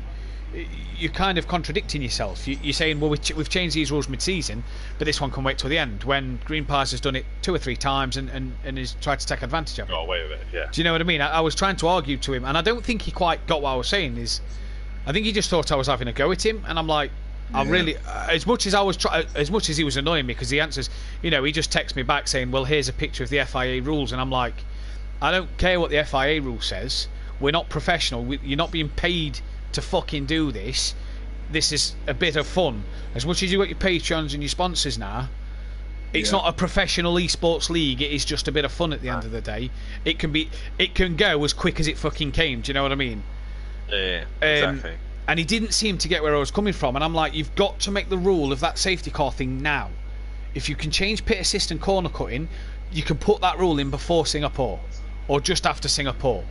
But it's got it can't be done at the end of the season, because then it looks like, oh well, Green Pies as a commentator will put him as a bit. It again looks like you're favouritising a person who's working for you. Do you know what I mean? Yeah. And If it comes up again, if a situation like this happens and someone does put it in, then I'll be straight on to G and said 15-pointer. It's got to be done, because at the end of the day, you're gaining an advantage by taking advantage of the game. You know, Keegs was coming into the pits, and Green Pies deliberately. Now that's the picture G sent me. Oh, you can overtake on the pit line, and I'm like, yeah, but he's overtook him before the pit line. Oh, but he sent me on yellow. But he overtook him on circuit. Yeah, but he sent me an FIA proper fucking little rule thing from the FIA rules of it. And I'm like, well, that's fine, but he overtook him well before they was coming into the pits. He overtook him mid-parabolica. They only brought that in since Vettel passed like several cars at China, right? Yeah. Which China's pit lane is very different to Monza's pit lane. China is quite a long pit lane, and there's the opportunities where you can make an advantage. Yeah. Monza, you're still on circuit, and by the time you get into the pit lane, it's only like a couple hundred yards. China's, isn't it? It's where you come off the back straight round the hairpin, and it's sort of straight on before you make the final corner. Yeah. So whereas Monza's is straight out the parabolica, but it's to the right. It's to the right of the speed. Yeah, it's to the right of the start straight, isn't it? I just didn't agree with it, but he didn't seem to get where I was coming from, and then we chatted after about. But it was still under yellows, wasn't it? Whatever. It was still under yellows because it was safety car. Yeah. Keegs had gone really slow to bring his delta down before he got a drive-through penalty. That's why Keegs was so slow, and Green Pie's argument was, I thought you ran out of fuel. But in a night, the game says he's retired from the race when he's, like I said to G as well, your rule on that glitch thing is, if they've retired from the race, they ain't going to be right in front of you, are they? They may, because you've got ghosting on, they may ghost and come to a stop. They're clearly not out of the race if they're a solid car that's still driving forward. It was doing the same to me with DJ Phil. I was lapping DJ Phil under the safety car, and it said past DJ Phil. DJ Phil's retired from race, but he's clearly warming his tyres up. I didn't make the move because he clearly did. Yeah. The minute the safety car went into the pits and we went green, his car just immediately ghosted, and I could just go straight through him. So it was fine. But G just didn't seem to understand where I was coming from, and because it winded me up more. It just came across if I was having more of a go at him. Yeah. Yeah. I mean, I said to him after you popped in the chat on Sunday night, Dan, and I just missed what you were saying when I turned up. Yeah. I was just having a dig at him. Yeah, basically. and I know you kind of you said to me you kind of went in, said your piece, and left again. Well, I came in straight after, and Matt was there as well. Yeah. Just as I turned up. I caught up, your conversation, but I stayed quiet. Yeah, that's right. And I mean, I said to him, whatever. I spoke to Dan. Whatever. I agree exactly with Daniel's viewpoints. I'm totally with him on his viewpoints, and I stand with him. Yeah. Right. And then they did push me a little bit to what's going on, and I said, well, I don't want to get into it too much. I said, but yellow flag's a yellow flag. Do you know what I mean? And a warning for overtaking under a yellow is just unacceptable. Do you know what I mean? There's no way in the real world that wouldn't be a real major penalty, and there's no reason why it shouldn't be now if you want to run the league like that. I said, you boys. I said, you boys need to talk to Dan, and you need to sort it out, and changes need to be made. The funny thing is, they made no effort. They didn't make any effort. Yeah, Dan, and I'm not surprised, mate. If I'm going to be honest with you, I get that.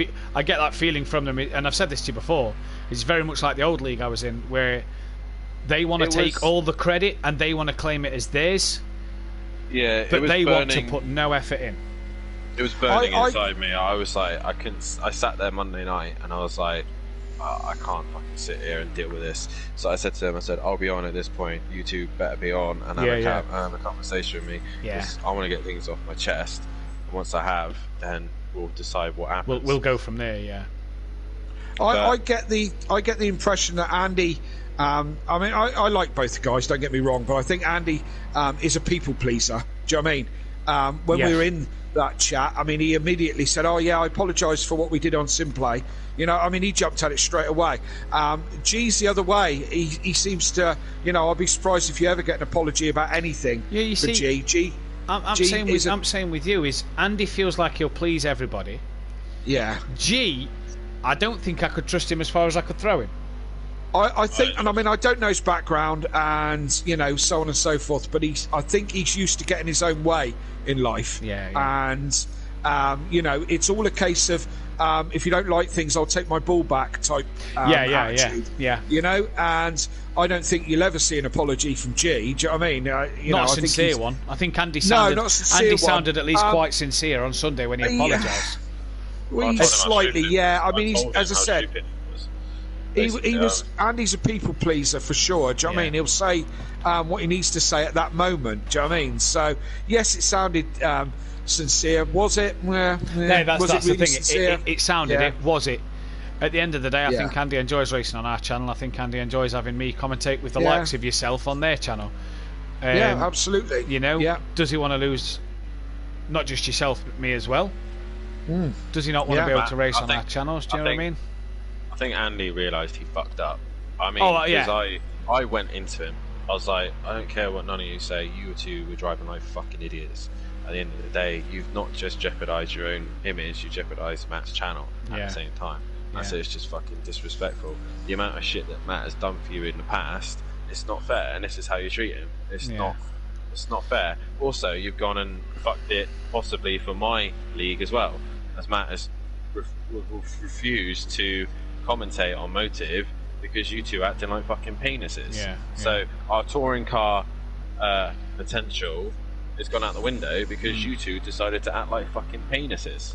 And this is a big thing. They can fake it all they want, but at the end of the day, if they're going to continue to be dickheads, and it does mean that Kelly doesn't turn up one night because of the fact that they're treating you like a cunt still, and they're still pissing about, then I won't be there neither. And then who's commentating and doing the stream? Like, you know, seriously, I'm sat in the chat with Jamie and Master and Liam and everybody Sunday while the tier 2s was going off, and I'm like, I'm keeping a close eye on Discord going, I don't think touring cars will go ahead today. I can't see Andy hosting the event. Me and Kelly was texting each other, weren't we, Kelly? We were saying, well, I've had no invite yet, there's been no word. And then I got a text off G saying, am I commentating tonight? But Kelly hadn't had a text message. Kelly then just got an invite, and it was like, oh, it's all a bit, you know what I mean? No, nobody told Hunter anything. Hunter was on. Saw that. Bless him. You know, and wow. You know, my feelings. I've made my feelings clear to you two Sunday. If you straight to with touring cars, I ain't there neither. I'm there because you two are there. I messaged Hunter saying like, sorry mate, I won't be there because I've left Discord, I've left Motive. And he's like, oh, okay. No one told me. I was like, sorry mate, but they should have told you because at the end of the day. And again, that's their problem. They just don't inform anybody, and you know, and this is what's got people's backs up with just a simple thing like the pit assist. How long does it take Hunter to say? How long does it take Hunter to go? Look, there's no stream tonight. Something's gone off with Dan. We've got to sort it, but there's no stream and no commentary for tier 2 touring cars. 5 minutes. You know what I mean? 5 minutes. And no one could be asked. You know, it's not my place to tell Hunter. It's not my channel to fucking run. No. If it runs in play, fine, but it's not my channel for me to inform him that you've left Discord because of G and Andy. It's, you know, it got my back up, and the fact that J Palm and Kurt can get away with not doing a lot on ACC, but then the rest of us are sweating our asses off. Ukbar gets away with a bit more, but with me, it's like I'm commentating on a Tuesday night when really I don't need to be, but I'm racing Tuesday night. I then commentate Wednesday nights. I then race with you guys on a Thursday, which is probably the only time I enjoy. F1, I'm running the league when I don't want to run the league. Then Saturday, I'm commentating GT3s again when I don't need to. Yeah, and racing then Formula Renault. And then again, commentating and racing again on a Sunday. The only other thing that pissed me off was the fact that ACC double round GT3 had to be done, but touring cars had to be moved. That fucking niggled me. I was like, well, sorry, if you're fucking night for Mizano decided to have a fucking glitch, that's your fucking problem. Yeah. You know? Why can't they do it earlier or something like that? Why couldn't they? Well, they had to finish the rest of the season off. I was just like, well, whatever. Do a double points round on another night. You know, a different circuit. Start it earlier in the day, sort of thing. Do you know what I mean? Or whatever. It just it just fucking niggled me, and I was like, why? And now I got to commentate that on Sunday night. Yeah, I saw that in the Discord earlier that you've got to commentate it because they were asking for a commentator, and I thought, well, I ain't putting my name forward.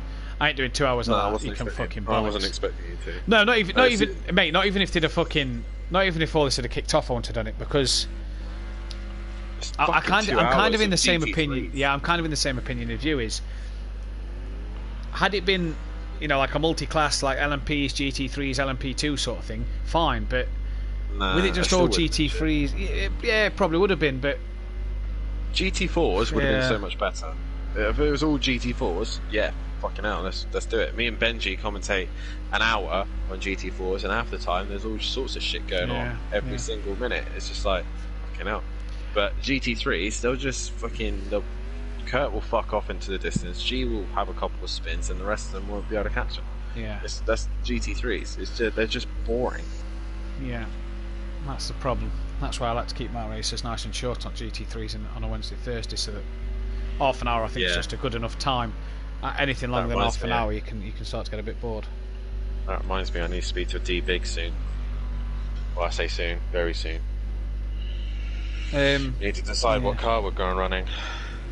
Yeah, like I said to you, Dan, it's, you know where we are if you want to just jump over. Like I say, and I don't expect you to do it, but we'll see how. You've got to just see how they go for the time being, and like I said to Jamie, they'll be as fucking pally as they'll ever be with Dan now, and then it's a couple of weeks down the line. They haven't, to be fair. Fair. Yeah, well, fair enough. I was saying to Jamie though that it's a couple of weeks down the line.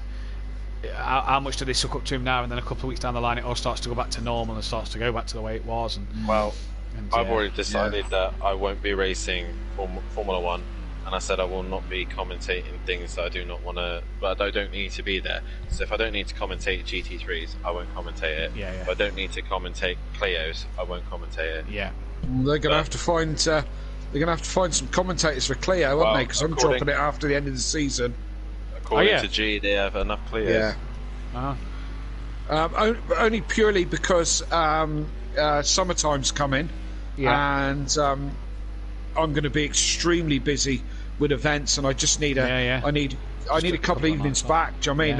That's kind of the trade-off for doing Pro-Am, to be fair. Do you know what I mean? Something else has got to give, and it's going to be Clio's. You know, I appreciate that you've dropped theirs to race and commentate with us, because well, I give Simplay one night a week. Commentating. If I do continue to do touring cars, then I'll give Motive one night a week. And you know, the Pro-Am GT3s is probably the best thing on the best night for me to race. You know, it's. I appreciate that. Yeah. Well. Dad's only saying telling me to run the Porsche so I can give him my setup. Give him the setups. Yeah, we were saying that on commentary, Dan. We made it clear on commentary, especially in the wet. Yeah. Nicky fucking will be like, yeah, let's do that as well. Yeah, Porsche's got to be, innit? Well, yeah, I've got to have discussions with D-Biggs first. We'll see what happens. Oh, you were both good in the Porsche. It's between two cars, and one of them is the Porsche. The other one's the Ginetta. The other one is the Ginetta, yes. Your dad told me. I think you're going to struggle with that Ginetta, you know. It was D-Big's idea. I'm not going to lie. Sooty and Phil are looking at the Acura and the Ginetta.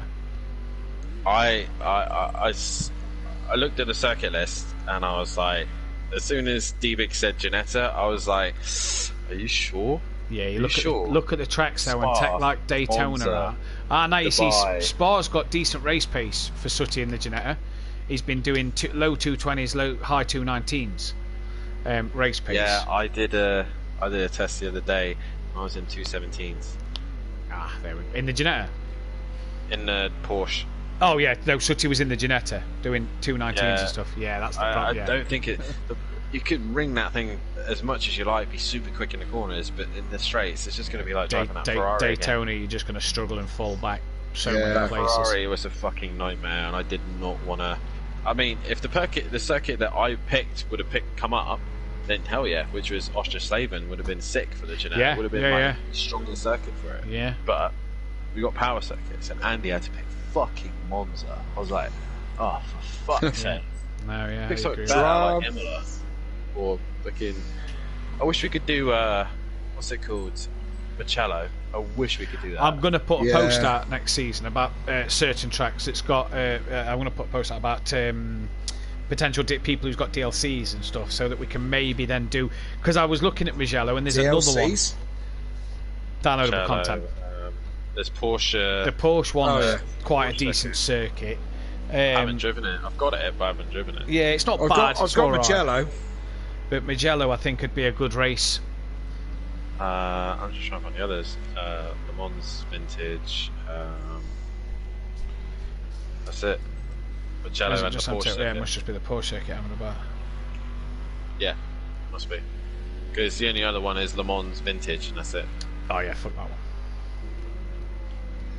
But no, yeah. Like I say, Mugello would be cool. You know where we are if you need to jump over and just want to do stuff that you want to do and not have the responsibilities and all the shit of what Motive get you to do, or even if you just want to come and race for fun. Yeah, well, I was just sat there today, just sat there like, well, what do I do with myself?